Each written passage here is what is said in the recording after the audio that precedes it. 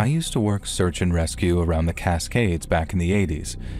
In the late summer of 87, bright and early one Tuesday morning, we got a call that ended up being one of the scariest I was ever involved in. A solo hiker had been reported missing after heading out on the trails the day before.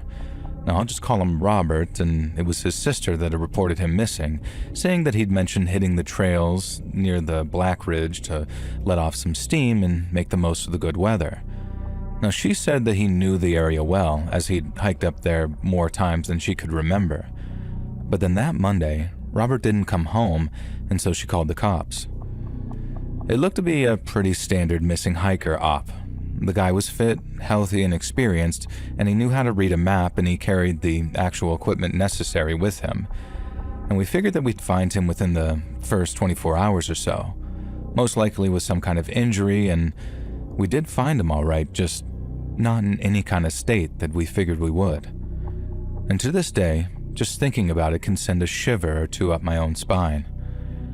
By the time we launched the rescue op in earnest, Robert had been missing for coming up on 72 hours. The weather had turned wet, and while the rain wasn't all that bad, the mud up near Black Ridge was ankle deep in parts, the kind that tries to pull your whole damn boots off. Now, we started at the trailhead where his truck was still parked and then fanned out as far and wide as we could to cover the most possible ground. And like I said, we were really hopeful given the circumstances, but all we found that first day were just boot prints of the same brand that Robert wore. That was obviously great news because it meant that we had a trail, right? But Jesus, what that trail led us to is something obviously I'll never forget. And the second day, we came to sections of boot prints that had been washed out by the rain, meaning accurately tracking Robert's movements was getting harder and harder. But then, one of the dog teams hit on something. About 2 miles in, we found Robert's water bottle just sitting off the side of the trail like he'd set it down and forgotten to pick it back up again. Now, there was still a little water in it too. Not a lot, but not so little a person might abandon it. And I guess that looking back on it, that's probably the point that we should have realized that things weren't as they seemed. A few miles away from the bottle, we found one of Robert's gloves, and then not far away from there, the other glove. And that's when it really hit that something was wrong and he most likely wasn't himself. But leaving things behind like that in what could have been an orderly fashion, it also suggested that he might be leading us someplace. One of our team suggested that something might have been pursuing him out of the area he knew that we might search. And so while that shedding gear behavior was definitely the first red flag that we spotted, no one automatically assumed the worst. So we kept on following the trail of scattered gear until we came to the next thing, his pack. It had been dumped in this thicket, the contents spilled out on the ground beside it, and after fishing it out, we saw the straps had been cut. Now, why he'd do something like that was completely beyond us, and the only thing that came to mind was way too creepy to even entertain. One of the guys said it was like something had grabbed him by the pack while he was still wearing it. If it was something big enough, like a bear or maybe even a mountain lion, it made sense that he'd have to cut through his straps to free himself.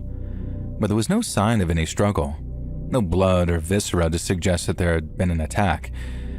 And it was while we were scratching our heads over that little mystery that someone called us over to where the bag had been found. And like I mentioned, a bunch of its contents had spilled out, apparently after being tossed into the bushes. There were food items, a notebook, and some items of clothing, but each and every one showed signs that our missing hiker was not of sound mind. First off, all of the food left behind had been tampered with, and by that I mean Robert appeared to have opened and taken a bite out of each item before abandoning it, with some items, such as these individually packaged granola bars, looking like Robert had bitten through the packaging. Now, I know what you're probably thinking. Couldn't an animal have come along and bitten through the packaging as well? And while that'd be a great question, the bite pattern showed that it must have been a human. Maybe not Robert himself, but definitely a human being. And then, seeing as we were in such a remote area, the chances of it not being Robert were basically slim to none. And then, there was the matter of Robert's notebook. Based on the first half of what had been written, it was clear that Robert had been using it as some kind of trail diary. There were entries of Maple Loop and Diablo Lake, but Then as we got into the section which detailed the hike Robert had disappeared on, that's where things got weird. He'd written sentences that stopped halfway through, and then he'd just move on to the next like the previous was finished and made total sense. The handwriting got progressively worse too, to the point that we could barely make out any of the words. The last entry was little more than looping scribbles with only words like lights, moving, or trees being legible. And then there was this one part, something about being watched from the rocks, that sent an actual chill down my spine when I came across the sentence. Robert was clearly in a bad way, and we'd gone from expecting to find a warm body in around 24 hours to wondering if we were ever going to find him at all, especially after we found his boots. We came across both of them, laced, untied, with socks stuffed in them, sitting all neatly on a rock. And there was a sort of calmness about how they'd been displayed, an order to it, like Robert wasn't crazy at all. But to walk away from them, to just keep on walking through the woods with, from what we could tell, no footwear to speak of, we knew right there that he'd probably lost his mind. A couple of guys stayed behind to bag up all of Robert's belongings for the benefit of the county sheriff, and the rest of us kept moving, and less than a mile away, we started to find the rest of Robert's clothing. We found the shirt first, buttons were ripped, and then the pants, and his underwear last. All were in a rough line heading off trail towards some limestone outcropping. Now, Command figured that there was a chance that he'd been hypothermic and had stripped off of his clothes in that classic paradox of feeling warm when you're actually dying. It happens more than people think, and it doesn't make it any less concerning, but it's true that it's not totally uncommon. And so as we approached that sort of limestone, we widened the grid and said a little prayer that we'd find Robert alive. We had the chopper in the air on day 5, and once the weather was clear enough. We try not to put too much faith in the crew, purely to preserve our own sanity. But then that afternoon, they got a sighting way up near that outcrop that I mentioned. The crew had spotted someone up near the outcrop moving near the mouth of the cave system up on the north face. They seemed to be sure it was Robert. And when our team leader asked why over the radio, they pretty much came back with, "Because the guy's naked." And that lifted our spirits a little, knowing that he was alive, but the fact that he seemed to be hanging out in a cave system filled us with dread. And this is why. Now, according to the rangers that we liaise with, Robert had been spotted near some old solution caves, as they're called. And these are the most common sort of cave there is and are formed by acidic groundwater, meaning some damp caverns are way bigger than others, and there are plenty of smaller passageways that a person could get stuck in, especially should they panic and get themselves lost. Ariel put eyes on a figure crawling inside, the body very pale against the dark rock. And so if Robert had lost his mind, we knew that we had to get to him before he got himself lost, stuck, or worse. And I was on the team that went in. There were 4 of us, all equipped with headlamps, radios that half worked underground, and all of our important ropes. I remember how cold and damp the air was, and how there was this sort of metallic smell. Something like rusted iron, really, and cave systems aren't known for smelling great or anything like that, but I ain't never smelled one like that before. We called out Robert's name every 20 yards or so, and while the passageways and caverns were pretty wide to begin with, they started to gradually close in on us the further that we pushed on. And that's when we found even more signs of Robert's mental deterioration. There were smears of what looked to be mud on some of the walls, obviously fresh, as time and the damp would have washed them away had they not been put there recently. And there was also gouge marks in the softer limestone. 4 scrapes, then another 4, which someone had been scratching at the wall, and really hard too, using nothing but their fingers. There were longer scrape marks further down the tunnel where someone, most likely Robert, had pushed their fingernails into the wall before dragging them along. There was this little smear of blood on one of them, then one of the team looking down to point their headlamp at the ground, and there it was. One of Robert's fingernails had been torn off by a particular stubborn section of stone.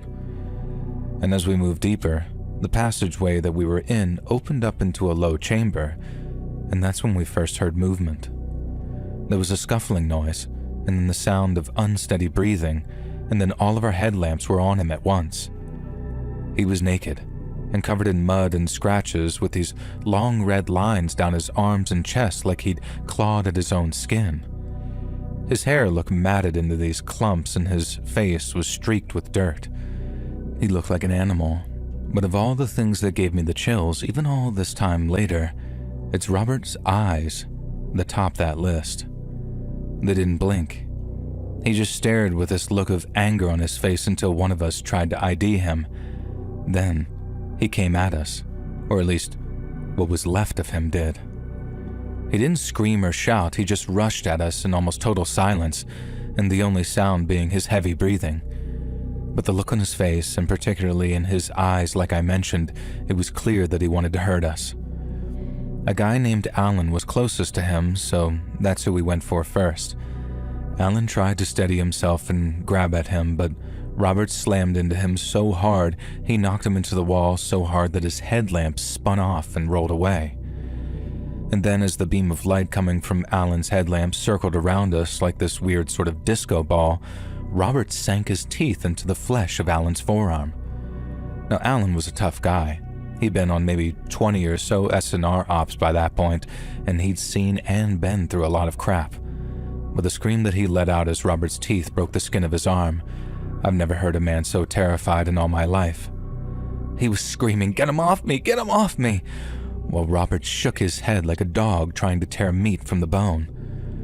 We had to apply pressure to both sides of his jaw, almost enough to break it before Alan was able to yank his arm away. And after that, it was a case of piling on and getting him restrained, but he fought us like a man possessed. He was thrashing, trying his absolute damnedest to bite at us, and he even started scraping his teeth against the rock for a second once we had him down. And it was me that had to jerk his head to the side and pin it so he couldn't do his teeth any serious damage. He was really strong for a guy who had been missing almost a week. He'd abandoned all of his food and water in the days before, but he must have been getting sustenance from somewhere, or he'd have never been able to fight us like he did. But from where? It was a struggle, but we got the cuffs and straps on him eventually. We carried them for psych cases, though we usually didn't use them, and after that, he just went limp for a while. He didn't pass out or anything, he just went quiet and stopped moving. Like his eyes were open while we were moving him, but he was just staring off at nothing, like he'd just given up all of a sudden. 3 of us hauled him out, with Alan close behind holding his bandaged arm, and he went straight to the medics on scene, who found deep punctures to his arm and then later to the hospital for some stitches and a tetanus shot. Robert was placed in a stretcher, wrapped in blankets and then transported down the mountain. He never said a single word the whole way. He just laid there with his eyes wide open, staring up at nothing. I later heard that at one point the stretcher kind of jolted after it hit a root or something. One of the guys walking nearby cursed, something out of a scare anyways, and then they saw Robert smiling. He only saw it for a split second, just this flash of blood-stained teeth, and then it was gone, and his face was blank again. Now, from the hospital, we later heard that he was transferred to the state psych facility once they figured out what kind of state that he was in. They tested him for head trauma, drugs, all kinds of things, but the only explanation was a sort of acute psychotic break, meaning Robert just went out hiking one day, then spontaneously and completely lost his mind. He stayed mute for weeks and then started talking in fragments when they got him on meds. He said he didn't remember anything past a certain point on his hike, but he did remember attacking us. I heard Robert broke down in tears as the memories came back to him, and then when asked why he attacked us, all he said was that he remembered being confused and scared. He was convinced that we were there to kill him, and so he did the only thing he could think to do at the time and attempted to defend himself. I heard his family went to visit him at the hospital, and I heard it was bad. Robert's sister said that she could barely recognize him anymore, and it was like the boy that she'd grown up with and the man that he'd become were just gone. Doctors did their thing, put him through all kinds of tests and examinations, but they never did figure out what had caused his mental break. Something had to be written in his file, though, so the official explanation became survival-induced psychosis. But between you and me, that was just a rubber stamp so the authorities could close the book on it, and all without ever really digging into what happened to the guy. Man got lost, man panics, and then snaps from the sheer stress and isolation. The report barely even mentioned the bite. It just said Robert attacked the S&R team and that one of them required medical treatment. But to us, that didn't cover the extent of what happened at all. We never did get a full explanation. Robert's case got filed away with 1,000 others like it was no different from them. But let me tell you, if there ever was a case worthy of opening up a freaking X-file for S&R ops, it was that one, because it was unlike any I'd ever been on before and any I went on after.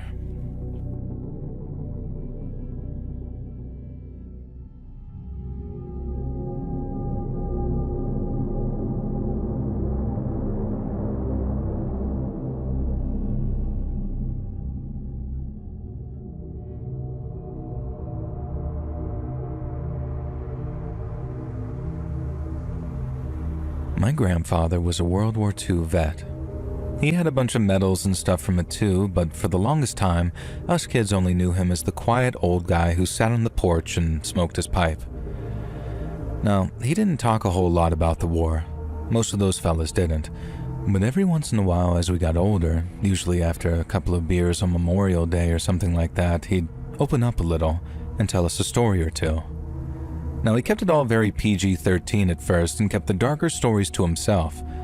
But then one Thanksgiving, after everyone else had retired and it was just me and him watching old movies, he told me one that he never told anyone before, let alone Grandma or my dad. And let me tell you, it'll be one that I remember for as long as I live, and I hope to share it with you. So, just a little backstory. Grandpa enlisted in 1942 after Pearl Harbor and ended up as a bosun's mate on a smaller vessel doing search and rescue work out in the Pacific. Now, it wasn't the glamorous stuff that you see in the movies, not by any stretch, but it was a very important job, because once they got word a ship had gone down, be it a merchantman, transport, destroyer, whatever they had hit, the enemy that is, he and his crew would go out looking for survivors.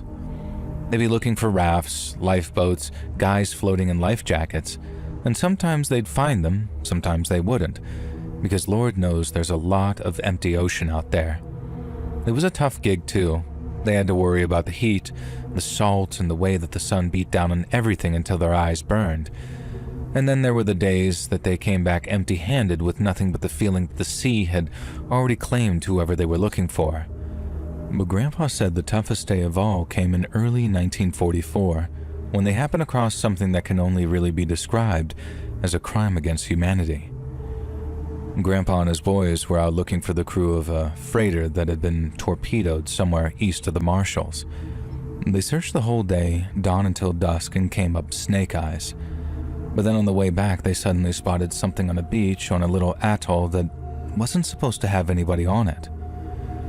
And they decided to sail a little closer to get a clearer picture. And then after looking through the ship's telescope, they saw that it was a big piece of shipwreck, washed up right there on the shoreline. Now, they were under orders to investigate any potential signs of life, so even though the wreckage didn't appear to belong to the freighter that they were looking for, they diverted to go check it out.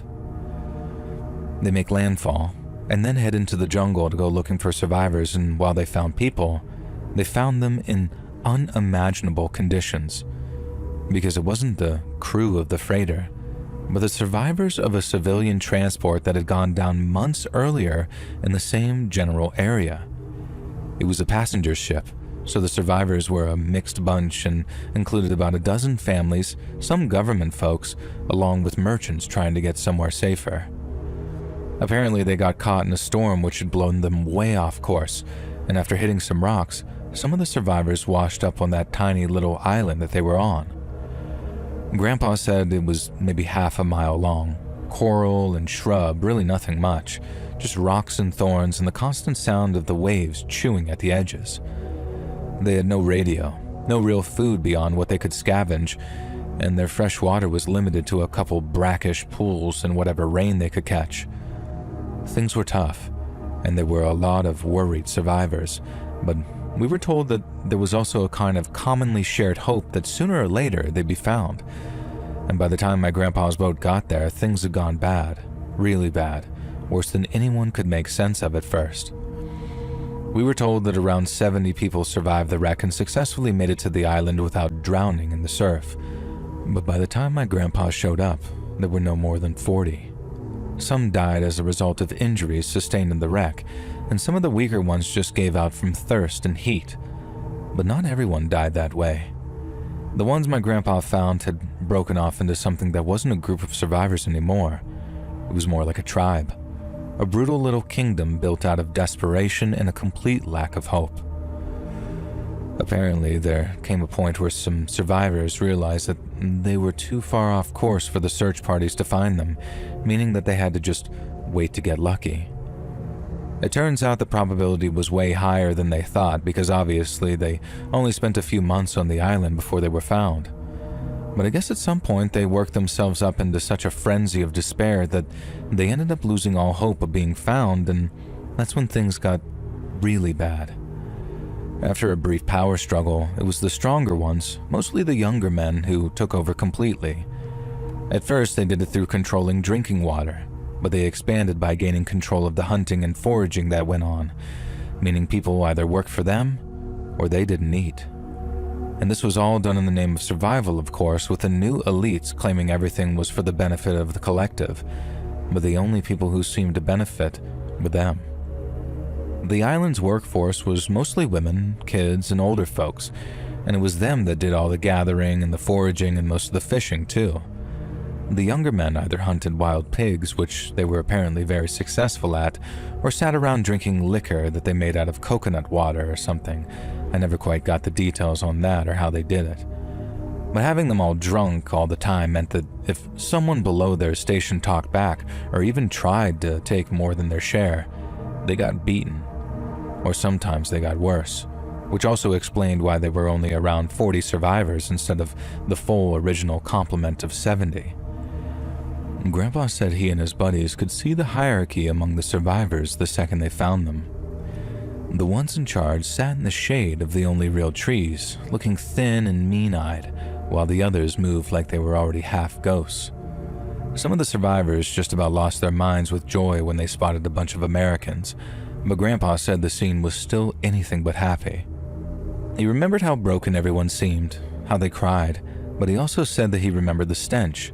Not just the usual island rot or the salt, but something heavier, like fear, unwashed bodies, and old blood, all mixed up to something far more terrible than the individual parts.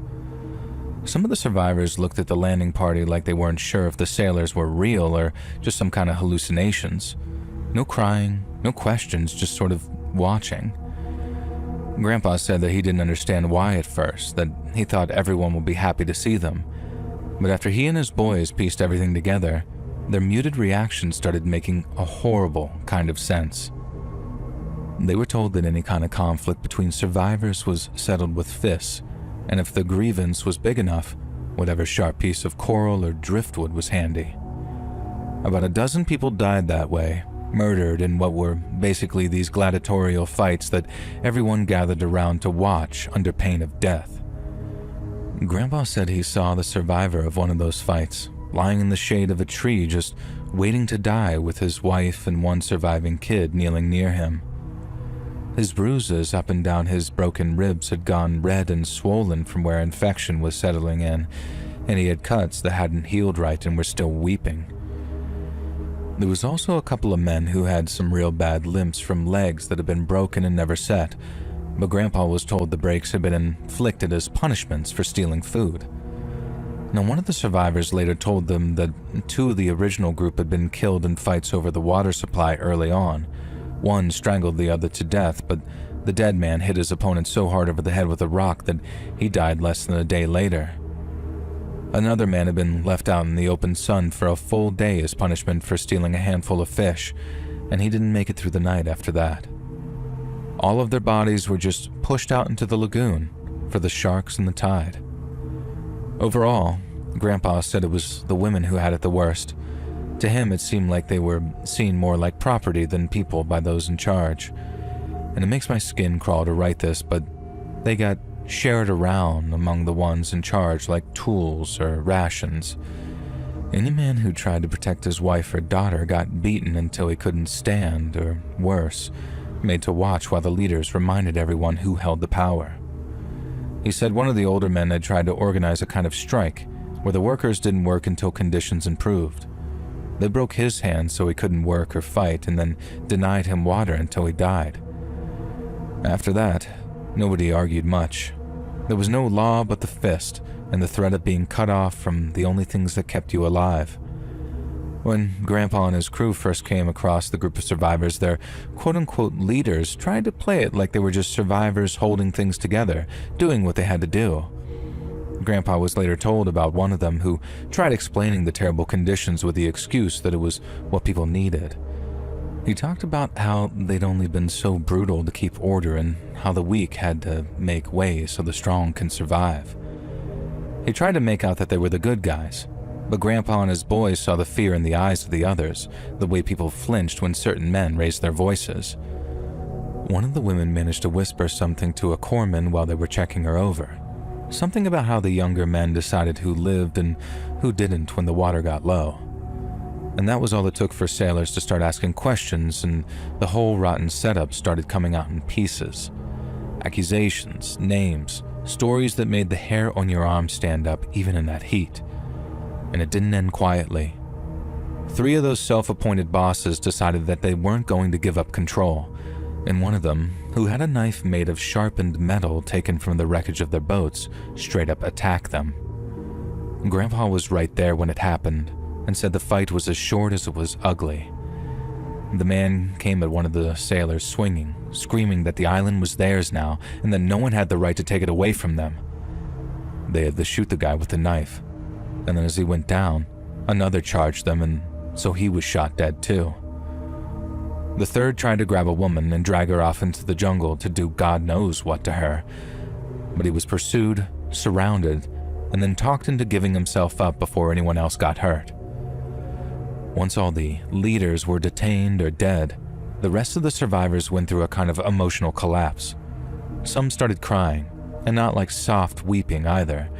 Grandpa said that they were loud, broken sounds that sounded like they were being held in for weeks at that point. Others just stared at the ground completely empty, like all that violence at the end had burned what little humanity they had left in them. Now, a few of the stronger ones who hadn't been part of that sadistic ruling class helped the survivors get everybody up and onto the boats.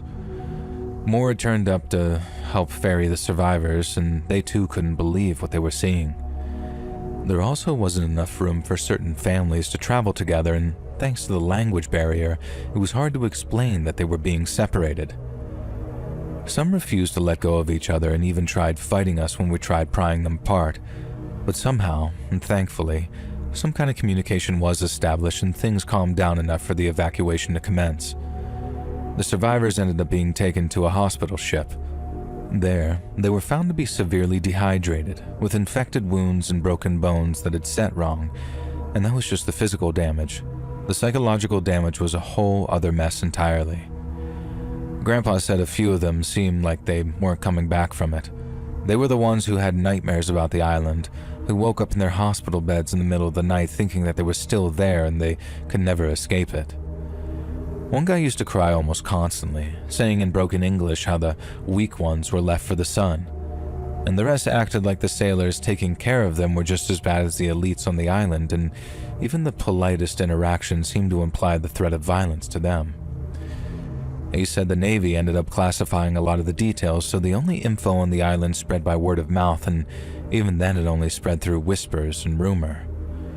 They made it sound like a standard rescue op to recover storm survivors. Officially, the ones who died in the fighting were listed as Japanese-aligned enemy combatants, which meant that there was never any formal investigation into their deaths like there would be for any other civilian. Once they'd been treated, and all made recoveries full, the survivors were scattered to different places. Not their countries of origin either, just the closest convenient ports. And so even after all that, they still had to struggle to make it home once the war was over.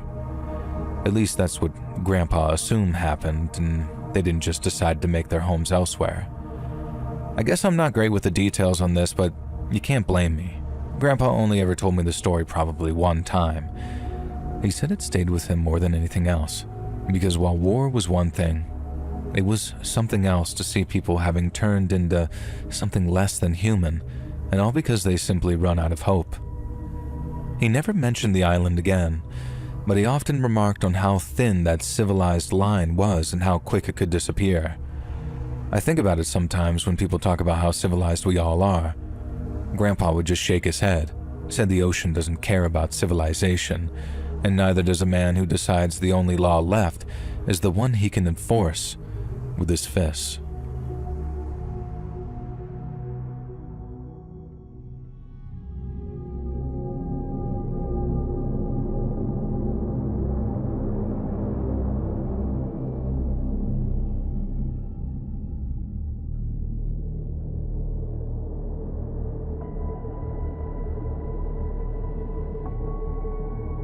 People ask me all the time what's the worst call I ever worked, and most of them expect some story about a kid who fell through ice or a hiker who just gave out from exposure. Now don't get me wrong, those can be bad. In fact, anything which involves kids ends up coming back to visit you late at night when the mind's not quite as strong as it is during the daylight. But one that sticks with me even more than the others was what happened to those 3 campers up in the Rockies during the autumn of '99. I was on the county search and rescue team by then, and I've been out of the army for about 6 years at this point. I did 1 tour of Iraq, 2 tours of Afghanistan, and then decided 3 tours would do me just fine, and separated. I tried doing some private security stuff after, just to pad that little nest egg that I had left over from the military. But that felt like I was wearing down my luck a little too thin, so I quit, shopped around for a while, and then settled on search and rescue. Now it seems simple. You go out, you find people, you bring them home. Now most days that's exactly what happens, and even on the days that it didn't, it was better than getting shot at. But then with this Rockies operation back in 1999, while the search itself was pretty simple, the aftermath has stayed with me ever since. Now the call came late one afternoon saying 3 guys in their 20s, I think they were college buddies, had failed to check in after their weekend of hiking and camping. Now the cars were still parked at the entrance to the trail with no notes or anything slid under the wipers. And then since the weather was good, we expected to find them relatively quickly. Unless, of course, something had gone horribly wrong, which it had. Now we staged at the trailhead that evening, got the dogs out, waited for volunteers, the whole circus, and then I was assigned the primary search grid along with 2 other guys that I'd worked with for years by then. And like I said, we were confident that we'd find our missing hikers, and we found one of them that very next morning. He just wasn't anywhere near the condition that we were hoping for. We found him about 4 miles in, sitting on a rock beside a lake like he was just out there waiting for us to find him. And I guess everyone's waiting to be found in that kind of situation, so let me elaborate. When we find people, their reaction is usually along the lines of, "Oh my God, thank you so much." They cry, they laugh, heck, sometimes they pass out with exhaustion and from knowing that they were finally saved. But this guy, Rob or Bob I think his name was, he just raised a hand very slow-like and sort of something similar to a kid in a classroom saying, "Present," or "Here." And I guess it had to be in his early 20s, clean-shaven with his clothes a little dirty but not completely torn up. He didn't have any injuries, but he didn't look great, and he was just sitting there staring at the water. But above all else, I remember his face more than I remember his name or what he was wearing. The first thing that hit me was how calm he was. Like I said, people get super emotional, but there was Rob or Bob just looking like we'd walked in on his coffee break. We asked where his buddies were, these 2 guys named Mark and Ben. But Rob said he had no idea, that he just woke up one morning and found both of their tents were just empty. There were no tracks leading away that he could see, no gear missing except what they were wearing, and so he went looking for them. Said he searched for hours too, just yelling until his voice gave out. It wasn't long before he was lost, and then when he realized it, he just stopped where he was and stayed put because he heard that that's what you're supposed to do. We tried to find his friends, and we worked the grids hard too. Dogs, drones even, ground teams, even a helicopter for aerial photography. But we found nothing, not even a scrap of clothing or so much as a footprint that didn't belong to Rob or us. And all the tents were still pitched in their original spots, sleeping bags rolled like each of the missing dudes had just stepped out for a piss. Their food was still there, their phones left behind with batteries completely drained, and it was like the two of them had been lifted straight out of their bags by a goddamn UFO or something. Now, Rob's story never changed. He gave the same details every time the detectives talked to him. He woke up alone, hadn't heard anything the night before. No arguing, no fighting, just poof, and they were gone. Now, way weirder stuff has happened to me, search and rescue and military, that I can't directly point to as weird, but this one had something about it, and not in a good way. It's not the setup that really bothers me. It's how Rob acted once we got him out of there. I've seen men after they'd taken a life. Not in the Hollywood, hell yeah, brother, we got him kind of way, and not in that dumb, oh god, what have I done kind of way either. That's total fakery too. It's something quiet, kind of intangible and unmistakably heavy all at once. And it's like it sits on a person and hangs over them like a dark cloud you can see long before you take a look into their eyes. There's that seen too much look in the eyes, a voice that's just a little too steady, and then these rehearsed answers a person falls back on because they don't want to think about what they just did. And Rob had that exact way about him. He sat on that rock, arms were folded, describing how his two best friends had vanished into thin air, and there wasn't a single crack in the delivery. No tears, no I should have done something, just the facts, like he'd practiced reeling them off. I mentioned it to the lead detective later and told him the only time that I'd seen a man act like that was after he'd done something permanent to another human being. Like what was done, and he was already living with the psychological consequences. The guy nodded and said that he'd look into it, and for a while there, I hoped that there was something to it and I wasn't just being paranoid. But Rob had a clean background, no history of violence, and there certainly hadn't been any insurance policies taken out on the two missing guys. Now, what with them being fairly young and fitter and healthier than the average. And on top of that, they found no blood, no signs of any struggle, nothing like that, and it really was like the two guys just vanished from the face of the earth. Eventually, the search scaled back, and officially speaking, Mark and Ben are still missing. But unofficially, I don't think anything but their remains are going to be found, and probably not anytime soon either. Rob walked out of the hospital the next day. He gave a couple of statements, thanked us for finding them, and then that was that. The world just moved on like there was nothing at all wrong with Rob's supposed lack of knowledge. Last I heard, he moved out of state, and it seems crazy, but he was never charged with a single thing.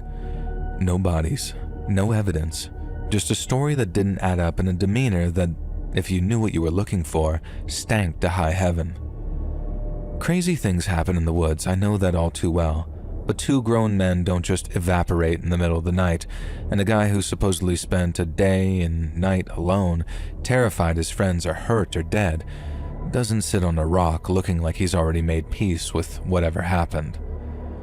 I've pulled people out of way worse situations who still had fight left in them. Some of them even demanded to help search for their friends, but there was Rob, looking like he'd already checked out.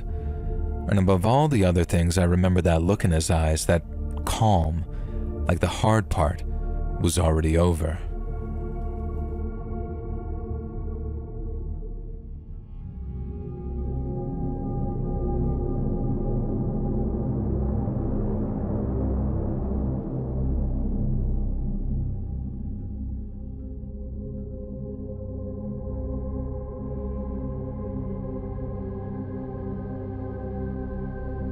I used to volunteer with Seattle Mountain Rescue back in the 80s, and my HQ was up in the Cascade foothills outside of some little logging town in Washington. I was mostly volunteers back then, with the team made up of a bunch of us who knew the woods from hunting, fishing, or just living out that way. I was in my late 20s at the time and worked construction during the week, but when a call came in for a missing kid, we dropped everything and came running to the rescue. In my 5 years volunteering, I worked more than 300 S&R operations in total, and every single one of them is memorable. Most are memorable because we found our missing people, brought them home, and saved the day. But some are memorable for all the wrong reasons, like this one I'm about to tell you about right now. The girl's name was Lisa. She was 14 years old when she went missing, and she was last seen walking home from school on a Tuesday afternoon. Her usual route took her down about 3 miles of gravel road and then a stretch of trail that cut through the trees to her folks' place. Then, since it's not often someone gets lost on an open stretch of road, gravel or no gravel, we mustered up on the trailhead around dusk. Now, the sun was going down early that time of year as it was October, so we moved as fast as we could, mostly with just the standard stuff at first, like grid searches, looking for footprints, or anything that she might have dropped, along with the really old school stuff like just calling out her name. We had a little daylight to work with at first, but it wasn't long before it was full dark and no stars. About an hour in, fog was starting to settle in these low spots. I was on the ground team with 3 other guys, and we'd been out maybe 2 hours when I first noticed him. Now, at first, he was just this figure off to the side of the search line, standing in the trees maybe 80 yards out. He had a dark coat, dark pants, and a baseball cap on, and he was just sort of standing there, watching us. I shone my flashlight that way, and he stepped back into the shadows like he didn't want to be seen. And while that might ring alarm bells for a lot of you, it's actually not all that rare. You sometimes get locals who hear about a search and they'll drive over to start rubbernecking. Some do it out of malice, convinced that we're not doing our jobs right. Others do it just because they're curious and even try to volunteer sometimes. But this guy, he stayed way back. I called over to the team leader on the radio and said that there was some dude watching us. He radioed back to keep an eye on him, but otherwise stay on task. Now, as always, the missing kid came first. We kept on working and moving from place to place, but every time we'd shift the line or circle back toward the road, there he'd be again, still tracking parallel to us. Not helping, not calling out the girl's name, just watching us, all quiet. Now once, when we stopped to rest and pass around the thermos of coffee, I saw him closer, maybe 40 yards that time. His face looked strange under that cap, and I'm not trying to make out that I saw it coming or anything, but he sure did give me the creeps the time that I saw him closer. One of the older guys, Pete, muttered something about damn ghoul journalists, and we all laughed a little, in the way you do when you just shake it off. It hadn't occurred to me that he might have been a local journalist who wanted to write a story on the girl's disappearance. But as it turned out, Pete was wrong on that one. Dead wrong. By midnight, the ground search was winding down for the night, and we'd still found no sign of her. We set up a base camp near the trailhead with generators and lights and tried not to put all of our hope into the aerial unit, which was supposed to come in at first light if the weather held. Now, I remember I was on overnight watch rotation, just keeping the radios hot and the coffee going, and then around 2 in the morning, I stepped out to take a leak, and there he was again. He was further down the road this time, standing by the tree line under a streetlight that barely cut through the fog, and once again it looked like he was just observing us. I was tired and in no mood for him by then, and so I yelled out, asking if he needed something in that sort of passive-aggressive, loud kind of way. I thought he might try to explain himself, especially if he was a reporter or something, but he just turned and walked off into the dark without a word. I told the deputy on scene, and he said that he'd keep an eye out, but we both knew resources were thin. Morning came, and since the weather held, Ariel went up at around 7. They were doing expanded circles, looking for stuff like clothing or movement or disturbed ground. Then about an hour in, the pilot radioed that they'd spotted a man walking a ridge about 2 miles east of the search area, one with almost the exact same description to the guy who'd been shadowing our search. Dark coat, dark pants, baseball cap. They tracked him for a while from the air, and he looked at them a bunch of times to show that same pale face as he walked through the brush. Ariel then said that he reached a gravel road, turned down it, and then walked until we reached some isolated property a few miles down. The crew said it was this old 2-story place with peeling paint and no neighbors for at least half a mile, and then after watching him go inside, he hadn't come out again. Now, that was enough for the sheriff's office to get a warrant signed by a judge, and then as soon as the paperwork came through, they dispatched 2 of their deputies to go check it out. I was still at the command post when the call came over the radio that they were at the house, and from what I heard later, and from the after-action talk as well, the guy who answered the door seemed perfectly calm and perfectly reasonable. They asked why he'd been shadowing the search, and he gave some, once again, acceptable answer about having heard that there was a missing girl and wanting to help. The deputies asked why he'd acted so skittish, such as walking off into the dark when I called out to him, but he said he just didn't want to get in the way. I heard that both deputies figured that it was probably a false alarm, but seeing as safe is always better than sorry, they asked if they could take a look inside, and the guy said sure. The deputies followed him into his kitchen, said the place was kinda cluttered too, dirty dishes, old stacks of newspapers, empty cans of ham that would have had flies buzzing around them in the summertime. One deputy was talking to him, the other was looking around, and then out of the blue, the guy just moved. He lunged for a drawer, pulled out a pistol, and then opened fire on each of the deputies from point blank. The first shot hit one deputy in the shoulder and spun him around like a top.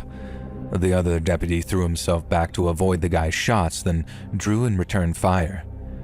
I heard at least 4 of the deputies' 5 shots rip through our guy, sending him back against some cabinets with a crash, and then down onto the floor with some big thud.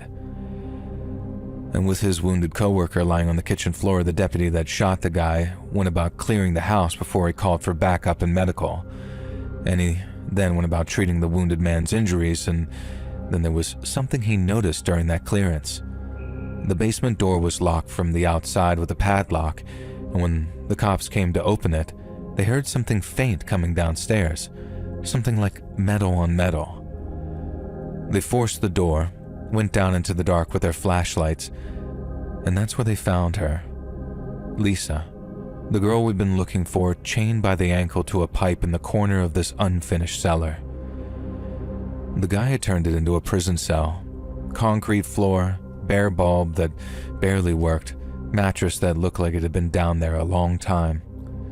She was alive, thank God, but was scared out of her mind, and I heard she didn't start really calming down again until her mom and dad arrived at that staging area to come get her.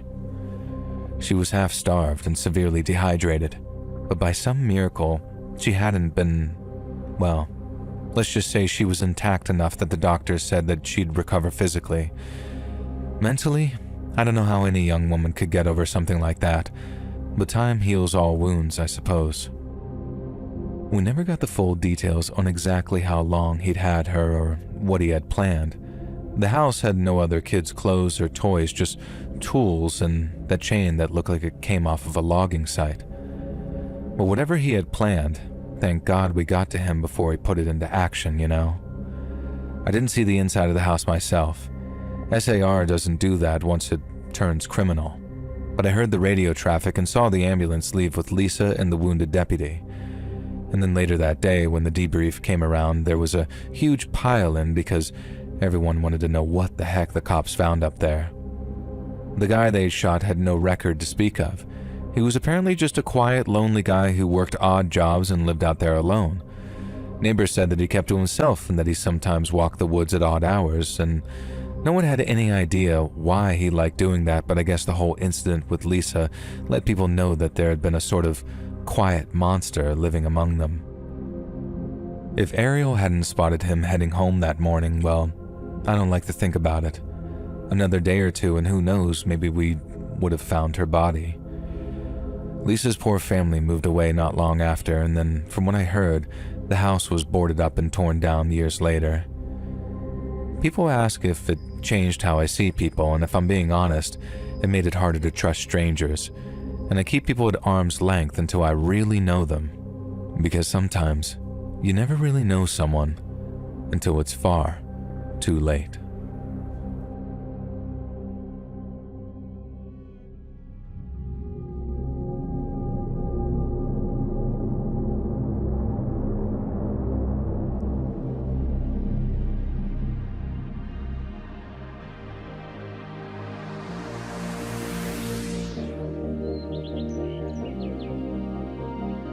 Hey friends, thanks for listening. Click that notification bell to be alerted of all future narrations. I release new videos every Monday and Thursday at 9 p.m. Eastern Time, and there are super fun live streams every Sunday and Wednesday night. If you got a story, be sure to submit them over at my email at letsreadsubmissions@gmail.com, and maybe even hear your story featured on the next video. And if you want to support me even more, grab early access to all future narrations and bonus content over on Patreon. Or click that big join button to hear about the extra perks for members of the channel. And check out the Let's Read podcast, where you can hear all of these stories and big compilations located anywhere you listen to podcasts. I also have a true crime channel called Saturn Soul. All links in the description below. Thanks so much, friends. And remember... Joel's gay. No. No, I'm not. Okay, bye-bye.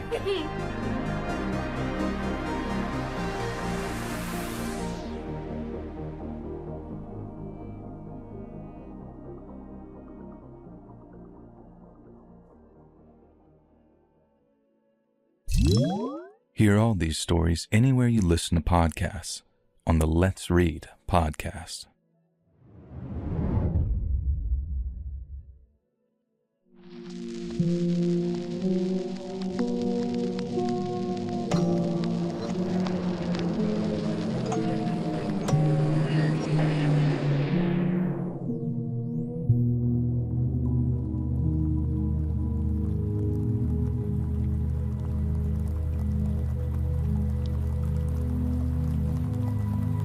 I'd been working as a wilderness guide out near Mount Shasta for about 3 months when I first met Noah. I moved to California from Minnesota, so I didn't really know anyone outside of my coworkers. And since the town is mostly a lot of tourists, I'd have to drive down to Redding to find people that weren't just working or passing through. And that's how I met Noah and her friends while hanging out and watching the Vikings at a bar. She was nice and really pretty too, with those deep brown eyes that she said came from the Italian side of her family. We swapped phone numbers, went for some coffee and drinks a few times, and then when things started getting a little more serious, coffee and drinks turned into longer and less public meetings. Noah thought it was cool that I got to work with nature, but it never occurred to me to turn a trail hike into a date. She lived down in Redding, and I preferred heading down there since she had a nicer apartment and a cat. And there was also way more to do down there, so in the end, it was Noah who asked me if she could drive up to Shasta sometime to check out the trails that I worked. Now, I thought it sounded like a great idea, and like I said, I was kind of kicking myself for not thinking of it sooner. She was super into nature, and so I could impress her with all of my accumulated knowledge, and it'd be cute to spend some time out there alone instead of surrounded by other people down in the city.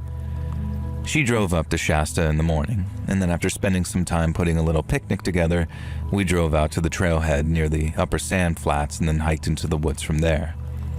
The first thing I told her about, because the ladies always loved this one, is how old-timey prospectors used to keep ringtails as pets.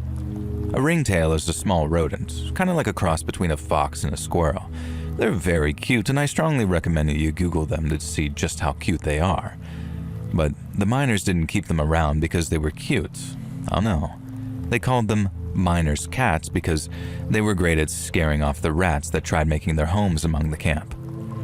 I talked about how wolves had been reintroduced into the area and how it stabilized the deer population. Then I remember mentioning the prairie falcons and how they reached speeds of 200 miles per hour when they're dive bombing prey. But one of my favorite little factoids, and one Noah loved too, was a behavior in black-tailed deer that we call flagging. And just like their name suggests, black-tailed deer have black tails, but only on the tops and sides. The undersides of the tails is the same color as their butts, a sort of off-white, and when they detect a potential threat in the area, their tails shoot up to show the white and then not the black side. And it's kind of like a collective traffic light, something that says, ready, steady before the go when the threat proves significant, and it's just one of many examples of how animals have developed methods of wordless communication. Now we walked for a few miles, with me dropping the aforementioned facts here and there, and then when we stopped for our picnic, I told Noah how Mount Shasta has its share of carnivorous plants, like the California pitcher. I also told her how growers have been trying to introduce the matsutake mushroom to the region, which is highly prized in Japanese cuisine. The only thing is, it can take up to a century for the fungus to form the symbiotic relationships with the pine trees that allow them to mature before fruiting. And that means that people trying to introduce will probably never even live to see the fruits of their labors. They're doing it entirely for the next generation, and we agree that there was something very beautiful about that. And I remember at one point, Noah, who was having a great time, said something along the lines of, "Oh man, my dad would love this. We should totally bring him up here sometime." Now, I went quiet for what felt like the first time on the whole hike because she kind of casually let slip that I was the bring them home to dad type. Now, I was really into her, and so it felt amazing that she saw me that way. And then after pivoting towards family, we spent a little while talking about more personal stuff. Up until that point, it was probably the best date I'd ever been on, talking about something that I was passionate about, but impressing someone that I cared about all the while. But I had no idea at all how wrong things were about to go. And as the sun reached its peak and the day got to its hottest few hours, we were sort of taking on water like nobody's business. And so inevitably it came time for a little bathroom break. We agreed to walk off the trail in different directions, me taking on some trees on the left while she walked up this very steep slope to the right where it leveled off for a little more privacy from the trail. I figured that we'd be separated for a matter of minutes, and I also figured that I'd be done much quicker for reason of mail logistics, so I wasn't alarmed or anything when I got back to the trail and Noah wasn't there. But as the minutes ticked by and Noah still hadn't reappeared, I started to get a little worried. I took a few steps up the slope, not all the way as to impede her privacy, and then I called out her name and asked if she was all good. At the time, I thought I expected to hear her say something back, but I think looking back on it, it was more like hoped, because I remember that feeling of hope turning into this very rising panic when Noah didn't reply. It was dead silent from the top of that rise there, and it worried me so much that I walked to the top to see where Noah was.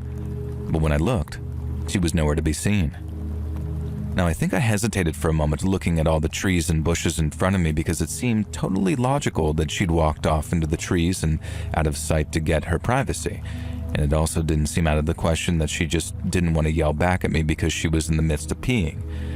I know that might sound dumb, but I was honestly just trying to rationalize the situation and not totally catastrophize it.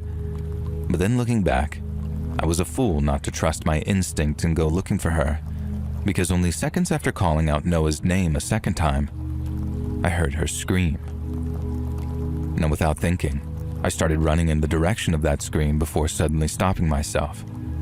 I dropped my backpack from my shoulders and was just totally frantic as I tore it open and went for the little pouch meant for my .45. I hadn't told Noah that I brought a gun with me.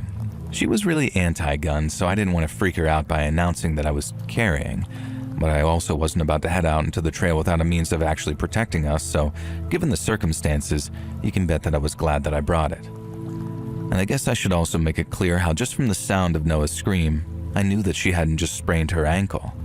It wasn't a scream of pain. It was a scream of terror, and I wasn't about to square up whatever scared her so badly without protection. I found the gun and then went running off into the trees while calling out Noah's name. Now, I called out maybe 2 or 3 more times as I was running, but again, got nothing in reply, so I kept on moving through the trees with my head on a swivel, until suddenly, I saw her. Noah was being dragged along the forest floor by her hair, and the person dragging her looked normal. Now, remember this sort of split second thinking, total confusion almost as I locked eyes with the guy dragging her. I guess in my head, this guy should have looked like a monster. I mean, quite literally some big lumbering beast that was hairy and teethy and clawy, you know? But he didn't look like that at all because, like I said, he just sort of looked normal. He had a blue t-shirt on, khaki shorts, and then tan hiking boots with colorful socks sticking out the tops. He looked like your average hiker, completely unremarkable aside from the fact that he was dragging my date across the ground by the hair. We locked eyes, and in that split second, I could see how scared he was. All I remember thinking was, good, you should be scared. And then I aimed that gun at him and screamed at him to let her go. The guy looked terrified, but he didn't let go of Noah's hair. In fact, after maybe only a split second of him being still, he kept on pulling her like twice as hard. He was obviously trying to get away, but there was no way that he was about to outrun me while trying to drag a human body.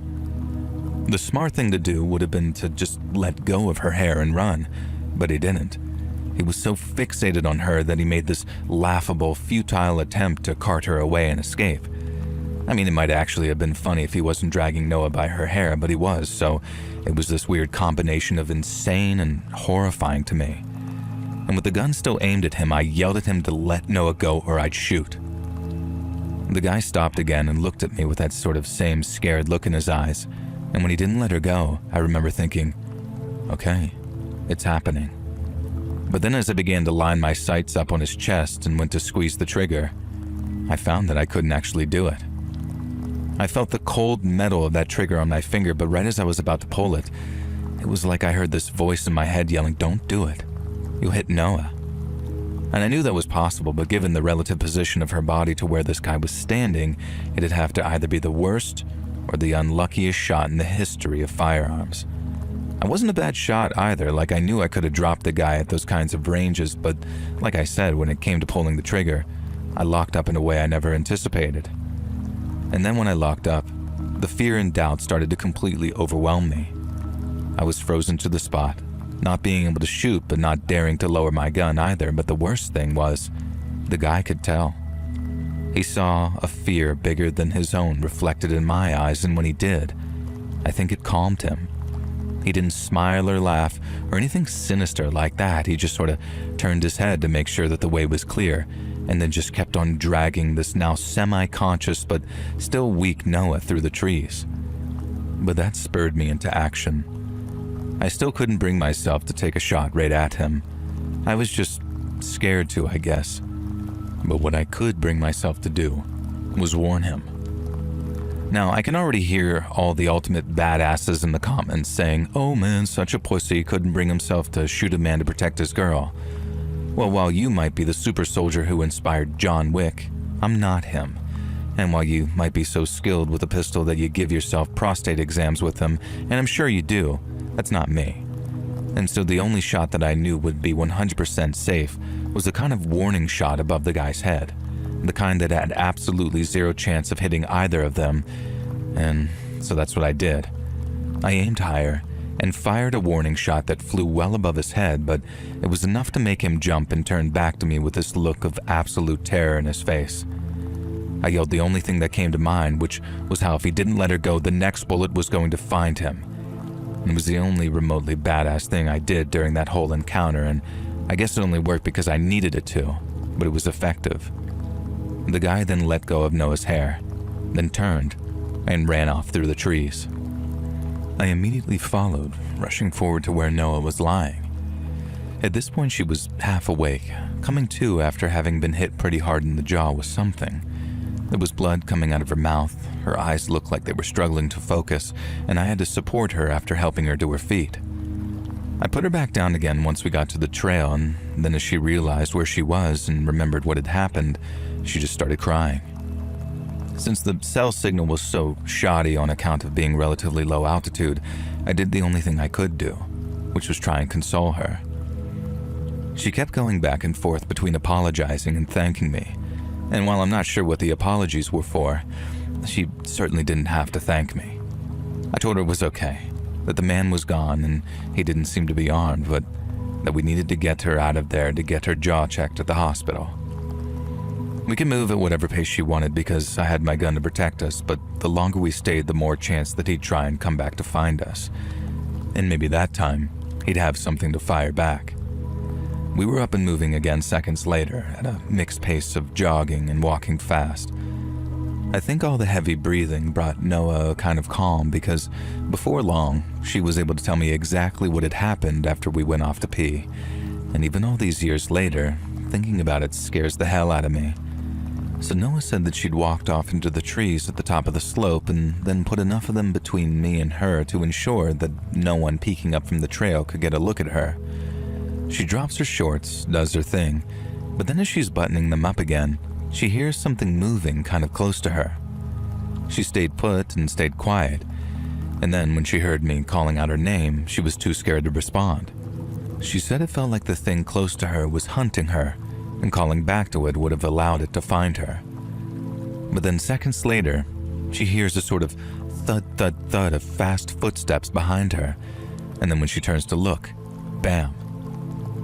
The first hit didn't knock her out, and that's when she screamed. The second one knocked her unconscious briefly, but by that time, help was on the way. I was worried that she might have a fractured jaw, maybe some kind of damage to her teeth, but luckily the only wounds were to the inside of Noah's cheek. She had some pretty nasty bruising on her face, and it took a while for the inside of her mouth to heal, but I'd say that she escaped some pretty nasty injuries.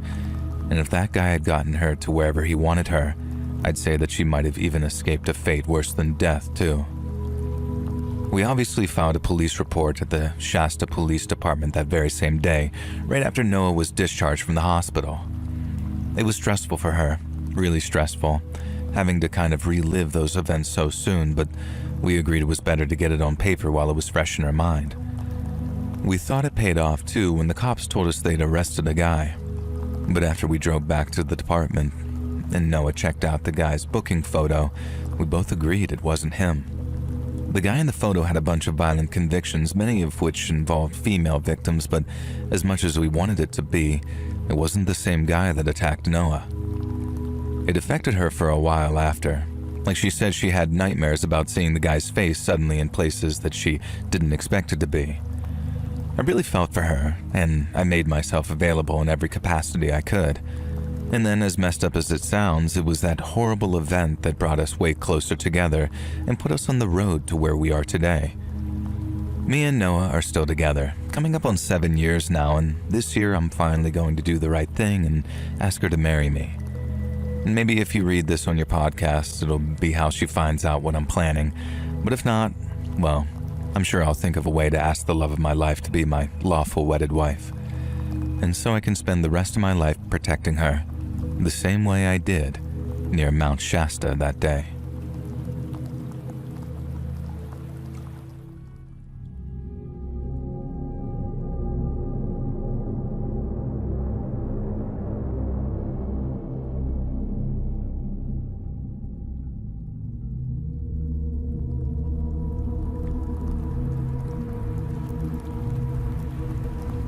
More than 3 decades ago, back when I was a much younger man, I helped a mate of mine move down to Glasgow from our home city of Newcastle.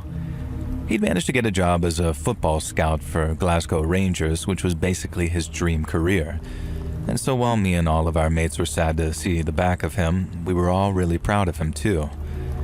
Now, we drove up early in the morning, and then once everything was unloaded, we had some pub grub and a few lagers, shandies from me, and then I started on the drive back to Newcastle. I'd left it quite late to drive back, so it was about midnight by the time I started to see signs for the English borders. The roads were quiet, with only the occasional lorry thundering past me, and I remember there being some phone-in thing on the radio, but I wasn't really listening. I was in my old Vauxhall Cavalier, an '82 model that I bought on the cheap about 4 years prior. It normally served me well, and it had been running fine all day, but just after passing a place called Jedburgh, the temperature warning light flicked on. I looked at my dash, watching the needle climbing into the red, and swore under my breath as I eased off the accelerator. Since it normally bought me a few minutes, I cranked the heater up full blast to try and pull some heat out of the engine. But that time, it seems my luck finally ran out, because just a minute or so later, there was this loud hiss from under the bonnet before steam started pouring out the seams. Seconds later, I heard this horrible metallic knocking sound coming from under the bonnet, and so I coasted over to the hard shoulder and then came to a stop just in time for the engine to seize up completely. And after that, aside from the ticking of my hazard lights and the sound of hot metal cooling down, there was nothing but silence for a few seconds, until I erupted. I remember shouting, "Are you effing kidding me?" a couple of times, and then, after taking a few deep breaths, I got out of the car and tried to fix it. And I tried it for half an hour, and in that time, a grand total of 2 cars passed me, but even with me waving at them as they passed, neither of them stopped. I didn't just stand there like some plonker for the whole 30 minutes, mind you.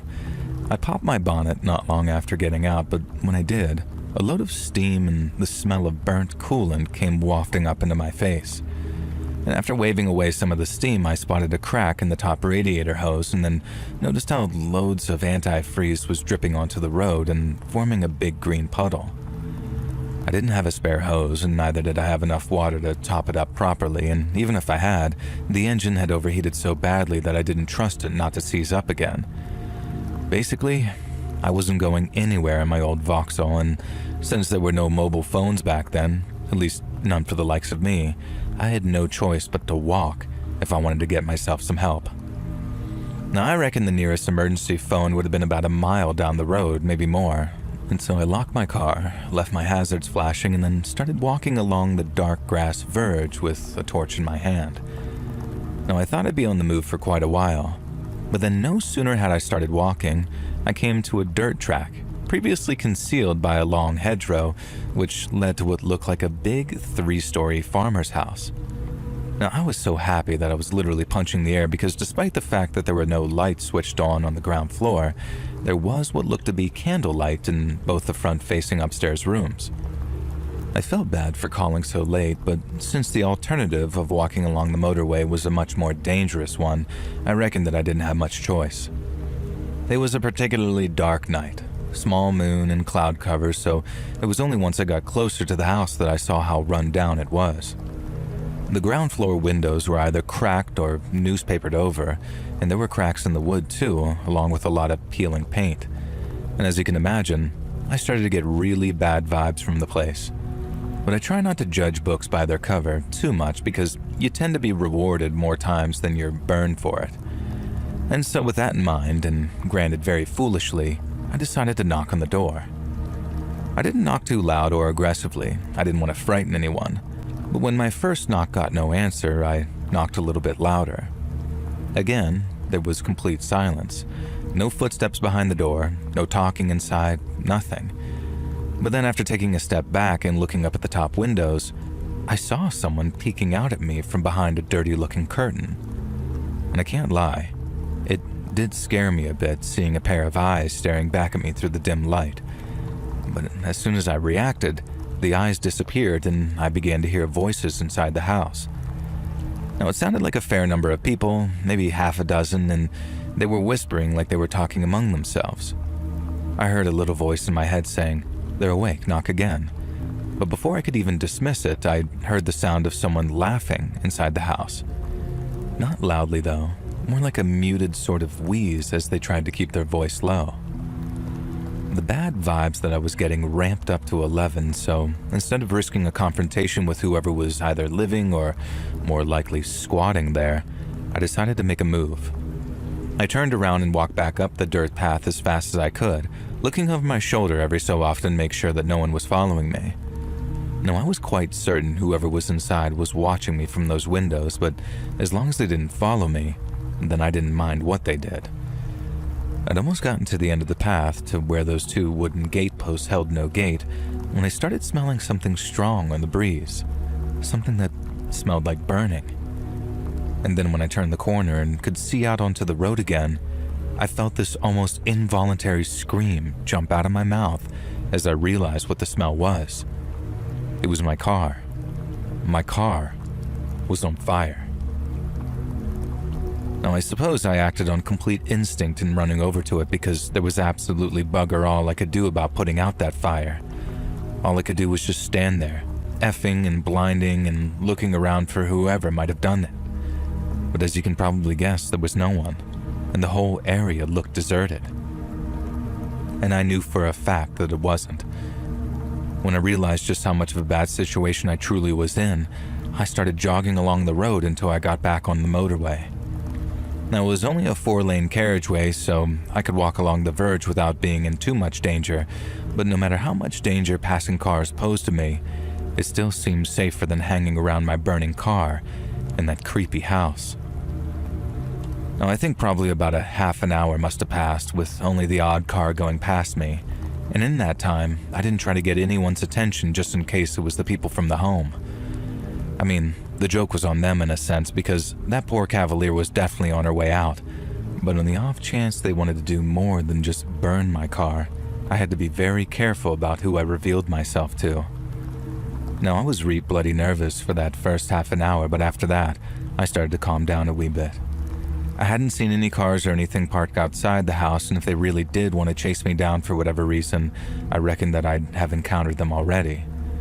So once I calmed down a bit, and after maybe 2 or 3 more cars passed me with me sticking to the trees on the verge, I made my way to the edge of the road and then stuck my thumb out at what looked like a Land Rover of some kind coming my way. Now it slowed down as the driver saw me, but then instead of switching on the light above the wheel, someone in the passenger seat started shining a torch in my face after lowering their window. And right away, I knew that wasn't promising behavior when I realized whoever was in the car didn't want to be seen, and I turned and started walking away. Now, a second later, I heard a very promising, "Need a lift, pal?" Now, one that was just friendly enough to slow me down and make me think that I might have been overreacting. But then the second I slowed, I turned back to face the car, and the passenger doors opened up and I heard someone shout, "Get him!" Now I remember running right at the trees at the side of the road. Not along the road where the car would have been able to cut me off, but at and then through the trees and bushes at the side of the road. I remember closing my eyes as I felt things scratching against my face, and then when I opened them, I found that I'd come to a fence on the other side. I hopped over it with speed and power that I didn't even know I had in me. I mean, I was hardly some couch potato back then, but I wasn't exactly in perfect shape either. But I swear, I think I vaulted that fence like an Olympic athlete for fear of what might have happened if those men had caught up with me. It's strange thinking back on it as well, because these days, all I do sometimes is sit and wonder why those people chose to go after me like they did. But in the moment, as I was running, it didn't matter a jot to me. All I knew was that those people were out to get me, and all that mattered in the world was getting away from them in that moment. Now, I ran across this big dark field for what felt like ages, running and running until I couldn't anymore. And then when I got to the other side and spotted a road ahead of me, I swear I saw that same Land Rover driving along the road with someone shining a torch out into the field. I had to change my route and head off at an angle to avoid the Land Rover, and along with anyone to my rear who might have followed me. I had to force myself to run when I didn't think that I could run anymore, and even though I was quite a fit young lad and one pumped full of adrenaline, I soon felt like that I was about to cough up a lung and fall over. In the end, I found myself staggering onto a road and then right back onto another dark field because I was too scared to be out in the open with a car full of blokes trying to find me. I kept on going like that until I came across a small town.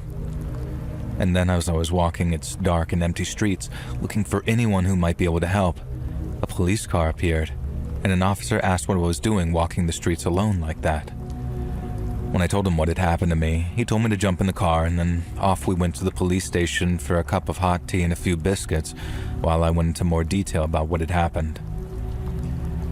As soon as I mentioned the house that I'd stopped by and mentioned how there had been people inside, I remember these two officers giving each other a look because they told me that the people inside must have been squatters. I thought that they might have been, partly because of how run down the house was, but the police confirmed that it was derelict and that there shouldn't have been anyone in there. They said that they'd head over and check it out, but they doubted anyone would be there. Squatters are kind of like rats. They're annoying and sometimes they're dangerous, but they're not stupid, and they just move on someplace else and then maybe return when things all blew over. But in all likelihood, they were gone from that house for good. I remember asking the two policemen why. As in, why had they burned my car before trying to hunt me down like that? And the first words out of the policemen's mouths were, "Well, what did you see?" He was convinced that I'd seen them doing something that they shouldn't have been doing, and after spotting my car, which they assumed was still functional, they tried to make sure that I couldn't get away before chasing me down. But that was the thing. I hadn't seen anything, and once I'd established that, all we could think of was that those squatters just wanted to scare me off. One of the policemen said that since they didn't know who I was, they might have assumed that I was some kind of bailiff or law enforcement agent. And at first, they might have been worried that I was a policeman. But then when they realized that I wasn't, they must have reckoned that I was fair game for a kicking. And if only to make sure that I was too scared to return. And with nothing else to say, I gave the police the phone number for my flat in Newcastle. And then, since I literally lost everything but my wallet, one of them was kind enough to give me a lift to a nearby train station. It was long past dawn by then, so the trains were running, and I didn't have to wait long before I was on my way back to Newcastle. They phoned a few days later saying that that house was empty, and there wasn't much in the way of evidence tying anyone to the arson. They promised to keep their ears to the ground and would let me know immediately if there was any progress. But till then, they advised me to be patient because things like that took time. Sadly, that was the last I heard from the police, marking the end of my first encounter with squatters, and hopefully my last too. I had no idea that those people could be so violent. I mean, call me naive, but the squatters I was familiar with were the hippies who took over empty houses in London in the 60s. I thought that they'd be more into peace protests and drum circles than chasing down strangers. But I suppose times had changed then, and people changed with them.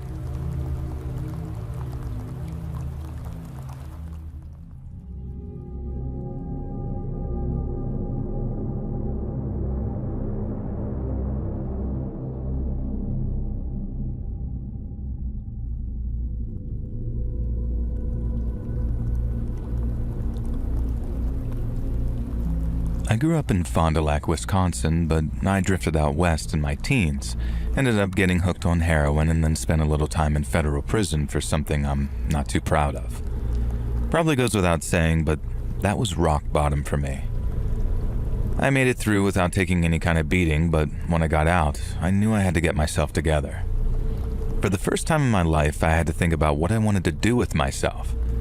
I knew I liked being outside, even more so after my stretch in prison, but I knew the chances of me becoming a park or forest ranger as a felon were slim to none. I knew I could try out to be one of those wilderness firefighters because they allow felons to apply if their convictions weren't for violent crimes. But then after stopping at a bar for a couple of beers one Thursday night, I ended up talking to a guy whose cousin operated a tour company out in the Pasayten wilderness.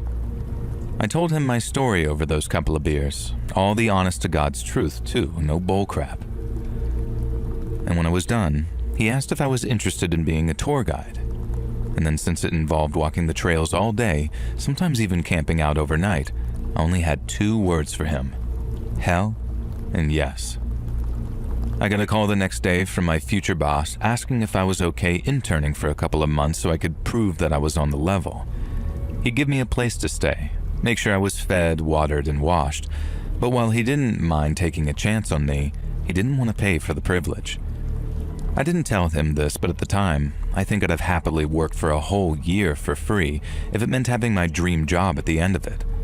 So I accepted his offer, and then made my way to a small town up in the hills called Barron. I honestly had no idea what to expect, but when I arrived, I found the place was way more comfortable than I ever expected. There were 4 other guides staying up there, not including the boss who lived down in Wilthrop, and they each shared a cabin that had full amenities. There were 3 of them, so I got one all to myself for a while. I knew it was only because the other guides didn't trust me, and probably because the boss had warned them that I was an ex-con, but they were nice enough, so I didn't mind having to earn their trust and respect over time. I really didn't know what to expect from the clientele either, but they proved to be a real mixed bag.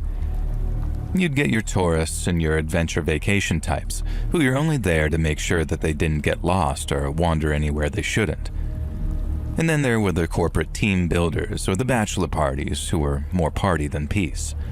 And I fell into the rhythm of that place pretty quickly and started making friends pretty quickly too once people saw how serious I was about it. And then once my trial period was up and I was a fully trained and fully paid up member of the guiding team, I was able to head out with parties all on my own and sometimes for a night or 2 of camping. And that's how I ended up meeting a family of 4 headed up by an older lady named Patty. Patty and her husband must have been in their 60s, maybe early 70s, and they had their 2 grown-up kids with them. They decided to spend a little time in the great outdoors together on account of raising their 2 grown-up kids on concrete, and right away, I could tell that they were going to be great guests. They were just about as wholesome a family unit as it was possible to get, at least in my opinion anyway. They clearly loved each other very much, but they were real funny too, and the way they went at it with each other had me laughing along with them.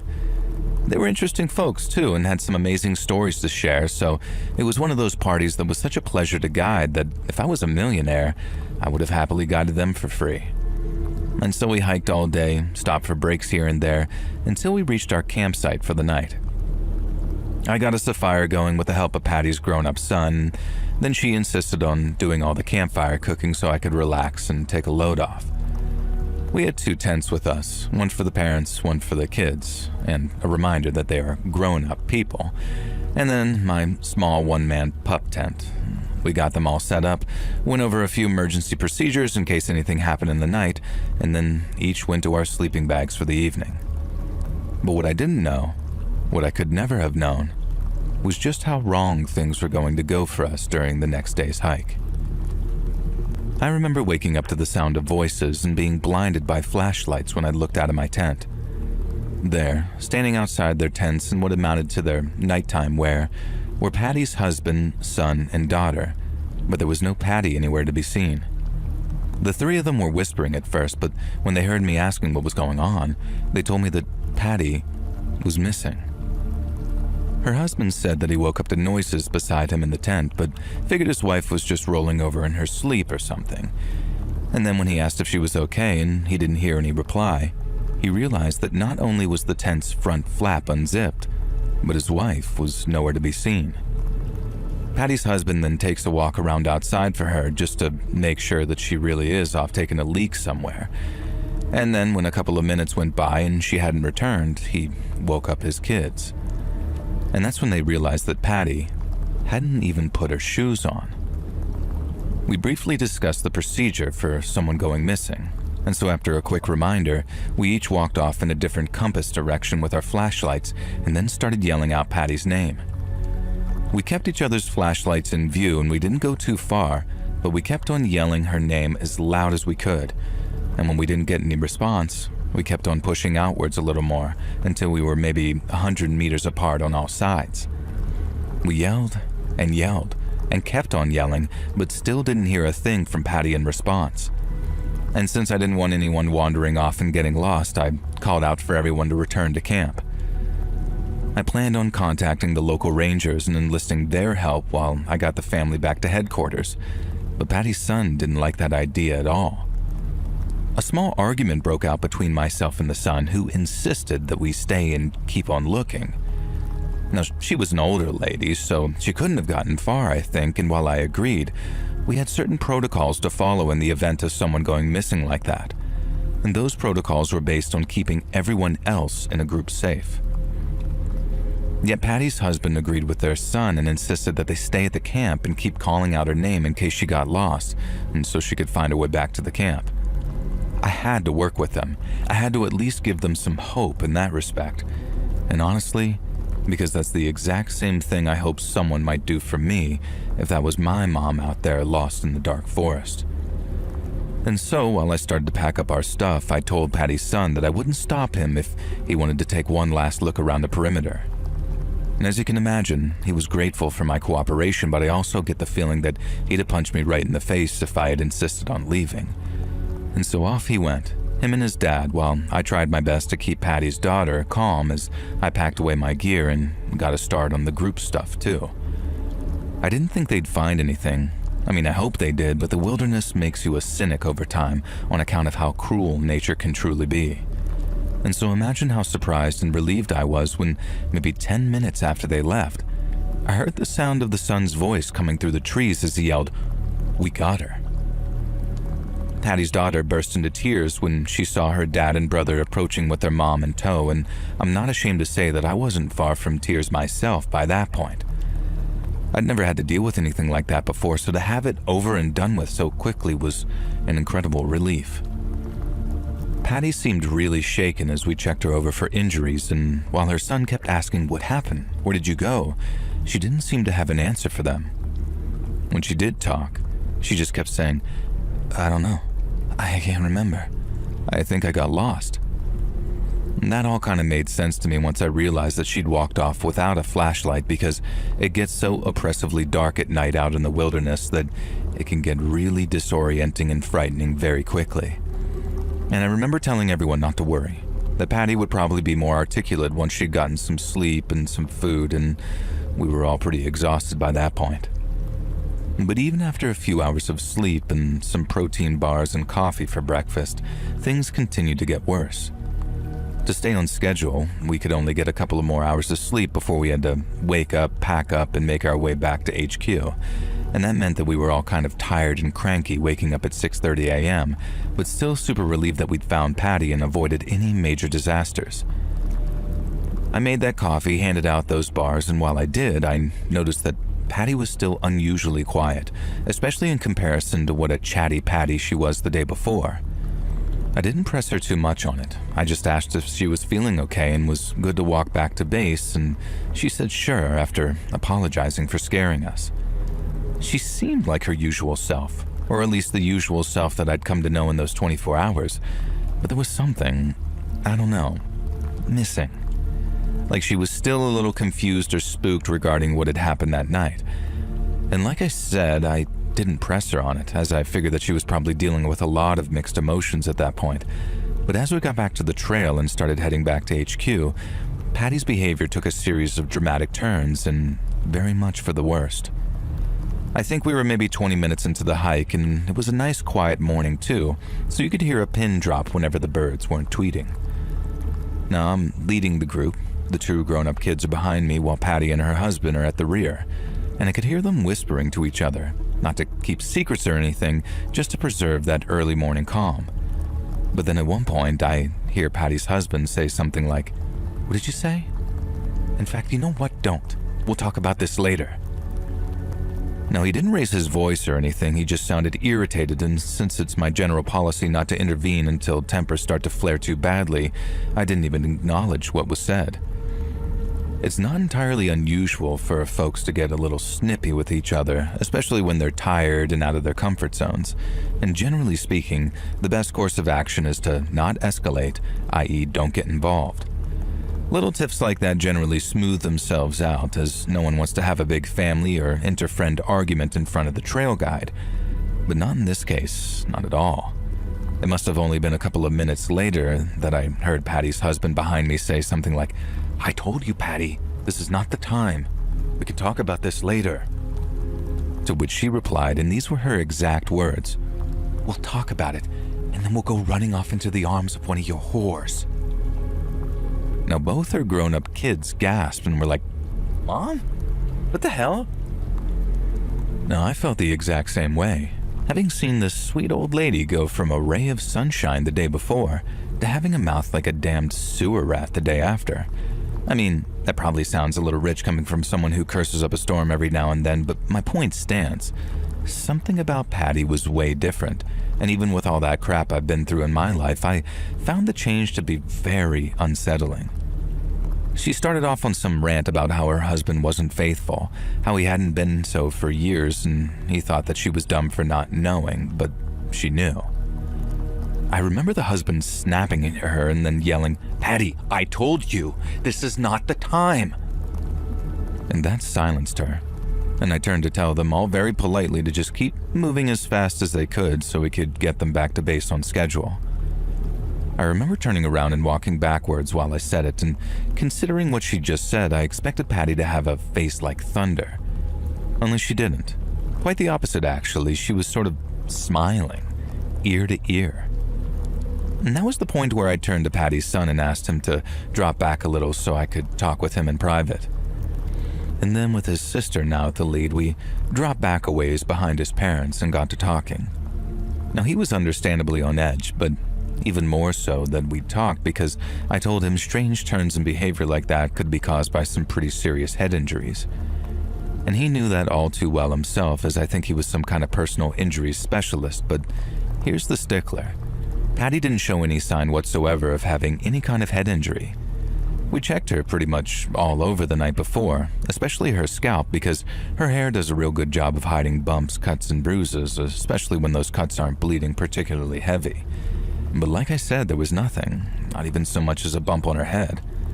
That didn't mean that she'd taken some kind of fall, but regardless, she needed to be taken to a hospital and checked out for anything that we might have missed. He agreed, and then said the first thing that they'd do once we got back to HQ was drive her to the nearest hospital. But as it turned out, we didn't make it back there at all. As we kept on hiking, Patty started getting very snippy and mean again, but this time it was directed at her kids. Now, I couldn't believe my damn ears as some of the stuff that she was saying. Now, it sounded like she was dragging up age-old fights and wrongdoings, but then from the reaction of her kids, she was putting a particularly venomous and untrue spin on things. Such as one point she accused her son of selling pot in college, and he just about exploded, saying something along the lines of, "No, I did not. I got high like one time, Mom. One time. I could be disbarred if people heard you talking about this."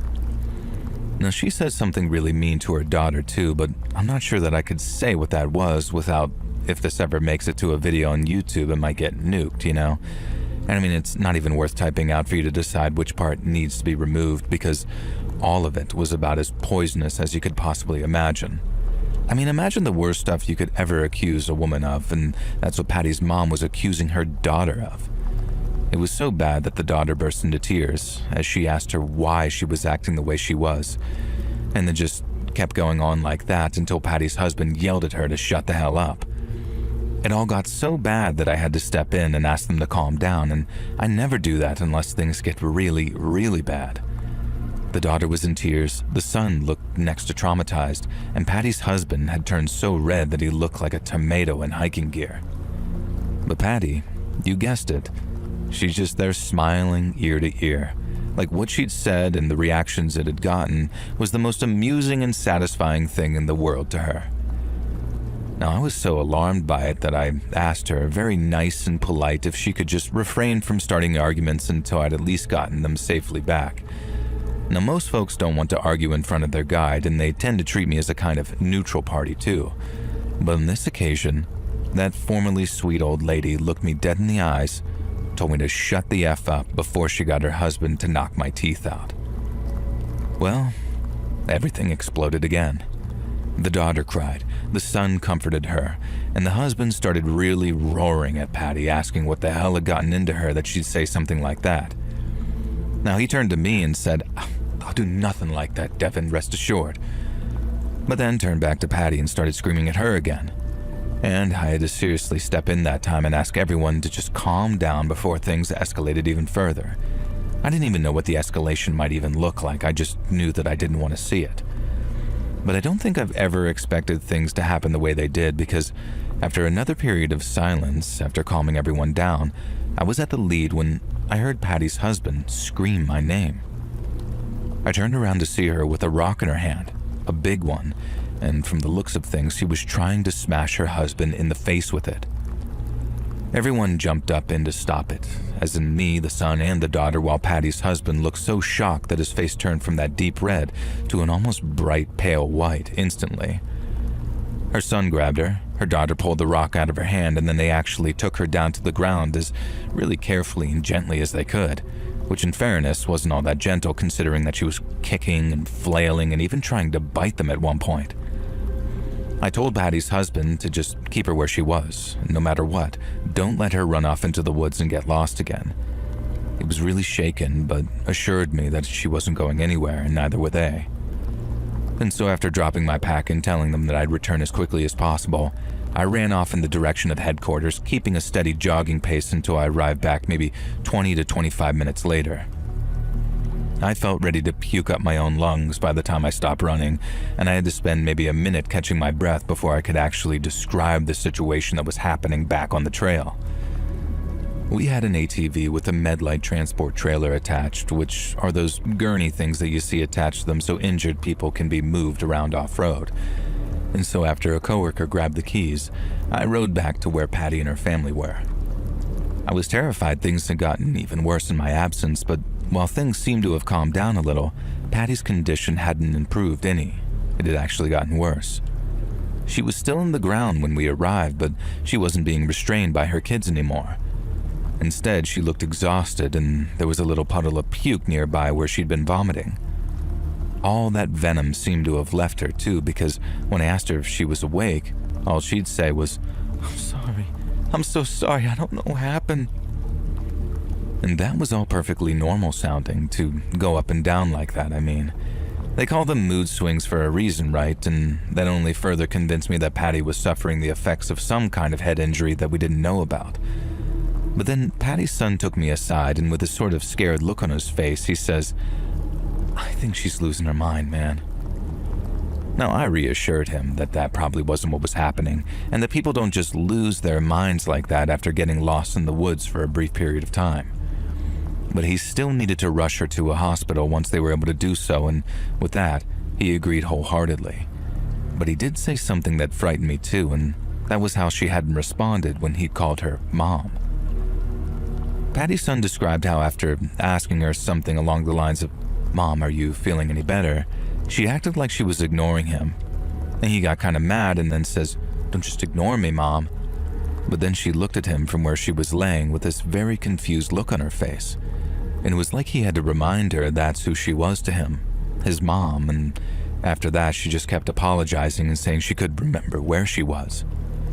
And even now I find all that very confusing because while that's all still consistent with someone receiving a major head injury, an injury like that would not have been difficult to detect.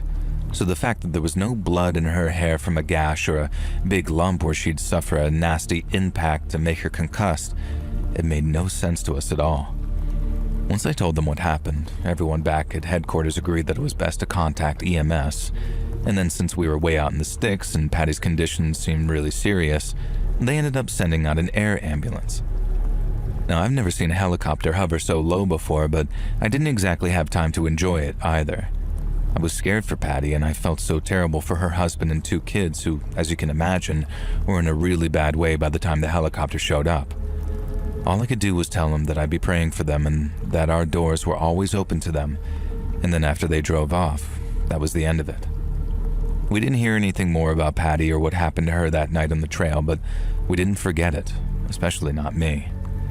Time went by, but I found myself just thinking about Patty on a daily basis and without fail. Anytime I was out in the trails, especially when the day got close to being done, I'd picture her waking up, climbing out of her tent and just wandering off in the darkness in her bare feet. We could understand her putting her boots on and walking off to go urinate somewhere, but walking off without them seemed to suggest that she was either really scared of something or just wanted to run, or she was in some kind of trance. Now, they call it a fugue state in psychology. You may have heard of it, and me and the other guides have talked about it at length.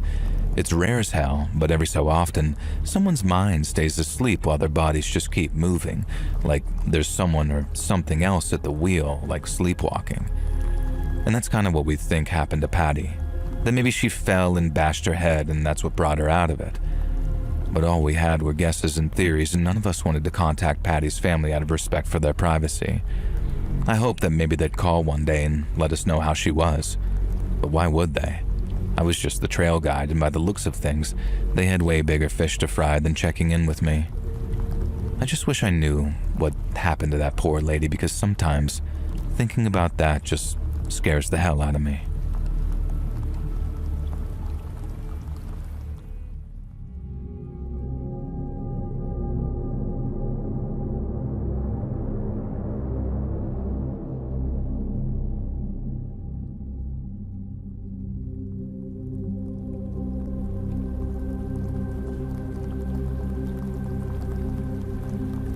My name's Hank. I'm a proud Texan, and I work as a bus driver taking folks all over this great state of ours. Most of those journeys take place during the day, but sometimes I like to earn a little extra pay by taking the overnight journeys, or what you might call the red eyes. I fire up that big old rig around dusk, load her up with the sleepy travelers heading either home or away, and then take off along those long, lonely highways that stretch from Houston to El Paso and every place in between. I wouldn't call it a difficult job, but as long as you can keep the wheels turning through the witching hours and dodge all those back road deer, you can almost guarantee everybody gets where they're going safe and sound by sunup. And it's not often the bus causes you problems, because if you keep her clean and well-oiled, and she'll keep you moving and happy. It's the people that complicate things, though. Not every kind of person, but a certain kind, and all the worst rides have been down to that certain kind of person. Including this one, which was probably the worst I have ever experienced. Driving the bus across Texas at night with nothing but country songs and the stars to keep me company, it sometimes makes me feel like a night watchman, one charged with guarding the whole damn state. Now, I meet all kinds of interesting people on that open road under the big Texas sky, and then watching the sun rise over the prairies after a long shift, it's pure gold, but the cons hit hard too. Your sleep schedule gets all turned around, so whenever you're working nights, you miss out double on family dinners and weekends with the kids. The fatigue creeps up on you too, and dealing with rowdy passengers or breakdowns in the middle of nowhere is no picnic. But every so often, you get a special kind of rowdy. The kind that's not just drunk and loud or complaining about fellow passengers' body odor. The kind that's dangerous. Real dangerous. Back during the fall of 2007, I was on a run from Dallas to Austin, driving through the pitch black with nothing but tumbleweeds and truck stops for miles.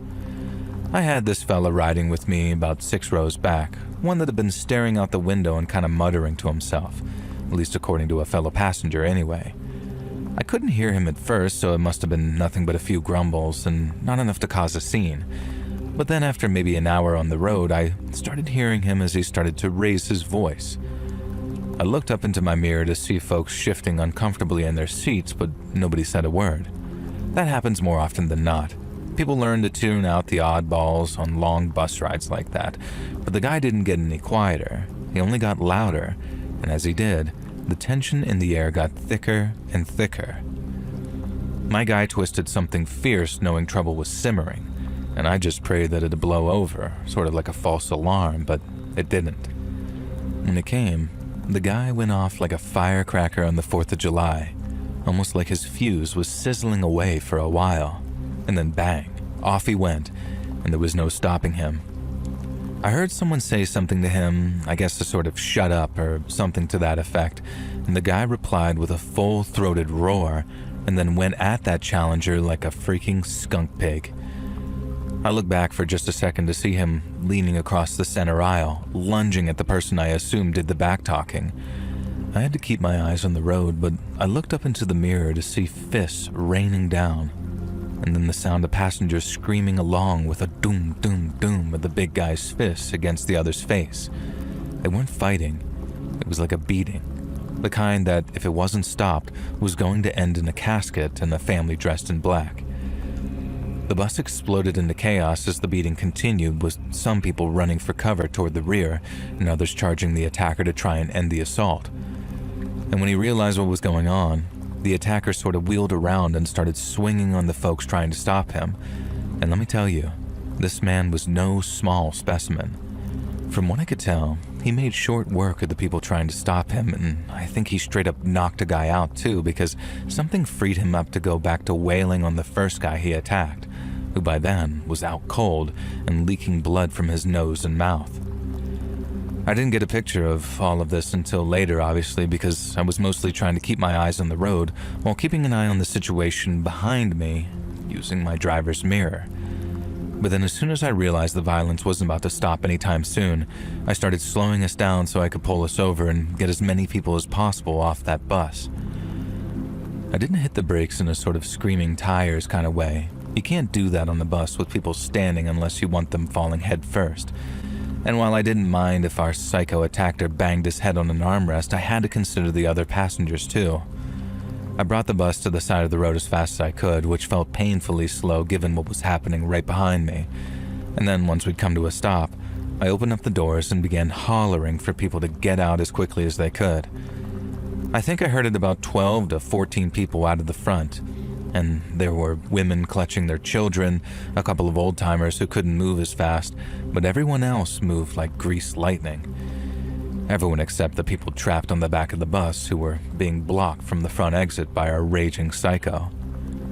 We had an emergency exit at the back of the bus, so I started yelling at the people in the back to pull the lever and push the door open so they could all scramble out onto the road. I don't know if they just couldn't hear what I was saying over the sound of their screams, or they were too scared to turn their backs on that attacker, but they didn't do as I asked. I kept on yelling louder and louder, but then the psycho turned his attention to me and then came charging down the bus while roaring like some beast. I tried to put something between us, that something being the driver's seat, but as most of you can probably imagine, all he had to do was move a yard to the side and his fists had unfettered access to my face. I felt a couple of punches and kicks, but all I could do was try and shield my head in the hopes that he didn't do any serious damage. At one point, the guy actually grabbed one of my arms by the wrist and pulled it away so he could punch me right in the eye. All it took was one punch, and it felt like I couldn't see out of it anymore, and I knew it'd only take a couple of more of that to do some serious damage. The same pattern played out again, with people trying to get him off of me before being beaten back, and then he turned back to me and started all over again. But he didn't last long because maybe a second or two later all I heard was, "Hey, right here!" It was a young voice, almost sounded a bit like a kid's, and then bam, there was a gunshot. And then I heard that attacker start to groan. I looked around, the vision in my right eye still kind of cloudy, and I saw the attacker was curled up on the floor of the bus near the exit stairs, and he was clutching at his belly with a blood stain getting bigger and bigger on his shirt. Standing over him was this black kid with a gun. And I say kid as he must have been in his late teens, probably early 20s, but there he was, standing over the guy with a smoking pistol, telling him if he tried to get up, he'd blow his head off. With the attacker put down, and with all the fight having left him, the other passengers were able to get off the bus. People were treating the kid with the gun like he was some hero, but all he seemed interested in was getting out of there. I told him to hold his horses because the cops wouldn't arrest a man for defending people like he did. But he turned to me and with a sort of scared look in his eye, he says, "It ain't legal. It ain't legal, man. I gotta go now." And then off he went. Lord knows where, and that's honestly the last I saw of him. With folks huddled outside in the cold, yes, Texas nights can get cold, I called in what had just happened on my cell and then waited with the rest while they either cried, hugged each other, or just stared into space like I did, wondering how the heck things all went so bad so fast. And not long after, we all saw lights flashing red and blue across the flatlands, and then as they got closer, they were joined by sirens. State troopers rolled up first. Their guns were drawn so they could secure the scene, and then I gave them the lowdown on that berserker. I mentioned the shooter too, and I know I should have been honest with him, and I might have been a little selective over what I remembered because God knows I didn't want that kid's good deed treated like a bad one. Once the cops had the scene secure, the EMTs came right behind them. They hauled off that unconscious fellow with his face all busted up and then stretchered off that young woman too, the one the attacker had given a few hard licks. And they even checked the attacker too, who was still alive, but in a lot of pain, and then with him handcuffed to a stretcher, they took him away with a cop sitting in the back of the ambulance with him. The cops questioned everybody, taking statements while I stood there feeling like I'd aged a decade in about an hour. And the company I worked for got a replacement bus out to us as quickly as they could, and then once the dust settled and the authorities cleared us to go, we were back on the road again. We were minus a couple of passengers because some had chosen to wait for kin or friends so they could ride with them instead. But we were also plus one because I got to sit back and enjoy the ride with the new driver at the wheel. The atmosphere on the bus now was pretty dark, with folks whispering to each other about what had just happened. But I preferred the talk because when it came, the silence was honestly heavier than a lead blanket. I still think about that kid sometimes, the one who shot our attacker before he could do any serious damage to me. I guess if you told me about a guy like that walking around with an illegal gun, I'd have assumed that he was the bad guy. And I guess he sort of was one of the bad guys if he was a felon or what have you. But then all it took was one pull of the trigger at that right moment, and he became kind of a hero to me. I know there's no such thing as a perfect person, but since that night, I've never been so convinced of the existence of flawed heroes.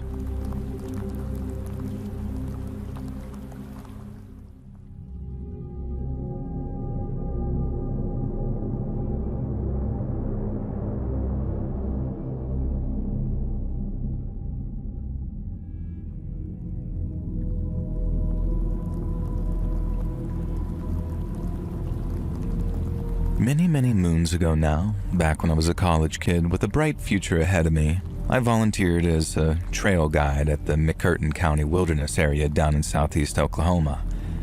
Having grown up on the ranch my pa worked at, I'd always been an outdoorsy kind of guy.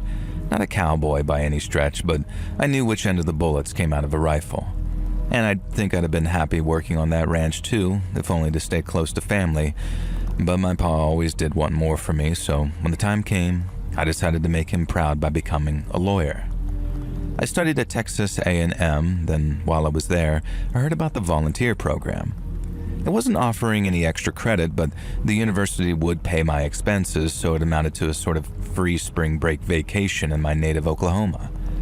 The county wilderness area was a real hidden gem, with about 14,000 acres of rugged Ouachita mountain terrain stretching right up to the Arkansas state line. It's got the thick pine forests with cool, clean creeks running through them, and then all kinds of wildlife too, like deer and turkeys and the occasional black bear. It's a prime spot for hiking, fishing, all that kind of stuff. But some folks don't feel entirely comfortable out in the wilderness all alone, and that's where I came in.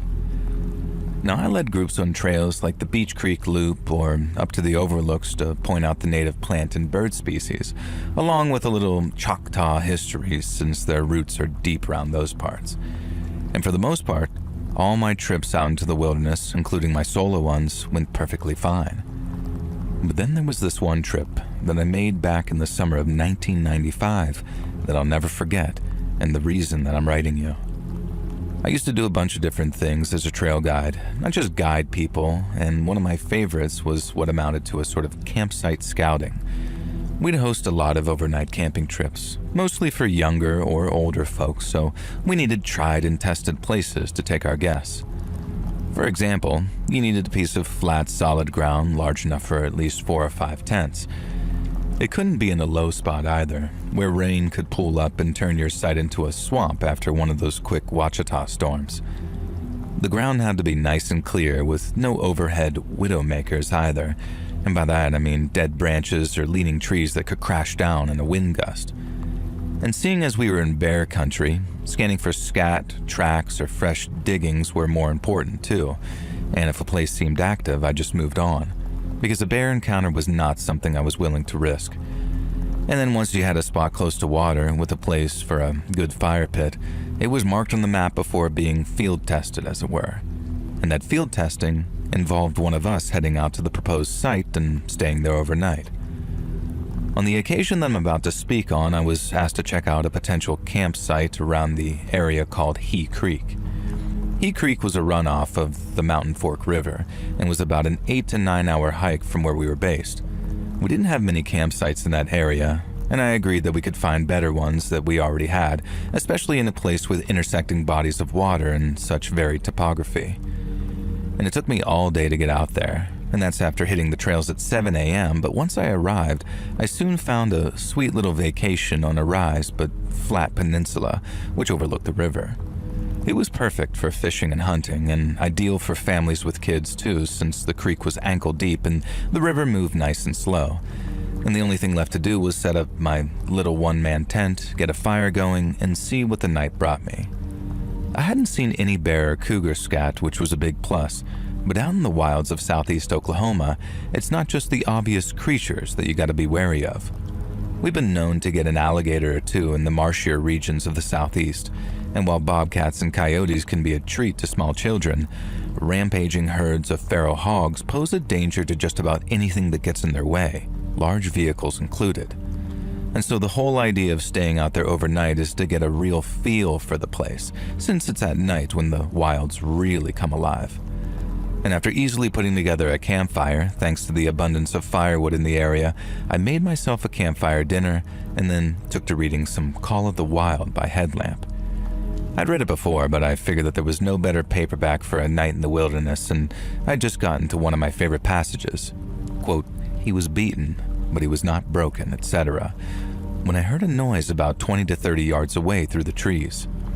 I don't spook easily, and I spent enough nights outdoors to know nights can be noisy, so since all you normally need to do with an animal is let them know that you're there, all I said was, 'Howdy, y'all,' as I looked up from my book. No, I didn't hear any more movement after that, for a couple of minutes anyway, so I figured maybe it was just a dead branch falling from a tree. But it wasn't long before I heard it again, and that time, it was even closer. Someone or something was moving through the darkness, getting closer and closer to me with each passing minute. And so I did what any other right-minded person might do in that situation, and I reached for my gun. Now, I carried a Super Red Hawk, but in a .480 Ruger, so I had a little less recoil. Now, it was very much my choice sidearm for those oh crap moments, so I was confident that I could put down whatever charged at me. My only worry was that it wasn't an animal, and whoever was out there was similarly armed as myself. So in the off chance that that was the case, I remembered saying, "You gotta be real brave or real stupid to be sneaking up on someone who's camping after dark." Now, it served as a dual purpose, making it clear to an animal that I wasn't going anywhere, and clear to a person that I wasn't some pushover. And then when I heard the sound again just beyond the light of my campfire, sounding like it was coming from behind a nearby tree, I cocked the hammer of my Red Hawk and aimed for its trunk.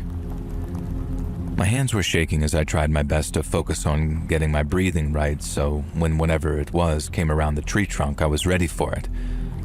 But then, just as I managed to get my heart rate just a little less frantic, I heard the sound of fast-moving footsteps just off to my right. Whoever it was so fast that I didn't even have time to turn and aim at him, not without giving him a clear shot at me with whatever kind of blade he was holding. I didn't get a good look at it, but I saw it shining in the firelight as it came at me, and it gave me no choice but to basically dive over my own tent in order to put something between us. I heard him yell something as he took a single swing at me, and then by the time I was up on one knee, I only saw the back of him lit up by the campfire as he ran off into the trees again. And I wasn't about to let him get away. So I aimed, steadied myself, and then took a single Hail Mary shot at him.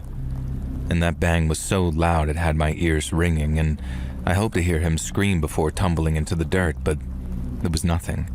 Just the faint sound of heavy footsteps as whoever it was fleeing the area.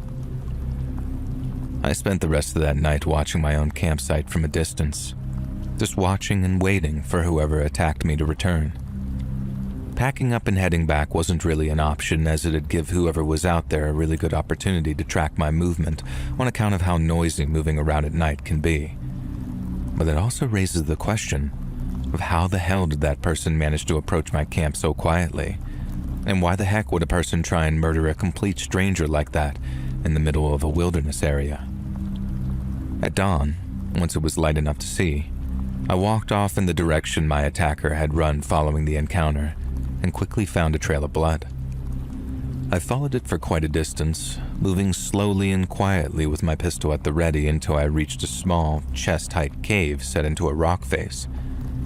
It went deep, but I only went in for enough to see where the blood trail ended, and there were all kinds of animal bones in there. Random pieces of camping trash too, like empty cans and plastic water bottles. But unless they were hiding at the very rear of the cave, seeing my flashlight and keeping quiet as a mouse, I don't figure anyone was in there at that time. I got back to the compound about 9 hours later in the mid-afternoon. I went straight to my boss, told him what happened, and that's why they stopped taking camping parties up near He Creek. The local sheriff said that he'd keep an ear to the ground and I was well within my right to shoot at him, but in all likelihood, they probably wouldn't find the guy with so little to go on. Now, I'm not sure if they found the blood trail and took a sample or whatever they might do. Hell, I'm not even sure they sent anyone out there at all, really. But it just goes to show you that even when you're out there in the middle of nowhere, it's not just the bears you gotta worry about. It's the men.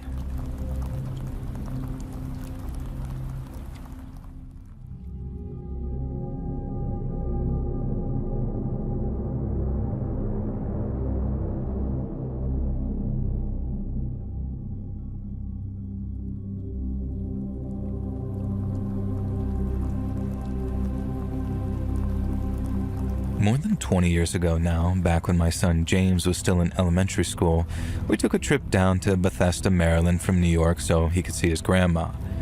Now, it was kind of messed up from the start, I guess, because I had something come up at work on the Friday we planned to leave. And this meant that I couldn't get on the road until about 8:30 in the evening, meaning I wouldn't arrive in Bethesda till after midnight at the latest. Now, I called ahead to my mom and made sure that was all okay, and she wasn't happy at having less time with her grandson, but there really wasn't much that could be done. And so after getting her to agree to stay up later than usual, me and James hit the road. About 2 hours into the journey, I stopped at a little gas station in Maryland when I realized I needed a coffee and a bite to eat. James was asleep in the back seat and I was worried about waking him up as I shut my car door, but he was still at that age where when he was out, and his eyes stayed closed after I shut the door. I got one of those big, super strong gas station coffees, a soda for James, and then a bag of those mini powdered donuts because I knew all that sugar would push me through the rest of the way. And then after walking back to my car, I found James was awake. And thinking that shutting my car door really had woken him up, I apologized and then turned in my seat to hand him his drink. And that's when I saw the key ring that he was now holding. At first glance, it looked like a little clown holding a sign of some description. And I asked him what it was while taking a look at it and saw how the clown's little sign read, "Flying Plow Circus." It wasn't plastic either, like it was mass-produced. It was wooden and looked almost handmade. And when I asked James where he got it, he said a man had given it to him. Now, naturally, this didn't ring any alarm bells at first, and I was about to just let it go. But then I asked when the man gave it to him, to which James replied, "A minute ago, while you were in the store." Again, this didn't scare me like it should have, because I'd locked my door. Now, I'd never leave my kid in an unlocked car like that while I went into a store, and since sleepy 6-year-olds aren't the most reliable and frequently play pretend, I didn't really take them seriously. But that's when James said something along the lines of, "Yeah, he did something funny to the door, then it opened, then he told us to go visit sometime." Now, I remember my pulse getting faster as I asked James if he was serious, and if he was sure. He told me he wasn't lying, and that the man used some kind of wire to open the door. Now, by the time he said that, my heart felt like it was about to burst out of my chest. I asked what the guy looked like, and James just said, "Normal." And then as I got out of my car and looked around the parking lot, I don't think I'd ever been so close to a panic attack in my whole life.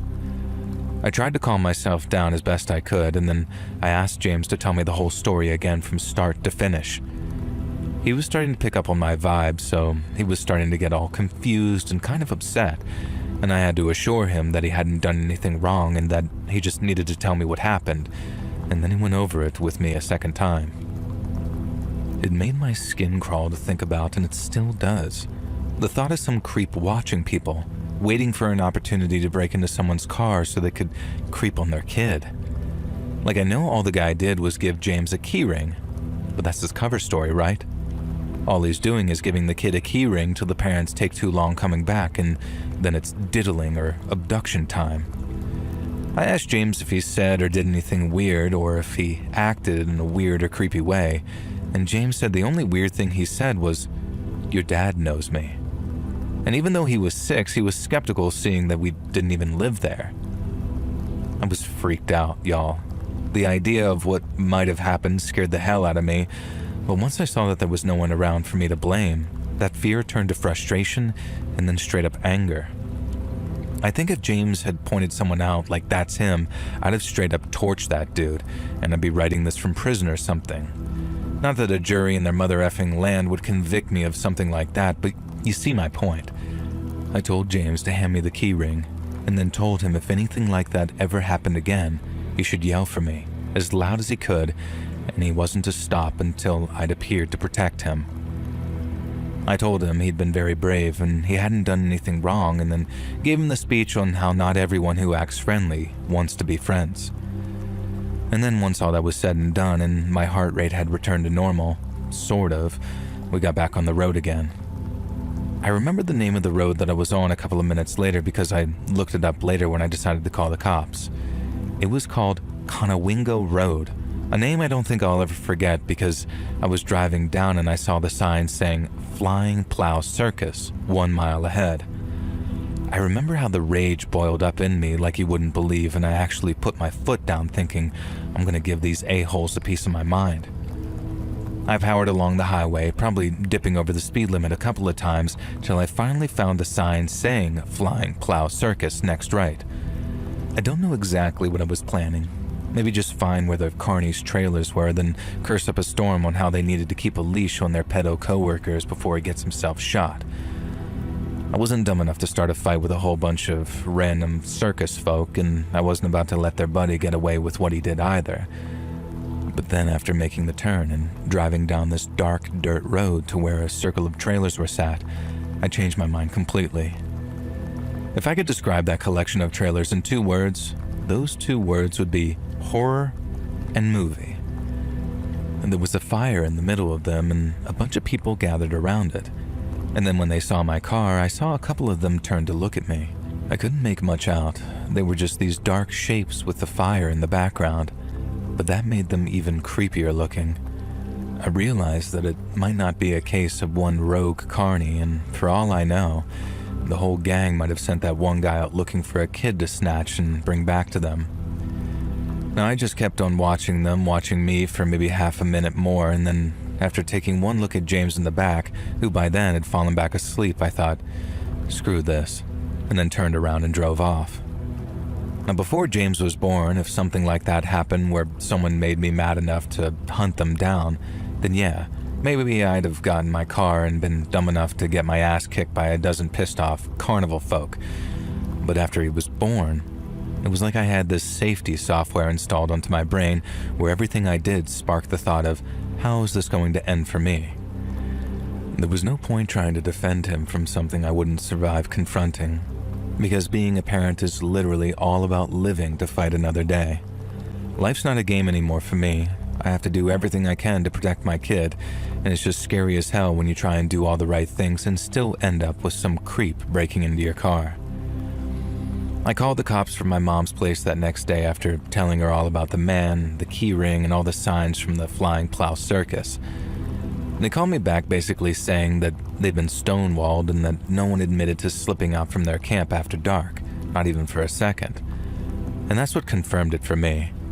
If they were just a bunch of innocent, good-natured carnies just making their way in the world, then I doubt that they'd have stonewalled a pair of cops who came around asking about a kitty creeper. If there was some sketchy loner on my crew and I thought that they were up to no good, and I mean really up to no good, I'd want them gone. So the fact that they all sort of said, I don't know what you're talking about, officers, and that made me think that they were in on it and they were just covering for their boy. On the journey back from my mom's and while driving in daylight, I slowed near that turn that I'd seen the trailers on but didn't see any signs for the Flying Plow Circus. Now, I'm guessing that they moved on after the visit from the cops, and after looking it up, I don't think the whole Flying Plow thing was their regular name. Flying Plow something, I can't remember if it was a road or a lane or whatever, was the name of the place that they set up on, so wherever they went, they'd probably put up some new signs and under a new name, and then on they'd go.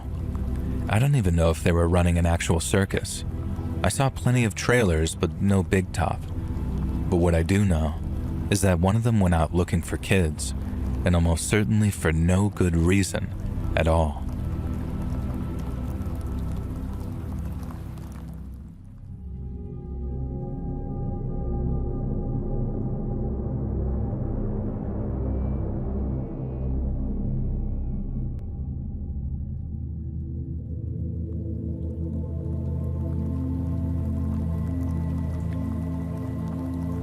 Almost 10 years ago now, way back in September of 2016, I drove all the way from LA to Phoenix to visit an old high school friend. Now, I was 31 and female, but still Hispanic and still small, and I drove out on a Friday and we spent all day Saturday together. Then, even though I planned to drive back home in the mid-afternoon on Sunday, I didn't end up leaving until about 9 p.m. at night. Now, I know, I should have left earlier. And I know what I'm about to tell you is basically my own damned fault for not sticking to my plan.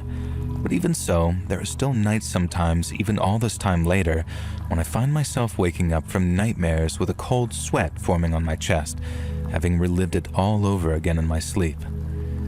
It was just after midnight when I rolled into Riverside County after passing over the Arizona state line.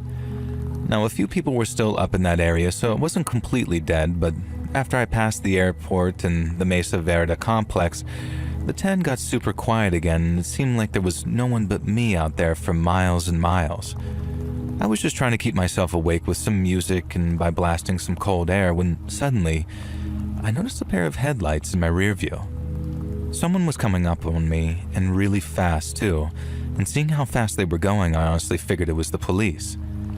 I didn't panic or anything, I wasn't doing anything wrong, and I didn't have anything in the car that I shouldn't have, and so I just sat tight, kept my speed, and let them get closer and closer.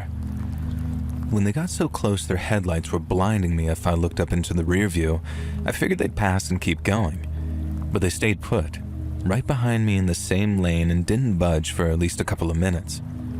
I'm trying to figure out if these guys really are cops because it looked like they were driving in one of those big sliding door vans. Only this one was all blacked out, like even the windows looked like they were tinted. Now, there was nothing on it to say that they were police and no lights on the top either, so I started getting really nervous thinking, what the hell do these guys want with me? Like I said, they stayed behind me like that for a couple of minutes, and then by the time they dropped back a little, they sped up to try and pass me, and I was actually super relieved. Now, I thought because they weren't trying to follow anymore, I was out of danger, when in reality, I was in more danger than I could have ever even imagined. I just let them pass, because what the heck was I gonna do? But then instead of passing me and speeding off, the black van pulled back into the same lane as me and then started cruising maybe 10 to 15 minutes in front like it was trying to block me. I thought, oh, big deal, right? Like I could just slow down and lose them. But I didn't think that I'd need to, so I didn't. I stayed right where I was, slowing only a little to just a safe distance between us, and then kept on cruising just like the van was.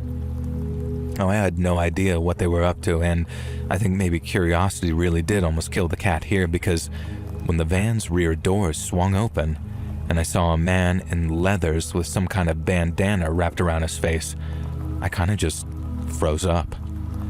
I couldn't think of a single good reason why he'd want to open the back doors like that, and for a second I thought that he might be planning on jumping out for some reason.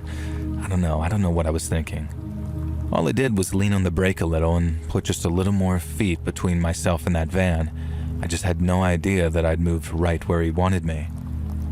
I dropped back a little more, still wondering what the hell these guys were doing and why they didn't have any plates on the back of their van. I then watched as the man with the bandana around his mouth began to smile at me. I obviously couldn't see his mouth, but I could see it in his eyes. That or the dust was getting to him because it's like he squinted before turning his back on me and carefully leaning down to grab something. Now, I might sound crazy or dumb to y'all who are reading this back in almost slow-mo, and maybe I was just too tired and slow or naive as heck, but I could not conceive of what he was about to do next, no matter how obvious it seems looking back on it. And so I just watched as the guy hauled something up into his arms, turned around, and then tossed it out onto the freeway in front of him. I saw what it was way too late, and I guess that moment of panic really did slow me down, but I had just enough in me to turn the wheel at just the right moment, so that when that old engine block came bouncing up off the blacktop, it smashed into my windshield on the passenger side and not into me. And once it hit, instinct told me to slam on the brakes, and so that's what I did, bringing my car to a spinning, screeching stop. Before I realized that I was covered in glass and there was basically a giant gaping hole where my windshield used to be. I just remember sitting there and shaking after I turned off my engine, and then I got out, walked to the side of the highway with my phone and dialed 911. And it wasn't until I described exactly what had happened as calmly as I could that I suddenly just broke down when the operator told me to stay on the line while she transferred me to someone. And after that, it was a case of guiding the cops and EMS to where I was so I could be taken to the ER. Aside from a few cuts and some mild whiplash, I was pretty much good to go, but I was reminded of just how lucky I'd been by that doctor. The cops had said the same thing, and that's why I say reminded, but at the time it didn't all the way feel lucky, and it wouldn't for quite some time. I knew I was lucky to be alive, and it wasn't like I was completely blind to how lucky I'd been in that respect, but all I could think about in the months afterwards was, why me?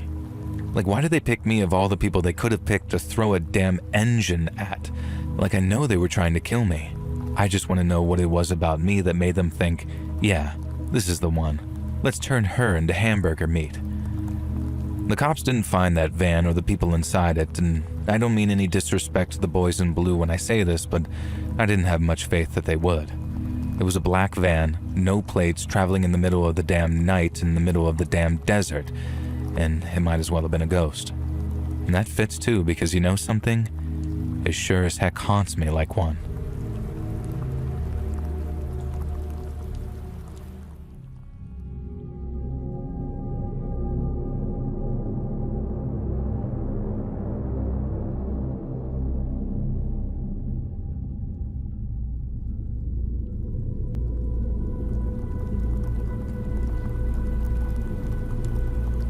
So I used to drive taxis in Liverpool back in the 80s.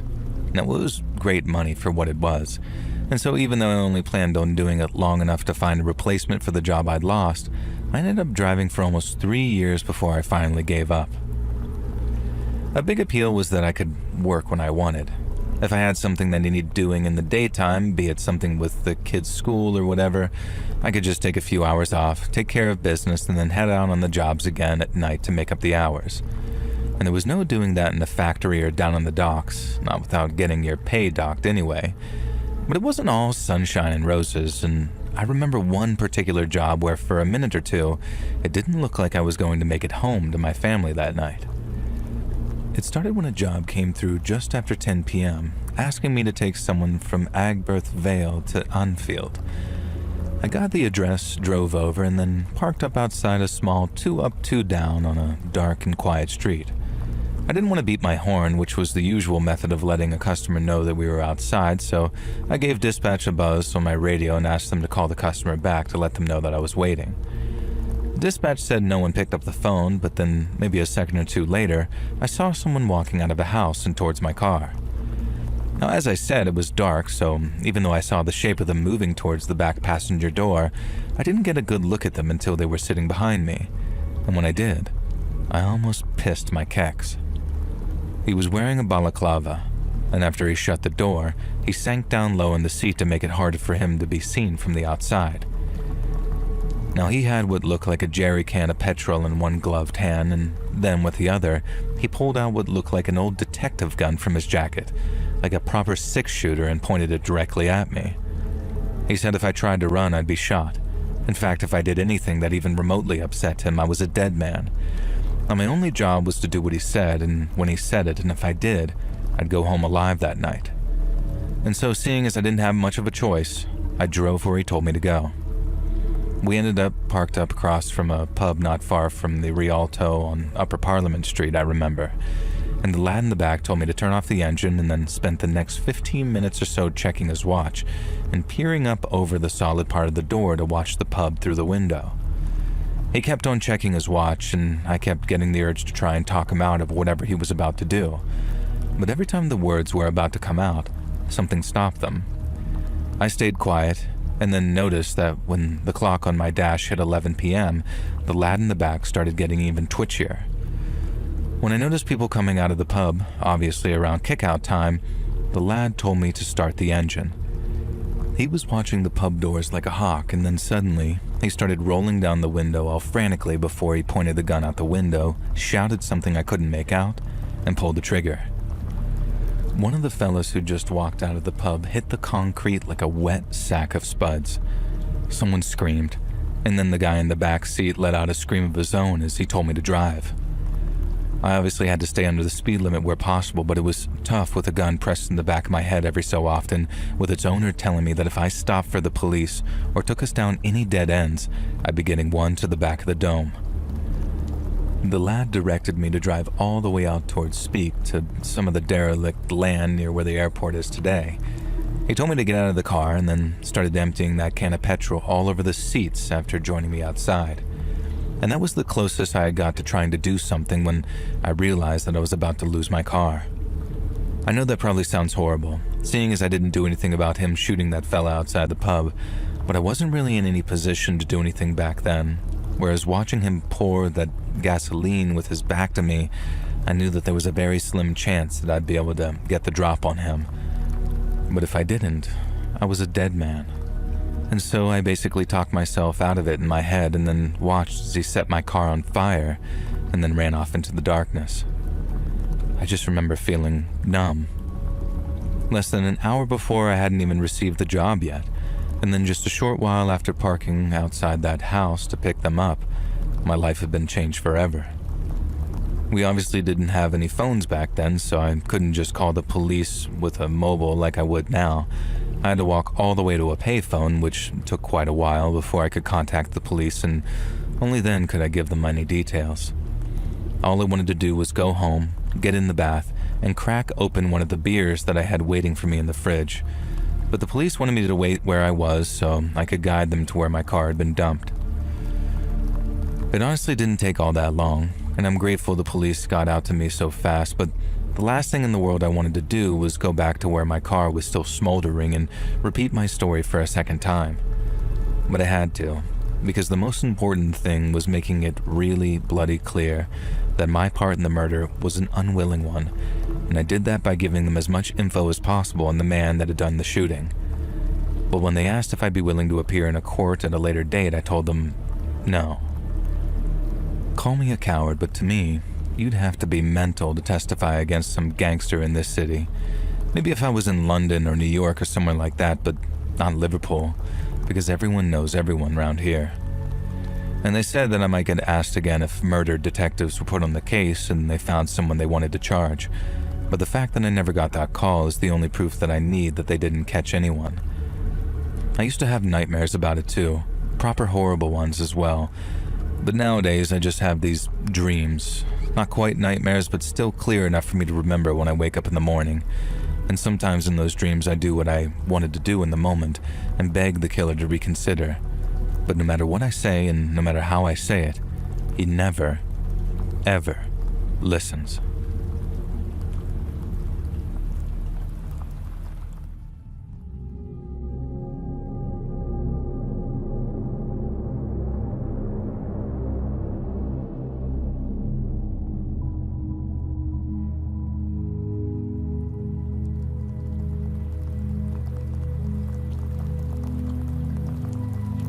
I was raised in West Texas, a trailer park by a single mom, and the rest is summed up by a couple of lines from a Merle Haggard song. Dear old daddy, rest his soul, left my mom a heavy load. She tried so very hard to fill his shoes, working hours without rest, wanted me to have the best. She tried to raise me right, but I refused. People said my daddy was wild, and I guess I sprung from that same bad seed. But while my buddies were picking poisons like dope or booze or women, I got hooked on something altogether different. Adrenaline. I was a junkie for it ever since I stood up to my middle school bully. He beat 7 shades of crap out of me, but I landed the sweetest right hook right on his fat face before he did, and afterwards, I felt so good I could have strut sitting down. He didn't bother me anymore after that, and I didn't see enough high school for anyone else to make the same mistake. But when I heard my little cousin was being hassled at high school, I just about jumped at the chance to trim some tail feathers, so to speak. And that, ladies and germs, was the first time I robbed anybody. My freshman cousin had a toy cap gun shaped like a pearl handle revolver, and it was his pride and joy, but I guess it was his own damn fault for taking a toy into high school because he got it snatched off of him almost right away. He kept his trap shut about it for weeks, so by the time I found out, there was no getting the cap gun back. But when I found the bully, I made him empty his pockets. I took his sneakers, and I even took the shirt off his damn back. And that was an even bigger rush than stalking my bully in his fat, pudgy face. And I guess that was my career decider right there. The way other kids see a Marine in his dress blues or a roughneck manhandling his rig and think, damn, that's what I want to be when I grow up. I robbed that kid and I thought, hell, I could get used to this. And I started off in earnest when I was 16, stealing cars and robbing houses so I wouldn't have to get a real job. And then by the time I started hanging out in bars and meeting the right people, I got involved in much more organized sorts of crime. I started robbing trucks with a guy who called himself TJ because all we had to do was wait to see which truckers picked up a lot lizard and then raid their cargo when the cab was shaking. And that made us some good money for a while, but as we got older and started racking up bills, we needed to graduate to something a little more rewarding. We started robbing gas stations, bars, and pawn shops, anything that would net us a clean 4 or 5 figures if we hit the safe on deposit day. And then as we started hitting bigger and bigger places, we brought on a guy called Jody for crowd control. Now this was my crew for about 3 years, and we'd hit a place maybe once every couple of months if conditions were just right. But then for this one job of robbing a small credit union, Jody wasn't available, and after shopping around, TJ said that he'd found a replacement in the form of a guy named Vincent. Before we did anything with Vincent, I wanted a face-to-face. And so we met for some steak and potatoes over at this little place outside of Odessa. And TJ said that he was a big guy, pretty sharp too, meaning that he'd be the perfect replacement for Jody while he was out of state. And then when he walked through the door of that steak place, I couldn't have agreed more. The guy was terrifying, not just because of how big he was, and he had to be scraping at least 7 feet with his boots on, but because of the way he carried himself, like he was meaner than a skillet full of rattlesnakes. I'm not easy to frighten, but having Vincent sitting across from me with his long and wild-looking beard, it had me feeling like Dobby in a glue trap. He had this way of looking at you that felt like he was peeking right into your head, just sort of quietly figuring you out. Vincent said he had some military experience, just not with the US military, and that he had connections in the Aryan nations after doing a little time over in New Mexico. He didn't have a problem working in a crew, and he didn't mind doing things our way if we organized the job right. And the only thing that struck me as sketchy was when he said that he couldn't talk about the time that he served in that other country's military. That kind of set off my bullcrap detector, but if all we needed him to do was stand there and look mean, then he'd be just fine. We ended up hitting this little credit union about a week later, and unlike a lot of the bigger unions or bank chains, the manager proved a tough nut to crack. A teller in a big bank chain is just there to collect a paycheck, but a small-town credit union manager, that's his whole life that you're stamping on. He knows his customers, they're his neighbors, and he likes them too. But what he doesn't like is no-account robbers like us thinking that we can have something for nothing. A small-town credit union manager might think twice, maybe even 3 times before handing over the keys or codes, and in a profession like mine, seconds meant safety. And the more you racked up during that crucial part of a job, the more danger of getting busted there was. And the one at the job that I'm talking about was no different. It was my job to get him to hand over the keys while TJ and Vincent watched the door and worked crowd control. And right away, just from the look in the manager's eyes, I knew that he wasn't going to play ball. I ended up bashing him over the head with my pistol a few times just to show that I was serious. I can't say that I'm altogether proud of that, but like I said, seconds mean safety. He took 1 hit, and then another, and he still didn't break. I was getting worried that he might not break at all until Vincent pointed at one of the 2 tellers working at the place and asked if she was the man's daughter. No, the manager was a lily-white Texan, while the teller looked like her parents came from Mexico or maybe further south. So when Vincent first suggested that she was the manager's daughter, I thought to myself, what are you smoking? But when I turned back to the manager, he had this look of pure terror in his eyes. Vincent smiled, jumped over the counter, and then started tearing at the buttons on the girl's blouse, saying that he was going to do all this obscene stuff to her right in front of her dad. The manager just about lost his mind and promised to hand over the keys if Vincent promised not to touch her. And that was all it took, and we were out of there with a whole bunch of cash just a few minutes later. I later asked Vincent if he was serious, if he really would have done all those things that he talked about to make the manager hand over the keys. Now he just smiled that big wolfish smile of his and said, "Whatever it takes to get the job done, brother. Whatever it takes." Now I had no doubt in my mind that he meant what he said, and I don't think I've ever met anyone who was so obviously a dyed-in-the-wool psycho. But little did I know, I hadn't seen nothing yet. The next job we did with Vincent, we hit up a little savings bank just outside of San Antonio. One of the Mexican supervisors, who we needed to open up the safety deposit boxes, had some kind of meltdown and forgot all of her English. Maybe she did it on purpose to slow us down, or maybe it was genuine, who knows. But what I do know is that out of nowhere, Vincent steps up and starts straight up speaking fluent Spanish to her. Now, he's not just talking Spanish either. He's talking to this chick like he's her damned uncle or something, trying to almost soothe and relax her. And you know something? It worked. She freezes up, stops screeching like a whistle, and then just looks at him as he gives his little speech. And then when he's done, she hands over the keys to the boxes, and once again, we're making our getaway in minutes flat. We all wanted to know what he said to that lady, but Vincent calmly explained that all he did was tell her what would happen if she didn't hand over those keys. That San Antone bank job was the last we saw of Vincent for a little while. He said he had some business out of state, but that he was working on something in the meantime, and he'd let us know if he could use our help.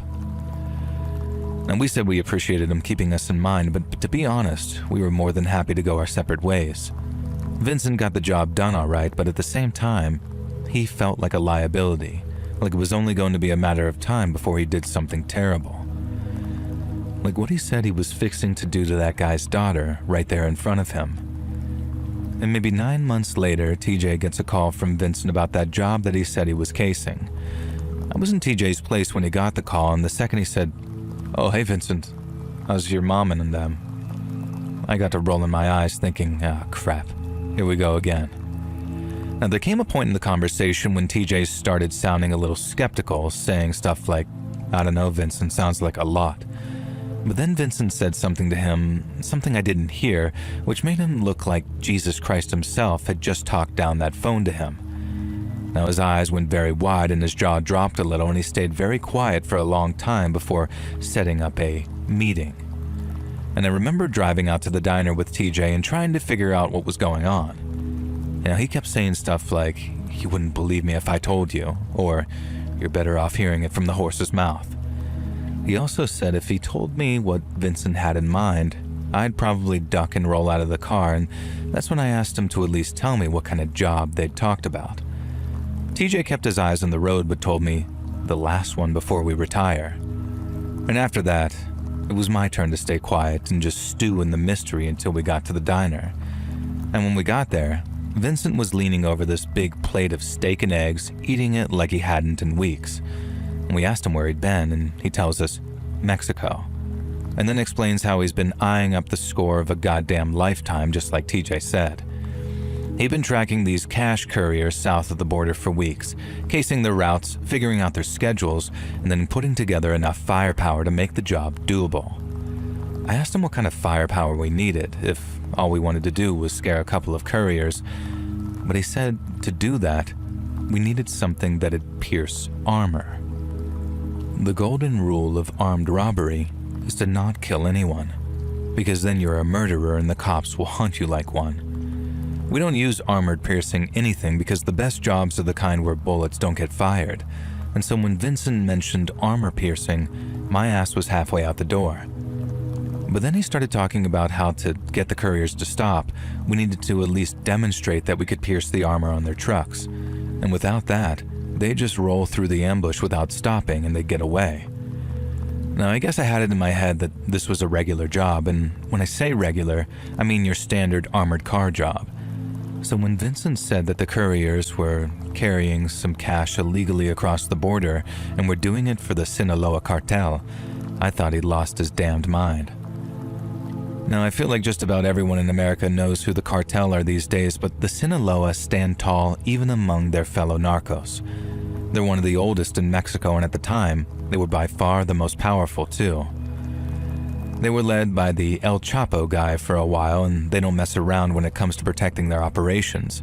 And so when Vincent suggested we rob them, I figured it'd be quicker to just shoot each other in the face right there and then, because if we robbed the cartel, that's how we were going to end up, dead as buzzard bait. But Vincent said he had a plan. At the time, the Sinaloa cartel was at war with the Juarez cartel. Couriers were getting robbed and their hitmen were dying by the dozen, but it was all just one big mess down there. But that meant, at least according to Vincent, that the Sinaloa wouldn't suspect a foursome of gringos to be responsible for robbing one of the couriers, at least not unless directed by their enemies in Juarez. And to him, it was foolproof, and if we did the job right, we could bring home enough laundered cash to retire on. We wouldn't have to worry about washing it. We wouldn't have to worry about anyone coming after us. All we'd have to do is figure out what kind of porch swing we wanted to sit our asses down on until we were old enough to die, and figure out which kind of beer we wanted to drink while we were doing it. I didn't realize how much I wanted out until I saw the crack in the door, and I guess it was the same for TJ and Jody too, because after thinking on it for all of 30 seconds, we decided to go for it. About a week later, we all met up with Vincent just before midnight for the long-ass drive down to the ambush site. Vincent's plan was relatively simple. At dawn, when the couriers approached our position in their 2 trucks, we'd pull up a heavy chain across the dirt road, kill their engines with our armor-piercing bullets, and then keep on shooting until any guards were dead and the drivers surrendered. When I asked him how he was so sure the drivers would just surrender, Vincent said that they were just that, drivers. They give themselves up once they realized that they were in trouble. Now I started getting doubts because if those drivers lost all that cash, the cartel weren't going to just slap them on the back and say, "Better luck next time, hombre." They'd torture those guys first just to make sure that they weren't in on the scam. And then even if they weren't, they'd carve them up and hang them from a bridge just to make an example out of them. And the more I thought about it, the more I got this bad feeling in the pit of my stomach. But even when that feeling got so intense I wanted to puke, I'd push it back down again and tell myself, get this right, and you're home free. No more jobs, no more Vincent, no more worrying about anything ever again. And it was that which kept my mouth shut during that drive across the border. It was still dark as we set up, tying the chain to a tree before covering it with a thin layer of dirt. We dug little holes too on a low rise near the road, with one a little closer than the others so whoever was in it could pull the chain up and block the couriers. And after that, it was just a case of waiting and watching and hoping those couriers didn't decide to rearrange their run at the last minute. Now we waited hours, watching the sun get higher and higher and feeling the air get warmer. Now Vincent said the trucks would roll by about an hour after dawn. But then 2 hours had gone by and there wasn't a truck to be seen, and I started to doubt that they were ever going to show up at all. Now by around 8 a.m. we were all sweating buckets, barely able to hear our own thoughts above all the noise that the cicadas were making. But then after maybe an hour of sweat and frustration, I remember seeing this glint of light on the horizon as 2 white trucks came into view. We started hooping and hollering a little, having sat in those dusty holes for so damn long, and Vincent told us to shut the hell up and be ready. Now as we watched the trucks getting closer and closer, TJ took hold of the chain, waiting for Vincent's signal to start yanking it up into the roadway. But when it came, and TJ forced those trucks to hard brake as it rose up, Vincent didn't aim for the engine blocks. He aimed right for the truck's tinted windows, and then unleashed hell. Someone in the second truck managed to get a few shots off, but Jody was ready with his AK, and it was pure chaos, but it was over in seconds. So quick that me and TJ didn't even get time to fire a shot. And then once the smoke had cleared and everything went quiet again except for the groans of the dying couriers, we made our move. As we ran towards the trucks, I remember TJ yelling about Vincent not having to shoot everyone. Vincent said what's done is done and he should shut his mouth and get to work. TJ had only just unlocked the second truck's storage and we were about to go rummaging around in the back when we suddenly heard the sound of a child crying. In a way that only a kid's cry can grab your attention like that, me and TJ ended up spinning around on the spot to see where the voices were coming from. I remember seeing Jody, wide-eyed, looking into the truck in front and then seeing Vincent open up one of the back doors and start speaking in Spanish. TJ had a daughter who stayed with his mom, so realizing that there had been kids in that lead truck just about sent him off the handle. He marched over to where Vincent was speaking Spanish to them and asked what he was doing. Vincent said he was telling them to stay in the trucks because someone would be coming by to get them before long. TJ didn't like that one bit on account of we all know what happens to kids or dogs when they're locked in hot cars. Him and Vincent went at it for about a minute, going back and forth about how those kids needed to be safe, and Vincent thought about it for a moment and then said we could just drop them off at a gas station or something once we got back on American soil. TJ didn't much like that idea either, But just like the whole surrendering drivers thing, I don't think Vincent was ever really planning on doing what he said. Because as me and Jody are hauling a big bag of cash back towards the place we'd hidden our own truck, we heard 2 gunshots and then the sound of TJ screaming. We dropped the bag of cash where we were and then ran back to see what was going on. I thought TJ might have gotten himself shot, possibly by a courier who wasn't dead as we thought he was. But when we got to the top of that rise and we saw why TJ was still screaming at Vincent and calling him all the curse words under the sun, he'd taken those 2 Mexican kids out of the truck and he'd shot them both in the head. Vincent was probably a head and shoulder taller than TJ and almost twice as heavy too. But after what he did, shooting those 2 kids, TJ went at him like a monster. Vincent had to point his pistol just to get him to back off, but TJ lost his vertical and was yelling, "Why? Why? What'd they do to you, huh? What'd they do?" And Vincent started saying how the cartel could be on our asses if they talked, but this was after telling us about the war between the cartels and how they'd never know it was us. I still don't know for sure if that was really all nonsense or if he just switched his plan up at the last minute, but those kids, man, they didn't have to die. Only one person had to die down at that dirt road in Mexico, and it sure as hell wasn't those kids. And when Vincent finished giving his little speech on how this was just too much money at stake to take any chances, he turned his back on TJ to go grab one of the bags. TJ then pulled his pistol and shot Vincent about 4 or 5 times in the back. And he hit the dirt, gasping for air. Then walked over to him. TJ put him down with 1 shot to the head. Me and Jody didn't freak out, not like we'd done when we saw those kids lying there with the dirt soaking up their brains. What TJ did felt natural, almost. No one questioned him. We just grabbed all the cash we could carry, loaded it into the truck, and then took off back towards the border. We didn't celebrate the money. We couldn't. Even when we got someplace safe and realized our shares tallied up to just under $1 million each, we were too exhausted to do anything but sit quietly with a few beers and wonder how the hell it all went so wrong. Those kids weren't like 12 or 13. They were small. Too small to even talk, I really think, and they wouldn't have been able to tell us 4 gringos apart from the boys in ZZ Top. So why'd Vincent kill them? I remember asking that question out loud, but TJ'd had enough. And after stomping out a cigarette, he told me it didn't matter, because that son of a bitch was dead. And then off he went to pack his share of the money.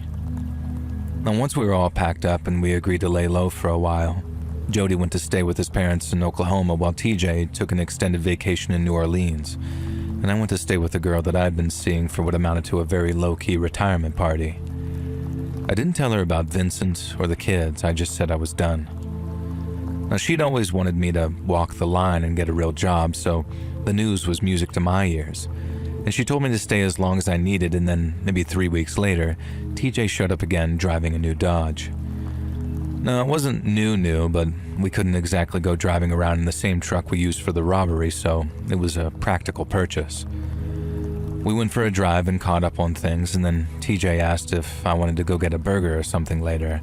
I said sure, and we arranged for me to stop by his place around 7. Now, it felt like we were starting fresh. We wouldn't have to look over our shoulder anymore. Work wasn't a topic of conversation we'd ever really have to touch on again, and we'd had more money than we could ever spend without pissing it away. It felt like we could just stop surviving and start living, and it was strange to find myself grinning like a mule eating cockleburs over nothing but a burger with an old buddy. He dropped me back off at my place, and then after a few hours of chilling with my girl, I drove over to TJ's place and knocked on the door. And that Dodge was parked in the driveway, but when I knocked on his door, there was no answer. It was almost exactly 7, and he wasn't the kind of guy to flake on plans like that, and so assuming he was probably just running late and was in the shower or something, I walked around to the yard and tried the back door. TJ never locked his back door, ever.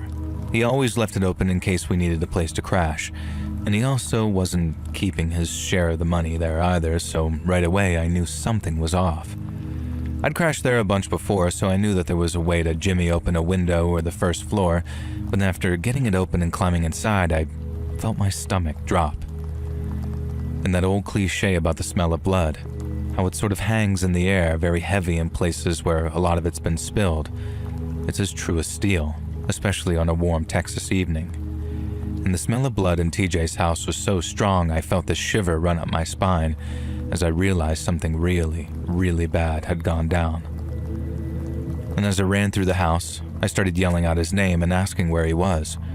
I found him in the upstairs bathroom, curled up in the tub, and he wasn't just dead. It looked like someone had tried to take him apart. I didn't look for long. I couldn't. But from what little I saw, he had his fingers missing, part of his face was gone, and someone had carved off a big patch of skin away from his side, so much so that I could see a couple of his ribs peeking through. That's the snapshot I can't ever get out of my head, even though I must have looked for no more than a second. I didn't stay long. I just slipped out the way I came in, ran back to my truck, and drove straight over to Jody's place to tell him what I'd found. Someone had come looking for us. We knew that much, and we agreed the best thing to do in the meantime was hide out someplace. Jody said he could find us a place in Oklahoma, somewhere real quiet and out of the way, but we still needed to square some stuff away at home first. We needed to get the money, and we warned folks who needed warning. Then, we could meet at a motel just outside of town and drive to Oklahoma from there. Now, it sounded like a smart enough plan. Have a base of operations just outside of town for a few hours, and then be gone by the evening. But after driving all over town and making sure my girl got herself to her mom's, I arrived at the motel to feel my stomach drop a second time. There were cops outside the room Jody said he'd be in, and police tape across the open door. There were EMTs too, and I didn't see them walking around, but their ambulance was there, and it was all I needed to see to know that they'd gotten Jody too. I left town right away, tail between my legs, but with the money sitting in the trunk of my car. I planned on going back. I still got family down in Texas, but once I got to Oklahoma and found a motel, I saw a news report on TV. It was about Jody, but it wasn't just hearing about his murder that scared me so bad. It was the description a witness had given the police, which became the basis for their person of interest appeal. But it was that which made me feel like the devil himself was standing right there next to me, laughing his ass off at a joke I didn't get. Because when the newscaster read out the man's description, being that of a tall, stocky man with long hair and a wild-looking beard, it sounded almost exactly like Vincent. Someone matching that description had been seen in the motel's parking lot acting strange. Then around the same time as the murders, the same person was said to have hopped in a truck and driven away from the scene at some very serious speed. But then, Vincent wasn't the only guy in Texas to have a long-ass beard and a ponytail, so that all could have been a coincidence, right? But then what are the chances of the same person sporting an oversized hat and a bunch of bandages around his head? I had never been so freaked out in my whole life, and I'd never been in a situation where I actually considered pinching myself because I was half convinced that I'd wake up to discover that the whole thing was just some horrible nightmare. But it wasn't a dream. It was real, and I found myself faced with a very real possibility that Vincent had somehow survived TJ's attempt to kill him and had come to get his revenge. Looking back on it, I realized that it was much more likely to be the cartel and that somehow they figured out a way to track us down. But just the thought of some half-dead Vincent walking around looking like he'd crawled out of a grave, it sent shivers up my spine even all these years later. I live someplace else now, just about as far from Texas as it's possible to get without having to learn another language. So let's just say that whatever people speak here, it sure as hell ain't Spanish.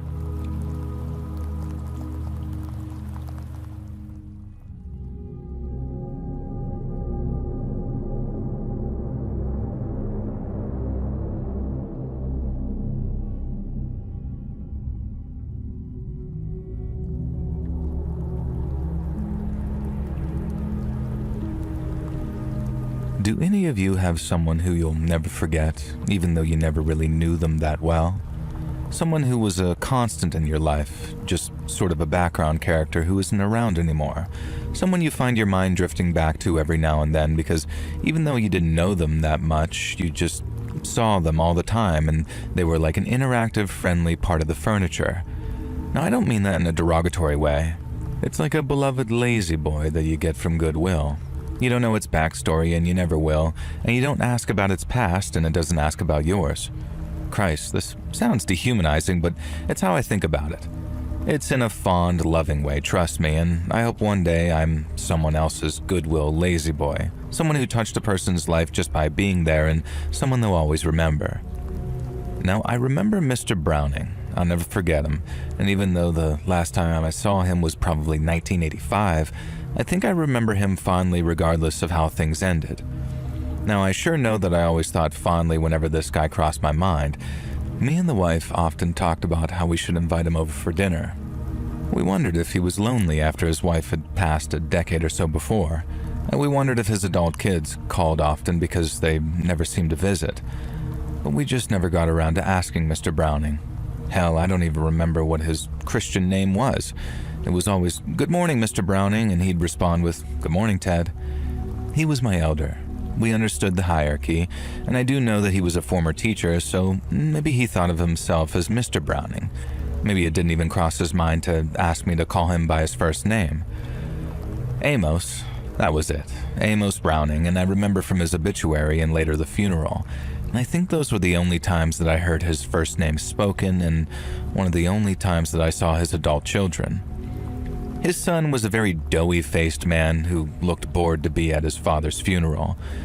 His daughter was one of those sharp-faced women with a meek, sycophantic husband and the kind of bratty son who wanted to be the center of attention, even at Grandpa's wake.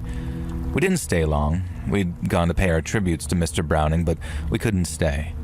We didn't want his family asking us questions about his death, and they likely knew that I'd been present when it happened, and I'm not a good liar.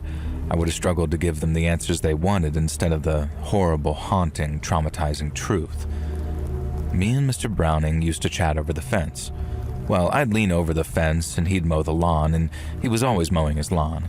He had one of those old push mowers, an electric one, and I just kept trying to persuade him to buy a ride-on, but he said his yard was way too small for that. It wasn't, and besides, at his age, probably early 70s, it was a great way to get some exercise and a little peace and quiet. Peace and quiet from who, I'm not really sure, since he lived alone after his wife had passed before me and my family moved in, but that's what he said. We'd talk a lot, but never really get to know each other, you know. We talked about the Detroit Lions a bunch. He was a diehard supporter and I was just a pretty casual one. And we talked about the weather, we talked about politics, but never too seriously. And sometimes we'd watch the same shows at the same time and we'd talk about those too. We both loved Miles Davis and The Who and Kiss, and he told me about his first ever concert, sneaking in to watch Kiss play, but I was never sure if he was telling the truth or just recounting the plot of that one movie where that exact thing happens. It was a fun story anyhow, even if he told me about 5 times, and occasionally he'd ask about my wife and how she was doing and how her job was going, but I think he wanted to talk about his wife in exchange but couldn't bring himself to do so, apart from that one time. Sometimes my wife would bring him a lasagna or some other baked goods and he'd thank her like a perfect gentleman, and he always handed the dishes back to me over the fence, never once brought them to our door, always over the fence. Now, I chatted to him so much that by the time we moved out, there was a groove in the ground where grass had stopped growing in the place where I'd always stood to talk to Mr. Browning. Now, I remember exactly what we were talking about on the day it happened. My wife had just had a minor operation to remove a benign cyst from her breast, and he was asking how she was doing. I told him she was doing fine and would be home from the hospital the next day or even that evening if things went well. Mr. Browning looked at me then as he was mowing the lawn and then told me that I was lucky and I should hold on to a good woman like that. And then he said, and I'll never forget it, not least because they were his last words, he said, "I miss her so much." And then he sort of looked down, away like he was about to hide tears, but I saw a look of alarm and then fear cross his face. Maybe I'm just imagining, but I swear that I saw him try and stop the forward motion of the mower as he pushed forward. I'm not sure how it happened.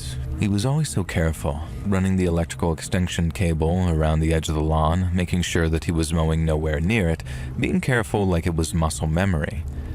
But I heard the crunch and whir of the motor running over the electrical socket and the cable. I don't know how or why, but there was no grounding. The mower's rubber handles just sort of weren't there anymore, and the live electrical cables got tangled into the motor blades, mangling and electrifying the mower as Mr. Browning held onto it.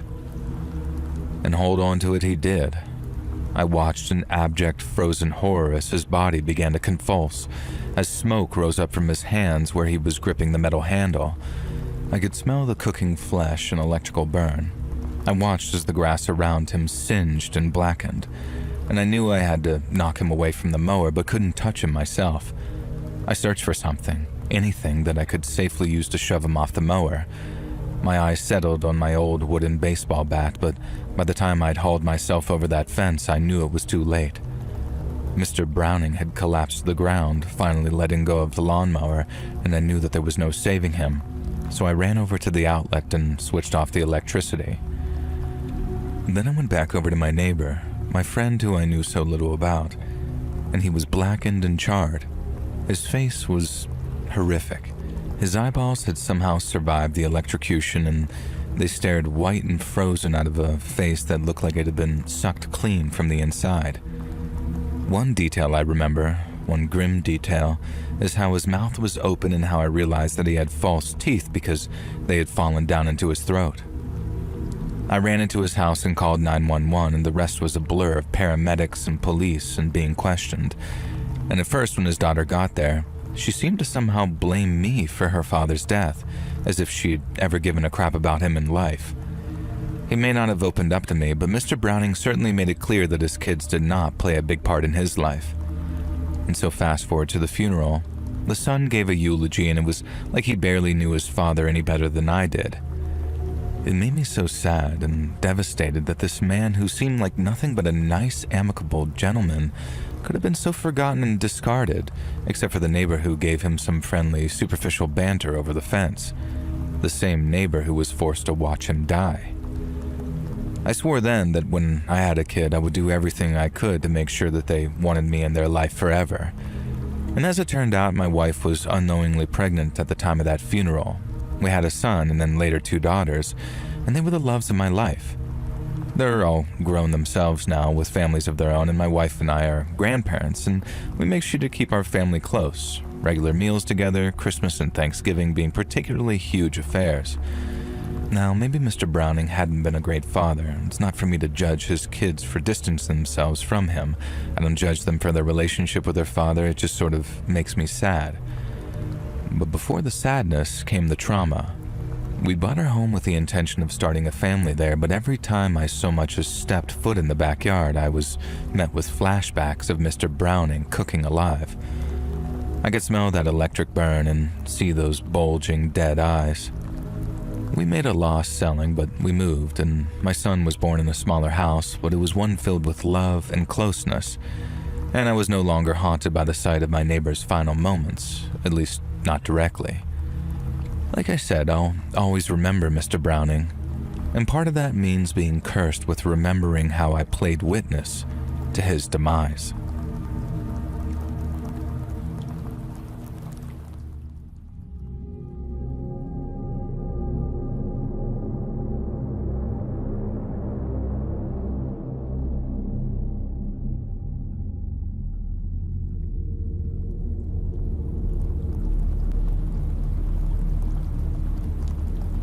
I've been a home renovations contractor here in the great state of Texas for coming up on 35 years now.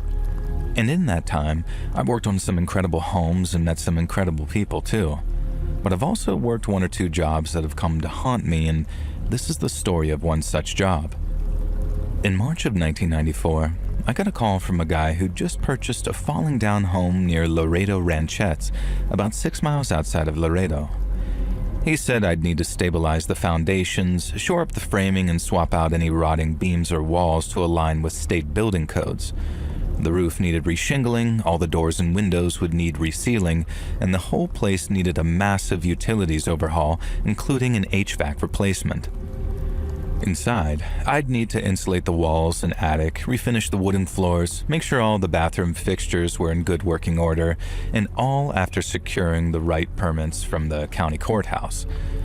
And all in all, it was looking like a 3 to 6 month job that had set the owner back between $50,000 and $100,000 or possibly more. And so as you can imagine, I accepted the contract pretty much there and then and signed it after 2 quick read-throughs to make sure everything was up to code. Now I drove out to the place on a Monday morning, having signed the contract and received the keys on the Friday before. It was a big job, so I was pretty excited to get started, but when I arrived, I found out that my key didn't work.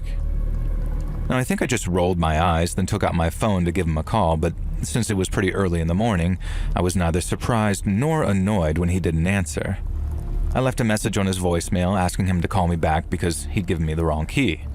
I wasn't rude about it, I just said it like it was, and how I'd appreciate if he could get me the real key as soon as humanly possible. Now being there wasn't a complete waste of time because I could still survey the building's exterior and get a real feel for what I was dealing with. So for about the next half hour or so, that's what I did. Right up until a black SUV came tearing up the road behind me, and a guy dressed in a security uniform got out of it. He asked if I had permission to be on the land, so I explained who I was and why I was there. Now once I explained I was the contractor, he softened up a little, but went on to explain how I couldn't be there just yet because the safety inspectors hadn't been around yet. Now I thought I was doing the safety evaluation, but he went back to his truck to grab the paperwork for me. And then since it all looked legitimate, with the name of the owner on there and everything, I got back in my truck and drove back into town. Now I was having lunch by the time the client called me back, and while I figured it'd be a simple case of getting me the right key, it was anything but. He sounded annoyed when I picked up the phone and insisted that he had indeed given me the correct key. Now I very calmly assured him that wasn't the case, but it was easily rectified, especially since he had a whole week before the safety inspectors could finish their work.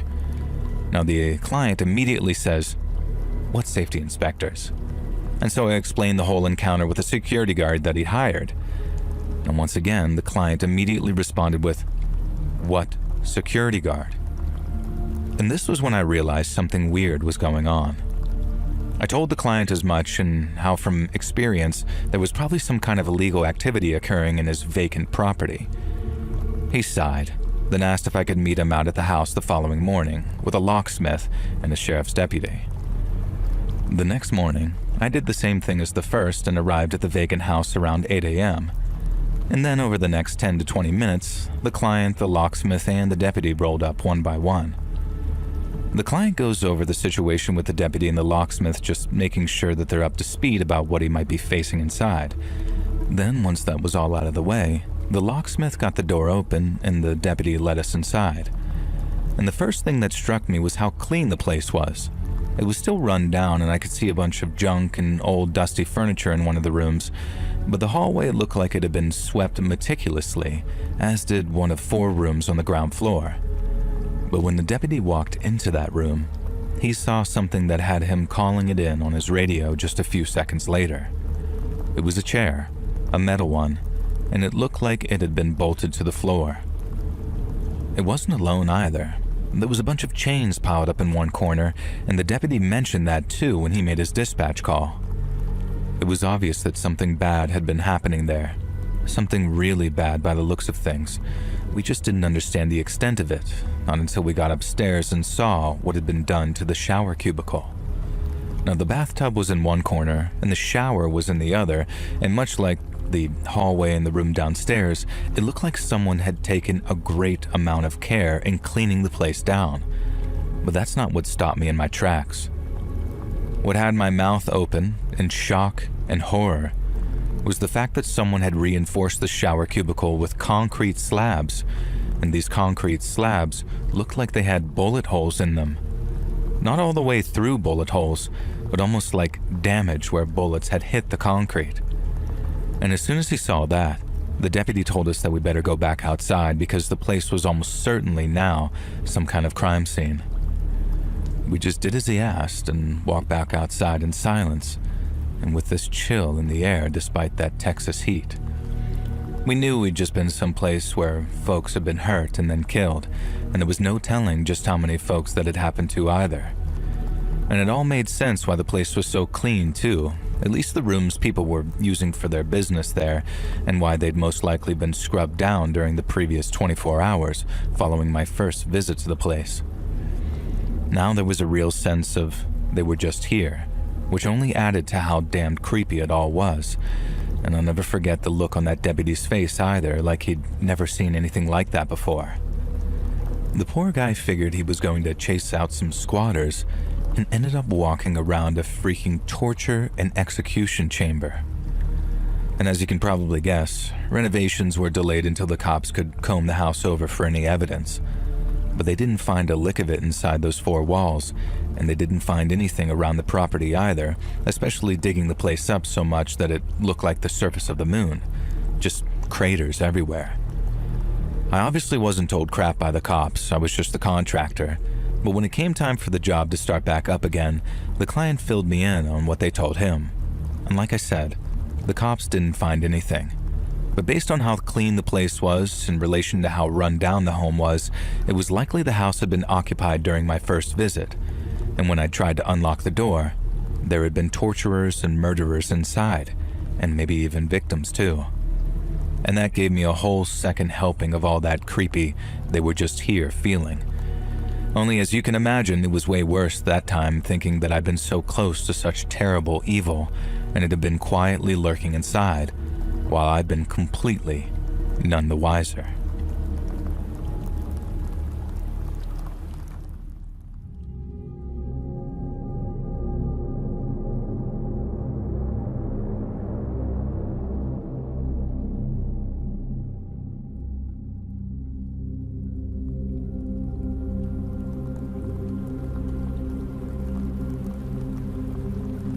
Evening, let's read. I'm a normal, regular-ass guy with a wife and kid. I lead a quiet life, I work in a bank, and I'm the last person to get involved in drama or scary situations or anything that you might want to hear about on your channel.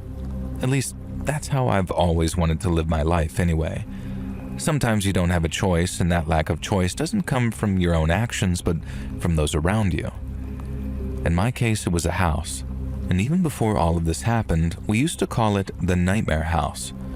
We, being me and the other neighbors who were mostly friends, we'd do safari suppers, quiz nights at the local bar, all sorts of stuff like that. And apart from a handful of residents who had good reason, everyone got involved, and it was a nice, friendly community. And then there was the house next door to mine. The owner never joined us for events or hung out, and he never attended street parties or barbecues or singing carols during Christmas. Not because he was antisocial, but because we'd never once even met him. He'd never lived in the house, not since any of us could remember. Old Mr. Peterson said he could vaguely remember the owner from when he'd first bought the property a few decades back, but since then, nothing. And for whatever reason, this guy had bought the house and then just screwed off to South Africa or some such place and just left the property to gradually fall into ruin. And there must have been a caretaker at some point, because ever since any of us could remember, all the windows were boarded up and the doors were sealed with planks, but beyond that, it was clear that nobody cared for the property. The yards front and back were both overgrown and almost jungle-like, and the neighbors sometimes considered trying to maintain the outside a little, but good God. We all had our own lives and properties, and it wasn't like we were some uptight homeowners association. It was just kind of annoying to have this eyesore right in the middle of our normal suburban neighborhood. We kind of joked around about the owner, like he was a vampire who lived in the basement and the abandonment was some ruse or gallows humor and he died years ago and nobody noticed. And this joke kind of weighed on us, and one of the neighbors contacted the district for, I don't know, some kind of international wellness check. Now, we were assured that the owner was perfectly fine and living abroad and had every right to leave his property the way it was, as long as it wasn't in danger of collapsing or causing a safety hazard. And then the graffiti started, and we knew that it was a few of the neighborhood kids letting off some steam, including, I suspected, my own 15-year-old son, and so none of us really did anything about it. But slowly and surely, the building started to get tagged, scribbled at first, and then some genuinely kind of impressive artwork. And it was better than the squat brick monstrosity with the boarded-up windows, I guess. One piece was a parody of that British artist Banksy, and I am absolutely certain that one was my son because he'd conveniently been asking me about Banksy a few weeks before the art appeared. And so yeah, we called it the Nightmare House, but it was all in good fun. And if the owner cared about the graffiti or the yard turning into the Amazon, then he certainly never let that on.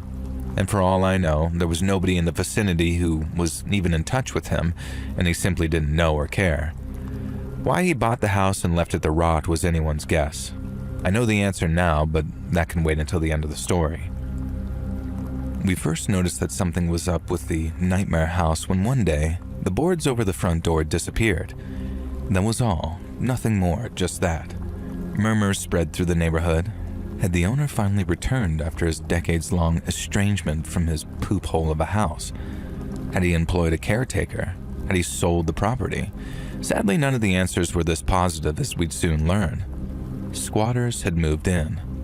And looking back, it's wild that this hadn't happened before now. The place was rife for squatting, and yet it had remained untouched. Not anymore, though. A few of us kept watch.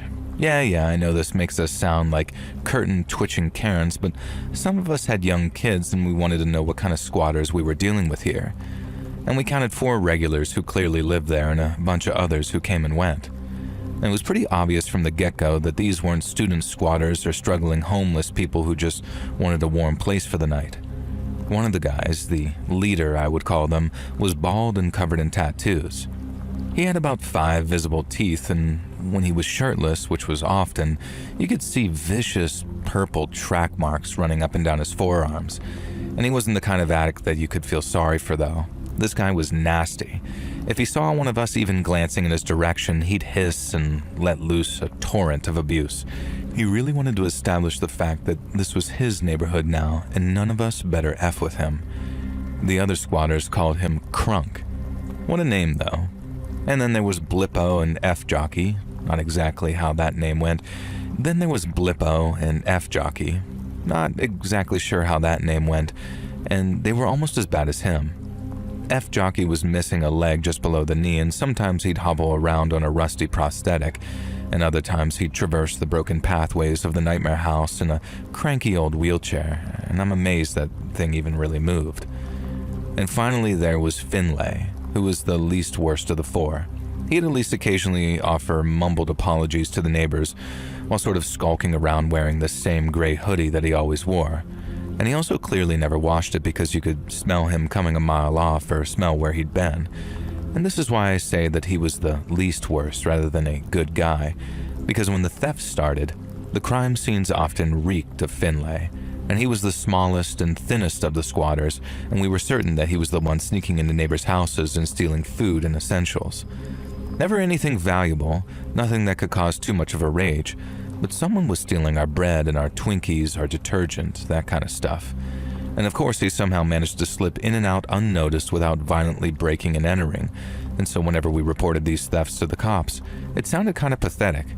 "Oh hey officer, yeah, someone stole a bunch of bananas from the counter," or "Excuse me detective, but our mop's gone missing and I can smell the aftermath of some homeless man." What we did try doing was reporting the squatters to the authorities, but apparently there are laws and protections for squatters, particularly ones that require the property's owner to make the report themselves. The cops told us that the owner wouldn't even respond to them about it, and he was almost impossible to track down in whichever foreign country he lived in anyway, so for all they could prove, the squatters were legitimate tenants. They weren't, of course, you could just tell, but without the owner actually confirming this or filing any kind of charges, they were free to come and go in their adopted home as they pleased. And they would do all sorts of stupid and creepy crap that gradually wore us down. My family, me, my wife, and my 2 kids were their direct neighbors, so we got the brunt of the hassle. And it started with dumb stuff, like connecting my garden hose to an outdoor faucet, and then swiping the hose and using it to fill their outdoor pool. And this was during a time when using hoses was banned, so I only found out about this when I received a letter warning me about my property's water usage. And even though I couldn't prove for sure that it was the squatters, but the hose had been left right by the fence and they mysteriously had a full pool in their back garden. Not an actual one or anything, it was like a large kiddie pool, but still.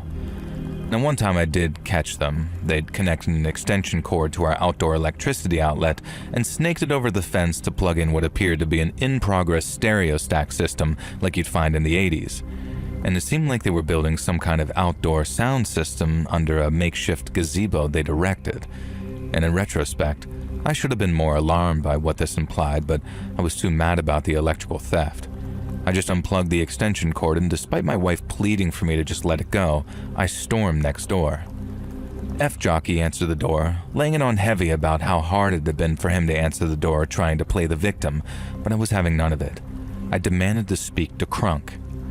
F-Jockey told me to wait and then shut the door in my face.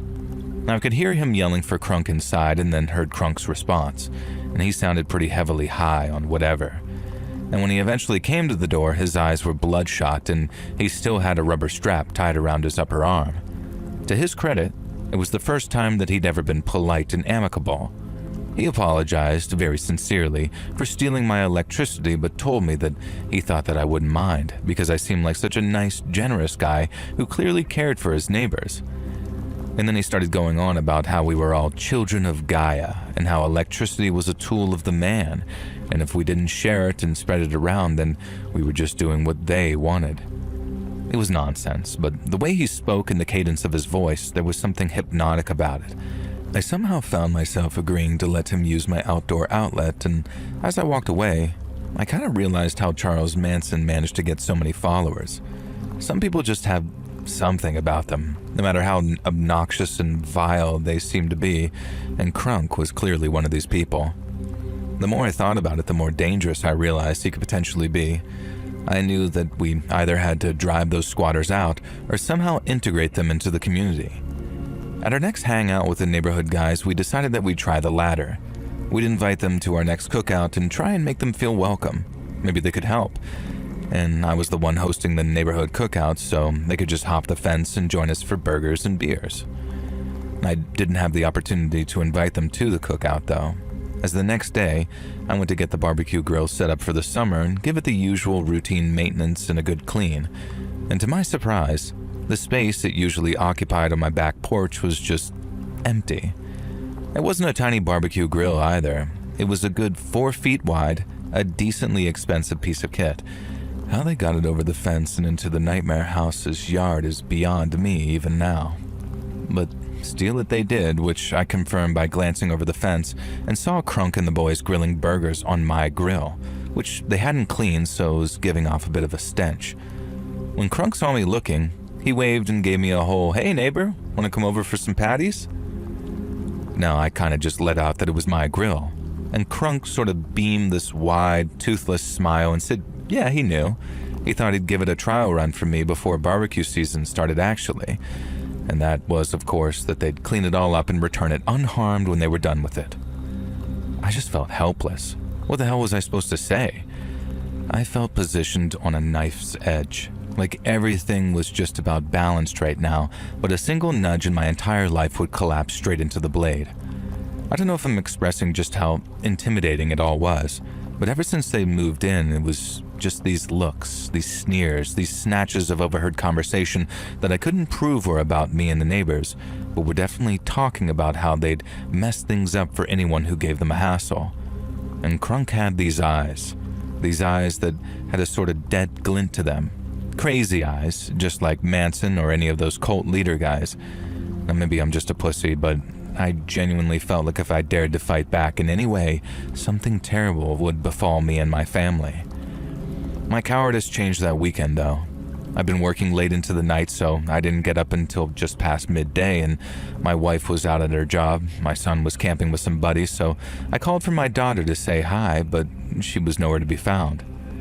I brewed my morning, now afternoon coffee, and stepped into the yard for a little cigarette. I know, smoking will kill you. Don't start it, kids. Anyways, I could smell cooking meat and the pungent smell of my uncleaned grill, and I could hear music playing on the stereo system that the squatters had set up using my electricity. And I could hear voices. Crunk, F-Jockey, Blippo, Finlay, a couple of unfamiliar male voices, a few female voices, and then a very familiar voice sounding kind of unsure and nervous. It was my daughter. My now 16-year-old daughter somehow next door with these filthy squatters.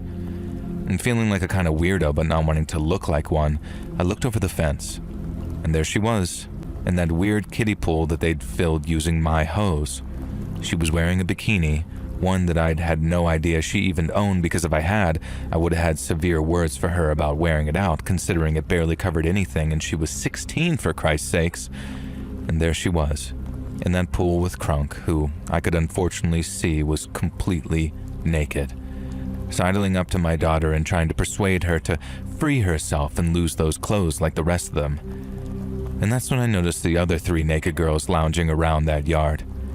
They looked older than my daughter, but only just, and there were a couple of guys, an F-Jockey and Blippo, all completely nude, sprawled out around the garden, eating these greasy burgers and smoking what I definitely could smell was pot. And how the hell they talked my daughter into going over there in just that scrap of a bikini, I'll never know. Following the event, she didn't want to talk about it, and I could tell that she was ashamed and scared, so I never really pushed her on it. All I know is that she implied that Crunk was incredibly persuasive, in exactly the way that I'd considered when I compared him to Charles Manson. A red mist overtook me. I grabbed the first weapon I had, a shovel, and managed to pull myself over the 6-foot-high fence and leap into the squatter's garden. With a blow that impressed even myself, I punctured that kiddie pool with a shovel and then pressed it up against Crunk's throat before anyone had a chance to react. I saw Blippo, the biggest of the guys, start to stand up, and I told him that if he moved a muscle, his buddy would be missing a head. And all the while, I noticed Finlay standing in the corner of the yard kind of shaking, looking like he was going through H withdrawals. Jesus Christ, what a life these people led. And Crunk raised his hands and started on about how I was freaking out over nothing, that I was being a controlling father, that my daughter was an adult in her own person and could do what she wanted. Now at this point I was shaking with rage and struggling not to deprive my kids of a father by committing first-degree murder. I told Crunk through these gritted teeth that my daughter was in fact not an adult and was a 16-year-old child. Meanwhile, my daughter was crying and begging me to forgive her, saying that she was sorry, begging me not to think less of her, things like that. It broke my heart, and I told her that I didn't judge her at all, but I couldn't look at her in the moment. Not that I wouldn't, but I was just too hesitant to take my eyes off of Crunk. I told my daughter to get out of the now deflated kiddie pool, grab a towel, and head back to our house now. Crunk had the absolute gall to moan that it was his towel and we couldn't steal it, and I responded by pressing the shovel, brand new and unblunted by lack of use, right against his stupid throat. And I think he knew I was serious. And then when I was sure that my daughter had left the backyard, I said, "I'm gonna go now." And I slowly backed away. As I was leaving, I left them with one final warning. I suggested that they find a new place to squat because my patience was at an end and I wouldn't be so forgiving next time. I said a bunch of other stuff too, like if they ever came near my daughter again it would be the end of them, and that they were no longer going to steal my crap, that kind of thing. And I swear to God, Crunk just smiled at me and said, "May the Lord bless and watch over you." And I remember shivering as I left their back gate and followed my daughter back to our house. For some reason, I didn't think that the Lord which Crunk referred to was the same Lord I worshipped in church most Sundays. And the squatters didn't move out. We had a neighborhood meeting in which we discussed potential ideas of getting rid of them. None of them were any good. They either involved violence or had no chance of working. And we all left feeling very dejected. But then a mysterious stranger solved the problem for us. One evening, all the squatters were out doing God knows what people like that do, and, at least from what I overheard them suspecting, a drug dealer they'd pissed off sent his goons around and firebombed that house with a couple of Molotov cocktails, or something. And the goons somehow got in through the backyard, hurled those cocktails through the back windows, which the squatters had removed the boards from sometime previously. By the time the fire department put the blaze out, the house was a charred husk. Nobody would be living there anytime soon, and no security camera captured footage of the culprits. No arrests were made, and no evidence was found. The squatters moved on, and the neighbors all celebrated their departure despite the scare of the fire. I celebrated too, but it was something that I kept to myself. I'd installed an outdoor security camera after the incident with my daughter, and it captured the neighboring property's yard, and I told the cops that I hadn't gotten around to setting it up yet, but that was a lie. You see, the camera didn't capture a bunch of drug dealer henchmen showing up to burn the place down. It captured a single figure, leaving my house in his beloved Nirvana hoodie, and it showed him vaulting over the fence, and with shaking hands, throwing that Molotov into the property, and then it showed him climbing back over the fence and disappearing back into my house. My son and daughter are twins, and my son is incredibly protective over his sister, and we never spoke about the incident. After I viewed and deleted that footage, I spoke to my wife in front of my son and said that they are very lucky that the fire hadn't spread to our house, that the firebombers needed to be more responsible. Responsible, my wife asked and laughed. I just nodded and gave my son a look. One day, I'm going to have to talk with him. I'm going to have to tell him that he must never ever do anything as insane as that again, that violence isn't the answer, that no matter how sure he was that the squatters were all out, he couldn't be 100% sure. But not just yet. For now, I'm just still celebrating their departure and the return of the owner who, due to the structural damage, was able to have the property demolished. Now, for one final sting in the tail, the owner of the property joined us in the bar one night, and he apologized profusely for how things had played out.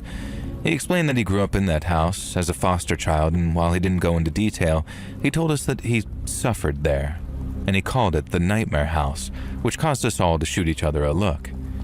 He explained that he'd grown up and put the past behind him and become a successful software engineer back when the internet was first taking off. And then, when he saw the house was up for sale in the market, he bought it with the intention of having it demolished then.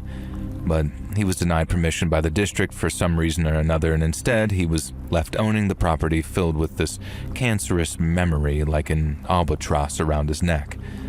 And so his way of getting revenge on the house was to let it rot, and again he apologized profusely for not considering the effect that would have on the rest of the neighborhood. But now, with the damage to the house, he'd finally been granted permission to have it knocked down and had decided that he was going to turn the land into a graffiti art area and a skate park, having seen photos of some of the graffiti before the squatters moved in.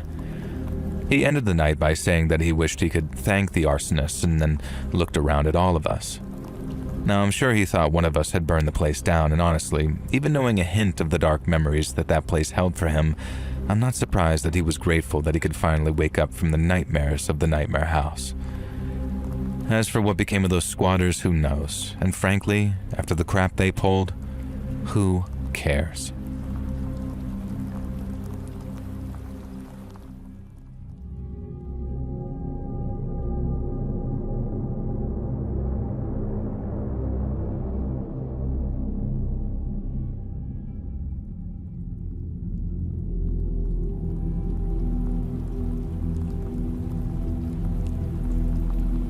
My name's Charlene, and I'm from Austin here in Texas, and I think I got a story that you might be interested in.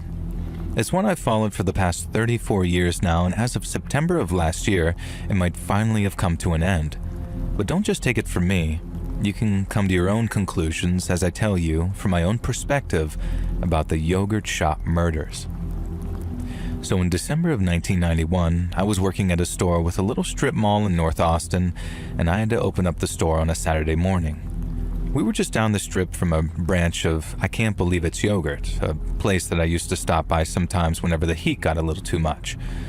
Now, mornings were usually nice and quiet, even on a Saturday, but on that morning, I noticed a whole bunch of police standing outside the yogurt shop. I knew not to be nosy, but I couldn't help but ask if everything was all right, as smoky black stains suggested some kind of fire. One officer told me it was fine and that I should just go about my business. Now, he said it in a friendly voice, but a smile didn't quite reach his eyes. The police were still standing outside the yogurt shop when I clocked out and began making my way home. Only that time, there were men in shirts and ties standing with them, talking and taking notes. I caught a ride home with a friend, got to work on making dinner, and then later on while watching the evening news, I got a new report on what had happened at the yogurt shop, and I don't think that I'd ever been so horrified in my entire life. The newsreader described how, just the previous night, a fire had been reported at the yogurt shop. That didn't really come as a surprise, as I'd already seen the scorch marks and the soot. But the newsreader went on to say that after putting the fire out, firefighters were horrified to discover the naked, lifeless bodies of 4 young women. On the shop floor, a 15-year-old girl named Sarah Harbison lay dead on the tiles. Her body was joined by those of 17-year-old Eliza Thomas and Sarah's 17-year-old sister, Jennifer Harbison. All 3 had been shot in the head after being stripped and gagged with their own underwear. And then thanks to the fire that had no doubt been started by their killer, each of the girls had extensive burns all over their bodies.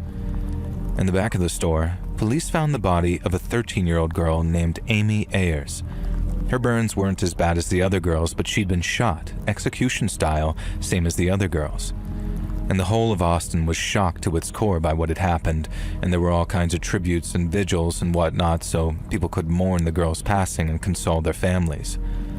But once all that sadness was gone, once all the tears had been cried, it was replaced by this sense of anger and fury toward whoever had taken the girls' lives.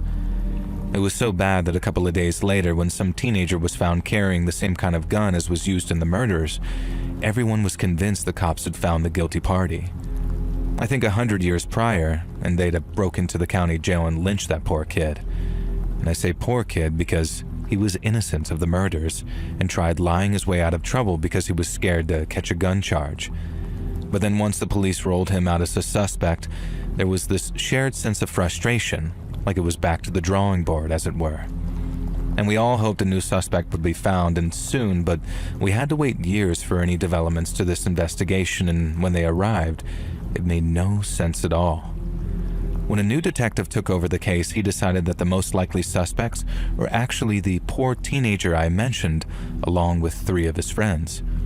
You see, when they were first picked up, the cops were so convinced of their innocence that no record was made of what was said during their interviews. But that meant that this new lead detective wanted to interview them all over again. And the entirety of Austin was confused as hell because if these kids, who were by then in their 20s, had already been cleared, then why the heck were they being interviewed all over again? Now, we thought that it was some big waste of time and that the real killer was still out there. So imagine our shock when 2 of the boys, Rob Springsteen and Mike Scott, confessed to the murders during the second round of interviews. They went to trial and were convicted of capital murder, and both ended up receiving life in prison. We thought that was the end to the story, that those poor girls' killers had been found and that they were where they belonged. But then in 2008, we got another shocker when the Court of Appeals overturned both boys' convictions on account of improper procedure. It was a shocker, all right, but we still felt trapped in that same terrible spiral, if that makes sense, because the state announced that they were seeking a retrial. I felt like tearing my damned hair out when I heard the news, but then came the DNA announcement. Because after all the analysis of all the samples, there was no evidence whatsoever that any of the 4 boys had anything to do with the yogurt shop murders. And after that, it was that same back to square one feeling, but it was much less hopeful. Almost 20 years had come and gone. The trails had no doubt gone cold, and many of my friends and neighbors were resigned to the fact that the killer would never be caught. And maybe about a year later, one of the original suspects ended up getting shot to death by police after a traffic stop went horribly wrong. Maurice Pierce, who didn't go to trial and wasn't sent to prison, ended up stabbing a police officer in the neck during a traffic stop. Another shocker, only a really nasty one that time. The officer almost died, and it got us all wondering if there had been some kind of mistake with the DNA testing. I mean, the guy tried to murder a cop by stabbing him in the neck, so even if he wasn't proven guilty, he sure as hell didn't seem innocent, you know?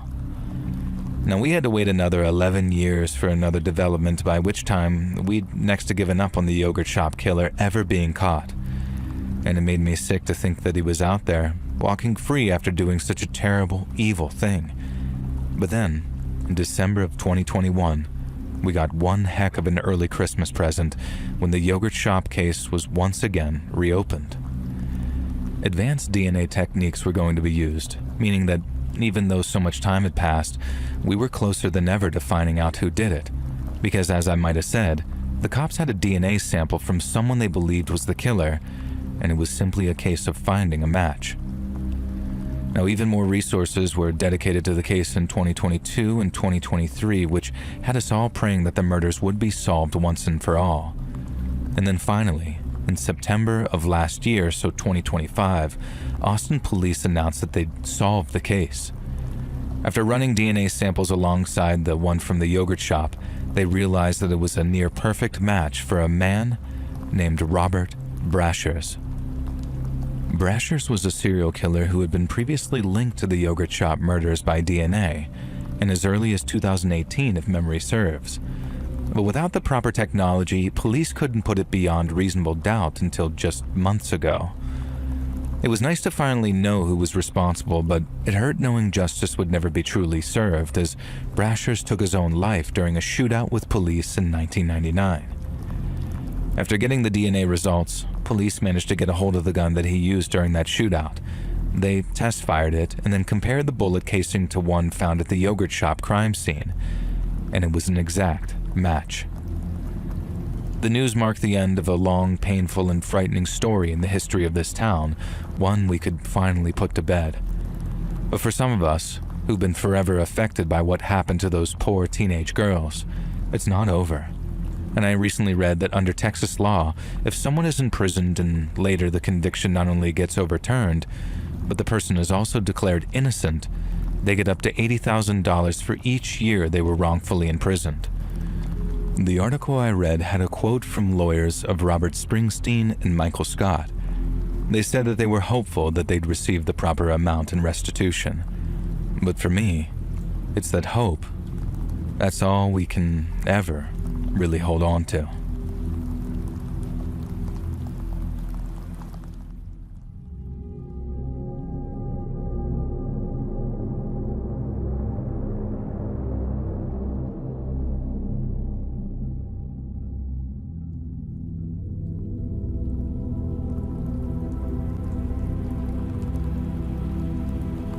So recently, I moved into an apartment block in a pretty artsy area of a pretty artsy neighborhood. Now, I won't dox myself, but you can probably guess one of two places I mean, and it's not the New York one. I love this apartment building. It was more of a boarding house, really. Only 8 apartments and the top floor belonging to the building super. And all the neighbors were really friendly, and most of us were artists of some sort. And there was me, a painter, and then we had a singer, a couple of writers, 2 more painters, and a mixed media artist, and apparently a sculptor. The sculptor was the neighbor directly across from me. Nobody knew his name, or even if he definitely was a he. He just went by the moniker TTT, all capital. The rest of us would often have sort of group brainstorm evenings where we'd chat about art and set the world to rights, in the common room or TV room that we all shared on the ground floor. Triple T never joined us, of course, and soon the mysterious sculptor became the subject of fascination for a group of creatives with hefty imaginations and too much time on our hands, obviously. Nearly all of the theories about TTT's true identity were ridiculous. Most of them were supernatural, and one of the painters absolutely swore that Triple T was Shia LaBeouf and claimed that she'd seen him when he moved in. And when we showed her a photo of Shia LaBeouf, though, she said it was the other Shia LaBeouf, and we could never quite work out what she actually meant by that. One of the writers decided that Triple T was a ghost, like in the movie Ghost, and that his sculptures were all clay pots, and he was waiting for his Demi Moore to sit at the pottery wheel so he could finally create again. The singer claimed that Triple T was a beautiful woman whose face had been disfigured in a terrible car accident, which explained why some of her sculptures displayed in local galleries showed various figures in states of damage. Me, I just thought that Triple T was a reclusive sculptor who valued their privacy, and whenever TTT had a new sculpture to display, it would be found standing outside their apartment, and men in some suits from a certain gallery would come to collect it. Triple T always displayed at the same gallery, which I can't name for the same reason as not wanting to reveal myself. I did try knocking on Triple T's door a few times. Once or twice, I heard signs of life, and one time I was absolutely certain that I was being watched through a peephole. Just a gut feeling, but it did make me shiver, but if Triple T wasn't answering, I wasn't going to keep prying in there. And that's why it shocked me when, one Friday evening, I stepped out of my apartment ready to attend one of our weekly brainstorming sessions, only to see T's apartment door open a crack. Only darkness spilled from within, and I didn't want to enter without permission, so I just said, "Hello?" through the gap. No answer, although I was sure that I heard movement inside. The door was open. Someone could be in trouble, I thought. That was just sort of a justification enough to take a peek inside, right? And I turned on the flashlight app on my phone, but covered it with my palm just in case. And when I stepped inside, it was completely pitch black in there. I raised my phone, warning whoever was in there that I was about to light up the room, and then I slowly moved my hand away from the lens. I was not prepared for what I saw. The room was entirely bare. The walls and floor were sealed in plastic wrap. You know, the kind that they use in Dexter or some serial killer movies when they're about to kill someone in a room and don't want to leave blood splatter. And that wasn't the creepy part, though. The real creepy part was the statue that stood in the center of the room. It wasn't some kind of horror mannequin. It wasn't some horrific effigy of myself or anything else in the building. It was a classic-looking statue of the Holy Mother Mary, the kind that you find in a Catholic church. The only strange thing about her was that instead of a normal face, she'd been painted up to look like, of all things, a mime. I can't explain it, but I was absolutely certain that the statue was watching me. I was certain somehow that Triple T was the statue. The statue was Triple T. I took a tentative step forward and tapped the Mary statue. It was porcelain, and against my better judgment, I started to reach up and touch the face. It looked like flesh, and it looked so much like human flesh. My fingertips were less than an inch away, and I was about to touch it. I was about to touch TTT. And then I heard a noise in the room behind me. It was sort of like a muffled cry, like the word help. And I snatched my hand back from that statue and hurried to the door directly behind the statue. And it was the only door in the room. And before trying to open it, I called out hello again. No response. I grabbed the door handle and twisted it. The door was locked, but the moment I twisted the door open, I heard a loud, shattering crash behind me. Quickly whipping around, I saw the Mother Mary statue shattering and collapsing to the floor. I had no idea what to do. Had I just destroyed some priceless artifact? I walked up to that debris as carefully as I could, and the face was just laying there, and I'd been right. It was skin, sort of. It was a latex ball with Mary's face painted on it, and then a voice spoke from an unseen speaker somewhere in the room. I am TTT. This is art. You are the art. Please leave. And so I left. I left and ran down the stairs and cursed myself a million times for not filming what I'd just seen. I told everyone what had happened and we all rushed upstairs, but TTT's door was once again locked. And once again, I was certain that as we all stood there, someone was watching us through that peephole. And 2 days later, there was a small portable safe left outside of TTT's apartment, and the same guys in suits came to collect it. 2 days later after that, I received a gilded invitation in the mail to attend a private showing at Gallery Redacted before it opened to the public, and the invite was from Triple T themselves. Of course, I went, hoping to meet the reclusive sculptor. No such luck. Triple T's agent was there and informed me that Triple T's final piece was being unveiled that night. Unlike all their other pieces, it was a video. It was a video showing me entering the apartment, a black bar across my face to protect my identity. It showed me from various camera angles, cameras that must have been hidden in the walls, in the ceiling. And then it showed me from the perspective of Mother Mary's eyes. And for a second, just a few frames, the sensor bar disappeared and my face was replaced by that of a skull. And then it showed me rushing for the door, and here, the camera split into two joint shots, one showing me turning the doorknob, the other showed the statue trembling and collapsing, clearly triggered by some kind of mechanism in the door. Then the rest mostly played out how I described it. Except as I picked up Mother Mary's head, again the sensor bar disappeared from my face and this time briefly showed an angel, like a Greek sculpture. And the final shot of the video was simply text saying, "Life is clay, and you are all my sculpture. Goodbye, TTT." That was the only time the video was shown. I've tried to track down a copy for this last year. If anyone out there has any leads at all, please let me know in the comments.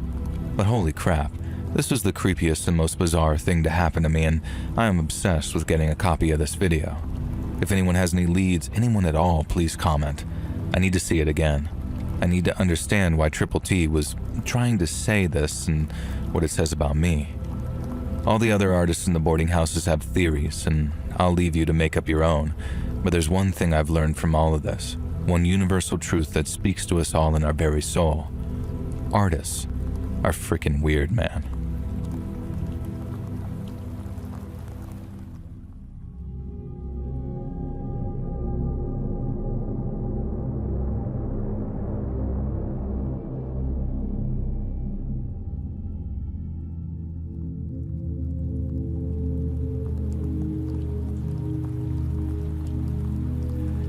As a younger man, I was a Texas Ranger for the better part of 2 decades, and in that time, I saw and heard things that would quite literally haunt a man until he's lying in his grave.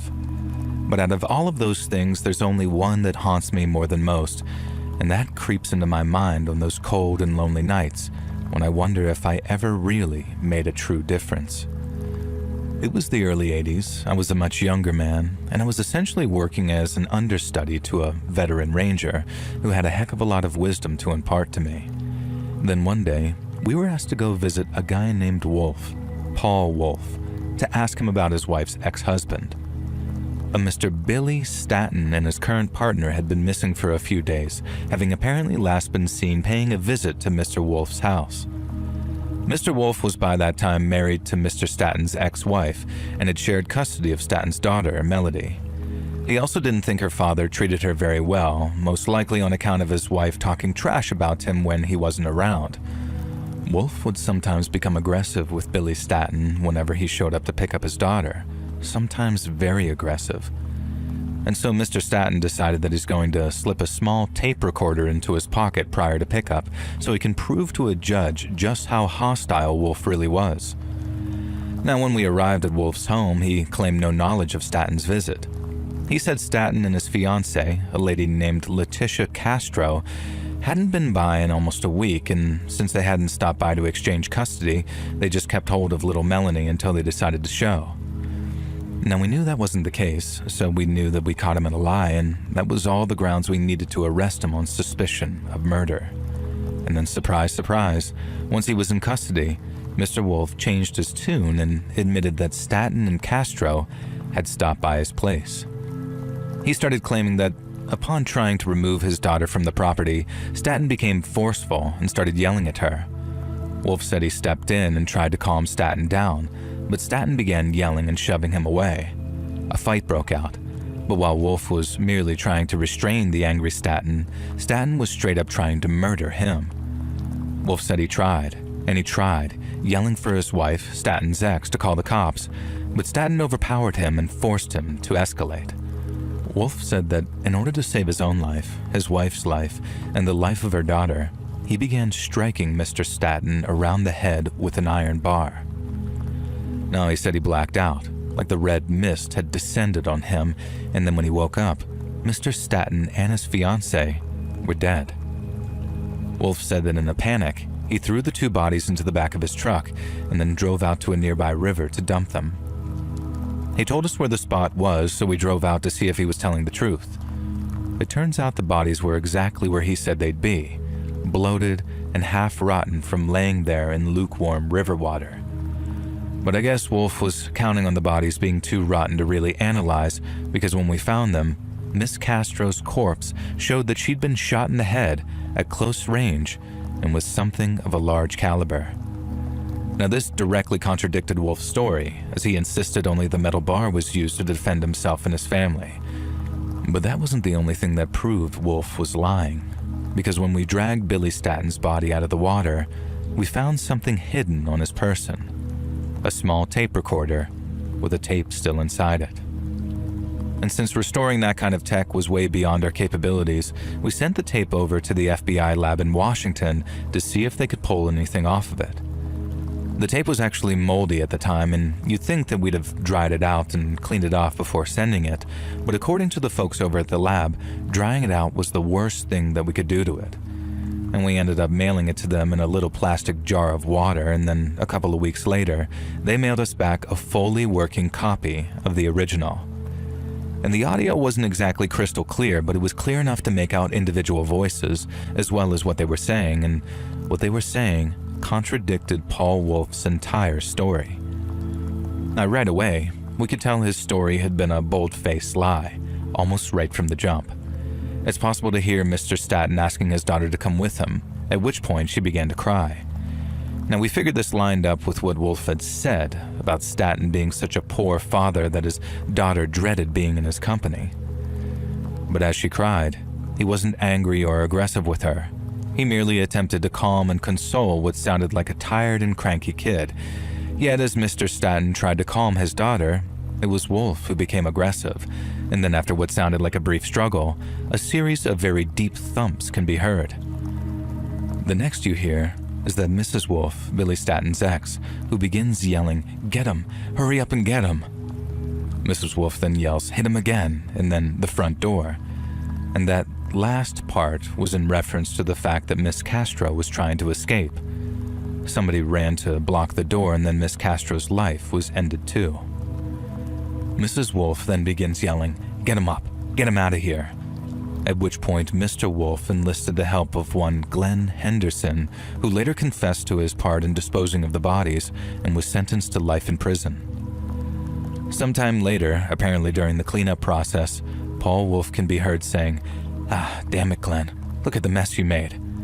And we later found out that Mr. Henderson had failed to actually wrap one set of remains, and while lifting it up to carry it out of the house, a large amount of blood leaked onto the hallway carpet. And this ended up being a crucial piece of evidence even after the Wolves hired an industrial-grade vacuum cleaner to try and get rid of it. And we ended up putting both Paul Wolf and his wife away for a very long time. Now, during my time in the Rangers, I came to witness a lot of very disturbing crime scenes. But we get there when it's all over and the dust has settled. We occasionally watched pieces of security camera footage, and I understand that these days they come with sound and color. But back then, it was all black and white and grainy, and it ran like a silent movie. I realized that I'd seen a lot of dead people, and I'd seen quite a number receive fatal injuries. I just never heard anyone die before. So the sound Billy Statton made on the tell-all recording, that groan that he let out as his skull was being caved in, I think it might haunt me for the rest of my natural life.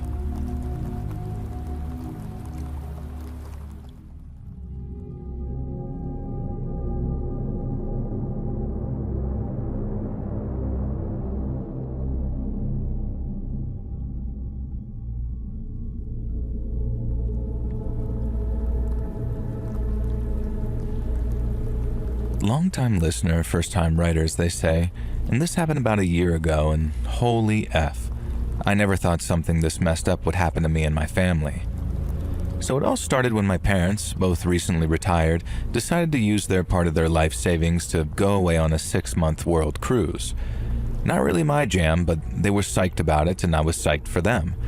And even better, the lease on my apartment was up the week before they left, so I was free to house sit for them the entire time they were gone. This was a relief to my mom, who would have spent the whole cruise in a state of neurosis, calling me or my brother to check on the house every 5 minutes. And knowing that I was living there ironically meant that she wouldn't worry at all. Oh, Mother, if only you'd known. In the week before they left, as I moved my things into my old childhood bedroom ready for the next 6 months, my mom gave me the rundown of the house as if I hadn't grown up there. I barely paid attention to all the things that she was telling me. Yes, Mom, I know where the fridge is, I know the Wi-Fi password, I know how to use the TV.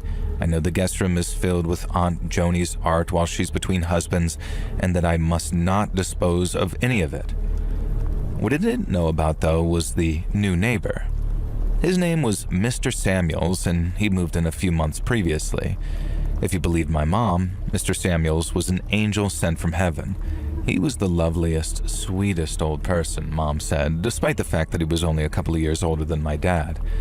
Now, he baked cakes for the neighbors, so I shouldn't be surprised if he dropped by with some muffins or maybe even some red velvet cake. I admit, I do like a good red velvet cake, so maybe Mr. Samuels was okay by me. Mr. Samuels had a nurse who came by every other day, so I didn't need to worry about him apparently. Not that I'd been planning to. Mom did enough worrying for the whole family.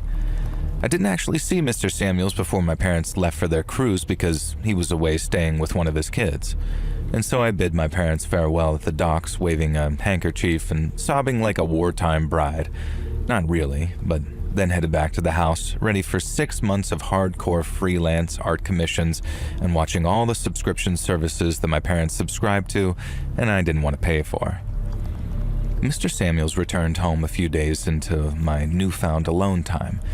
And imagine my absolute surprise when the gentle Mr. Rogers-esque fella that I pictured was absolutely nothing like that at all.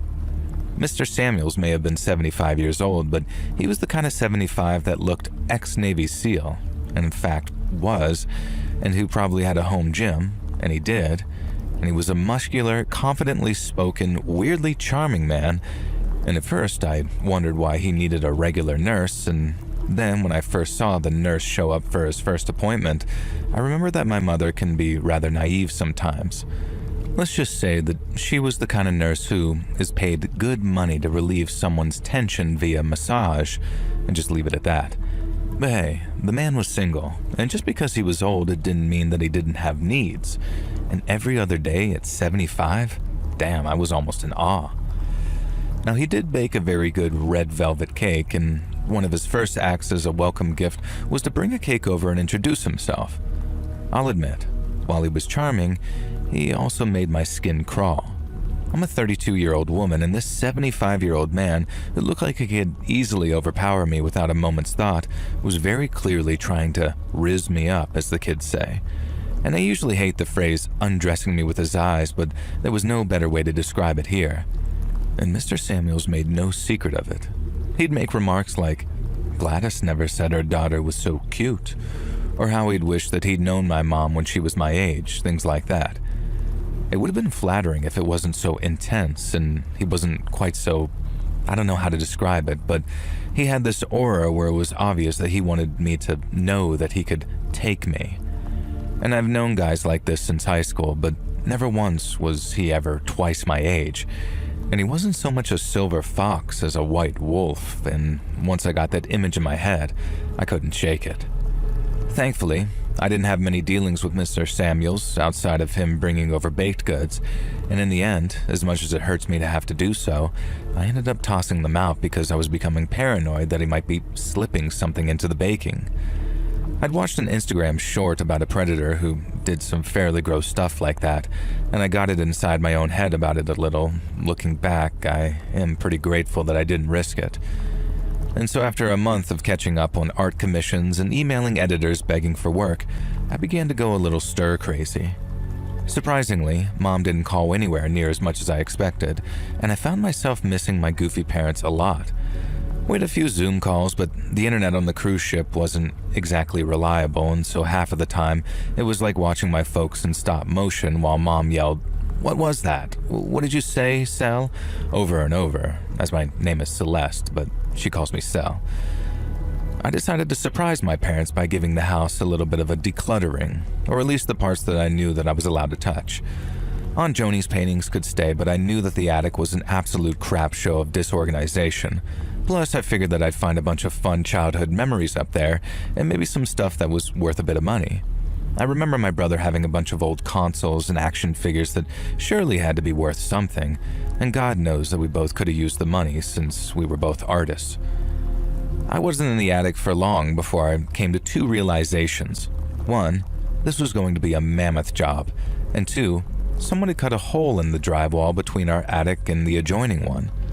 And of course, it was Mr. Samuel's attic. Not only that, cables were snaking through the hole, followed them through the maze of boxes and old Christmas decorations, and I was horrified at what I found.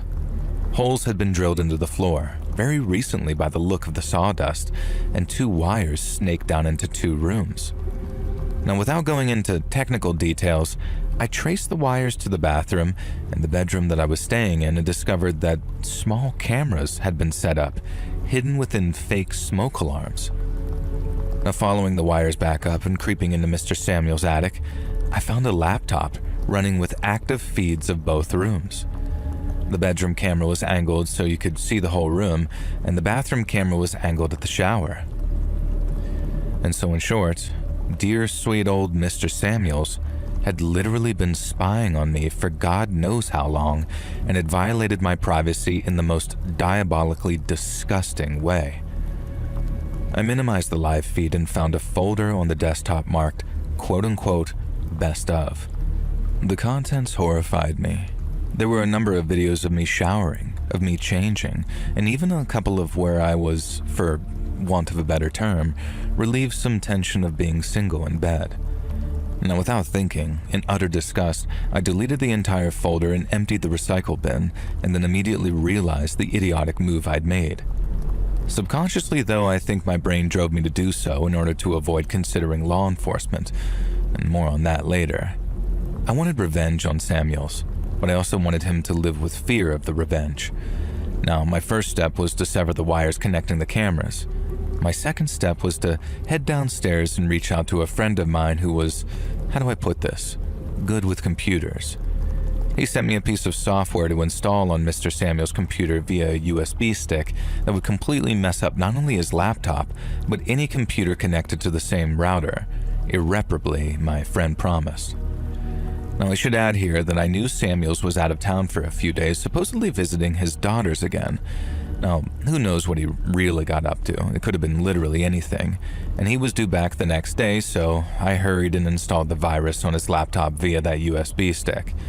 I followed my friend's instructions and then forced myself to leave the attic and wait a day or so for Mr. Samuels to return. And I could tell when he discovered the outcome of his deception. From his laptop speaker, a robotic voice began blaring, "I'm a voyeur pervert and I also have kids," over and over again. Above me, I could hear Samuels freaking out until he slammed that laptop shut. Then I heard his footsteps thundering down the stairs, presumably to his other main PC, and I waited and then, "I'm a voyeur pervert and I also have kids." According to my friend, there was absolutely no way to get rid of this unless you were a tech genius or whatever. Something about writing it to the root of the BIOS or something, so even a hard drive wipe and Windows reinstall wouldn't fix it. And something told me that while Mr. Samuels might be capable of setting up a pervert spy network, he wasn't capable of fixing this. I was right, because the next weekend, I saw his entire desktop PC smashed into little bits sitting out on the sidewalk for the garbage collection. Hilariously, they wouldn't take electronics, so it was just sort of left there until the HOA contacted him about the unsightly garbage, and the next day, a snapped laptop joined the pile. Now, I'm sure he suspected me because the baking delivery stopped, and he also avoided eye contact with me whenever we'd pass each other coming and going. Now, I still felt sick that this dirty, disgusting old perv had gotten away with getting off to me at my most vulnerable, though. I kept consoling myself with the reminder that he was 75 and would be dead long before me. But then I had nightmares about how he might have sent the videos to other like-minded perverts.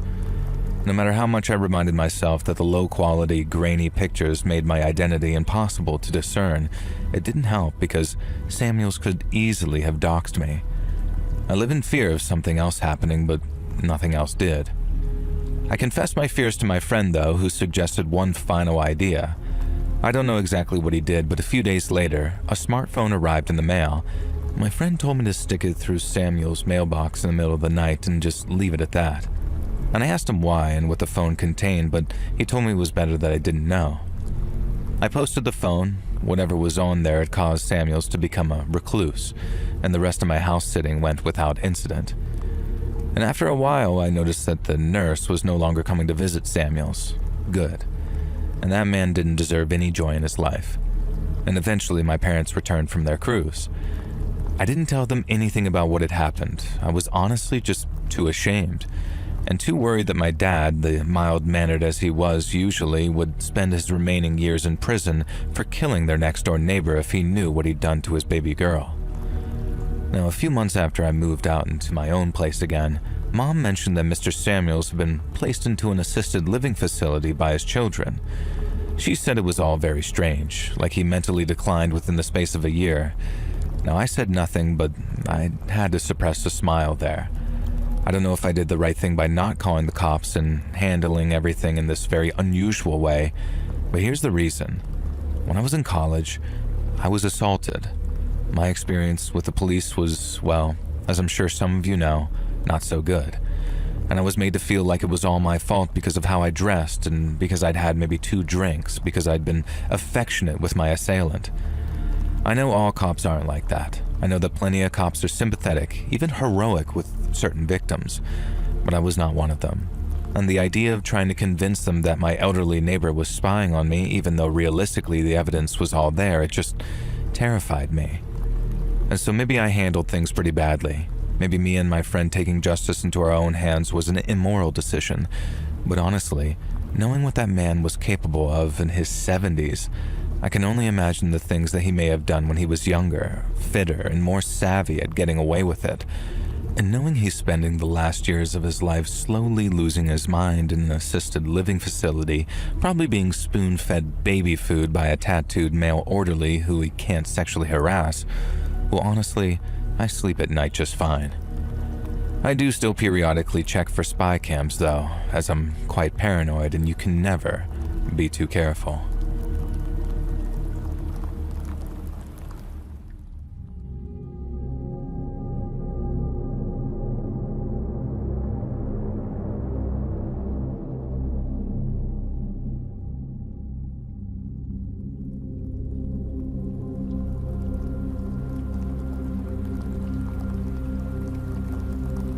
So many years ago, my parents still lived in the house that I grew up in as a child.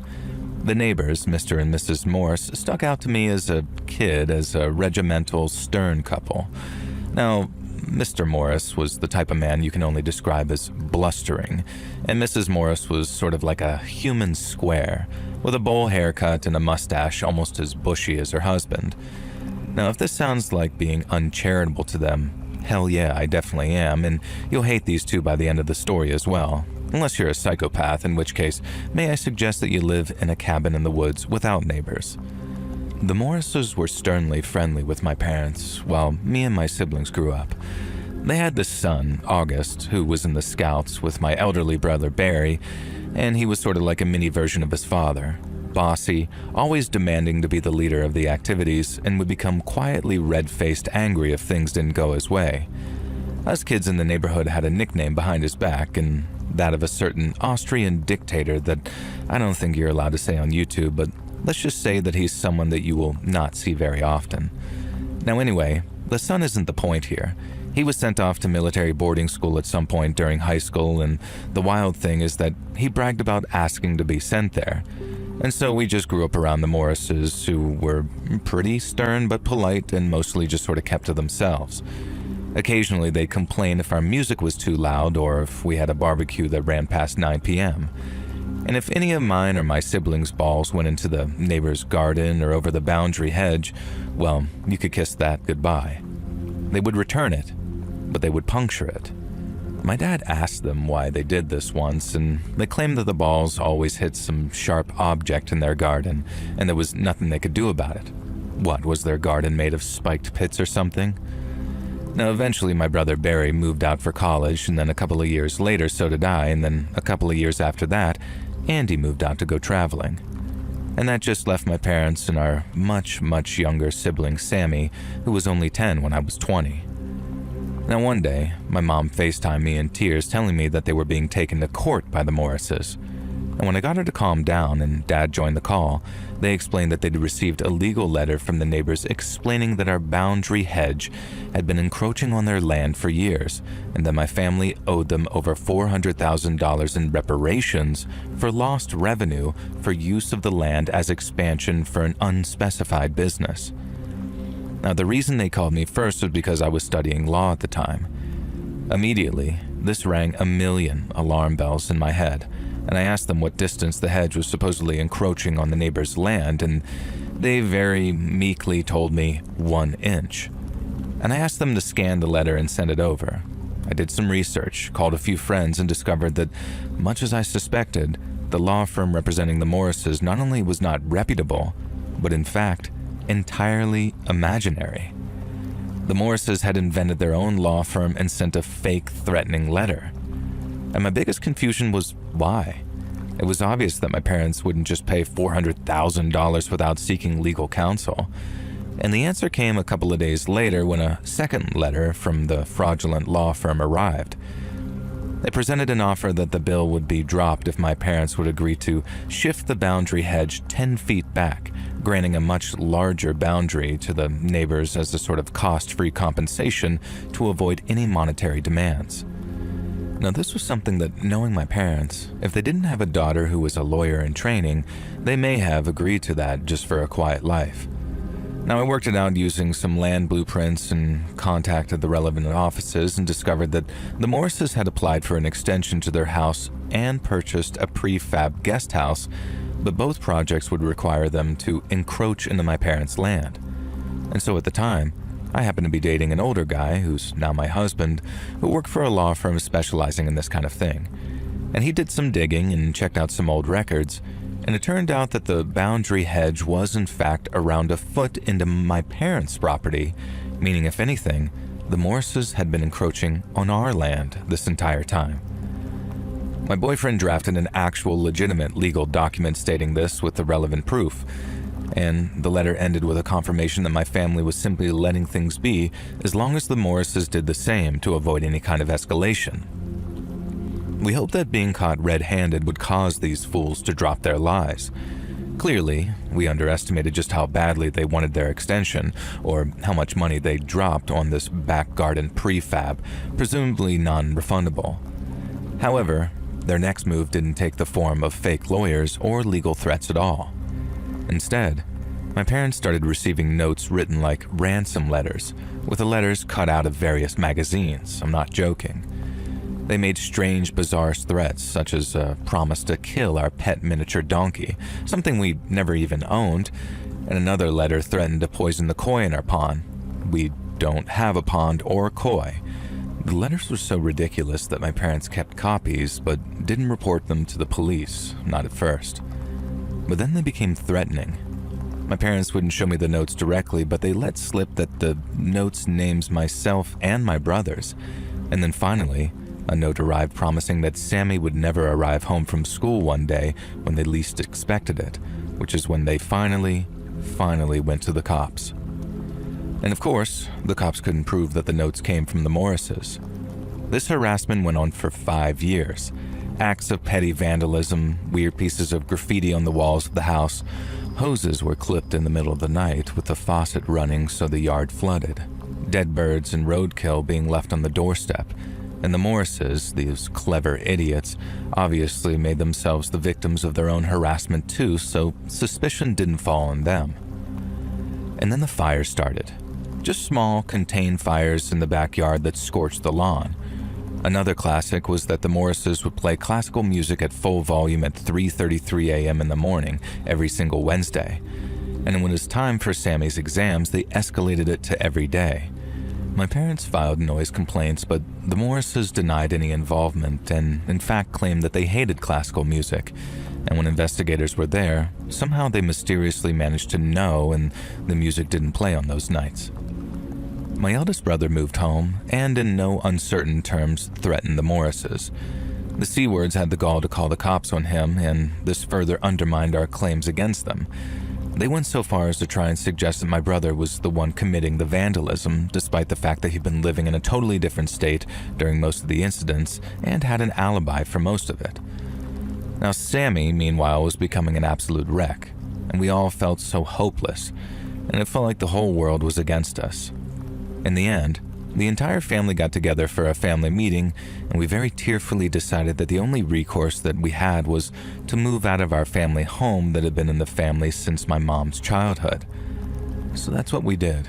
We put the house up for sale, my parents accepted the first offer they received, and they moved into a smaller house that, realistically, was more manageable for them, especially once Sammy went away to college.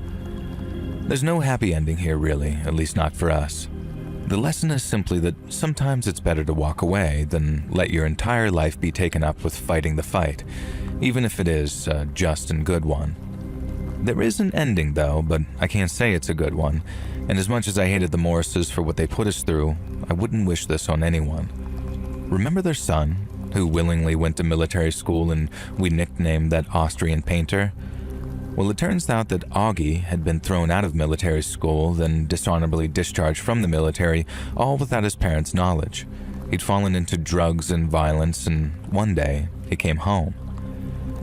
Augie held his parents at gunpoint with a sawed-off shotgun, zip-tied them back-to-back to dining chairs, and then he and a couple of associates robbed the Morrises of every valuable they could get their hands on. And then, as a parting gift, with the butt of that sawed-off, he shattered both of his father's kneecaps. Nobody knows what caused Augie to hate his parents so much. It's probably not hard to guess, but when he was caught, he kept quiet.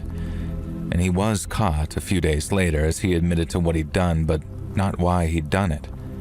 He was sent to prison for quite a few years, and Mrs. Morris died shortly after, poetically said to have died of a broken heart.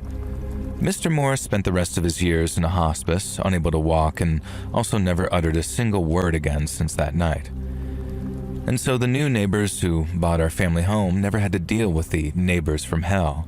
And the whole story is a reminder of just how completely messed up and pointless the motivations of some people can be, how they can live with themselves when they all cause so much pain, and how when you cause pain to others, sometimes it returns to you tenfold. I don't know if I believe in karma, but in this case, I can't help but feel that no matter how much the Morrises screwed with my family, they got far more than they deserved, and I can only hope their son Augie can one day find some peace.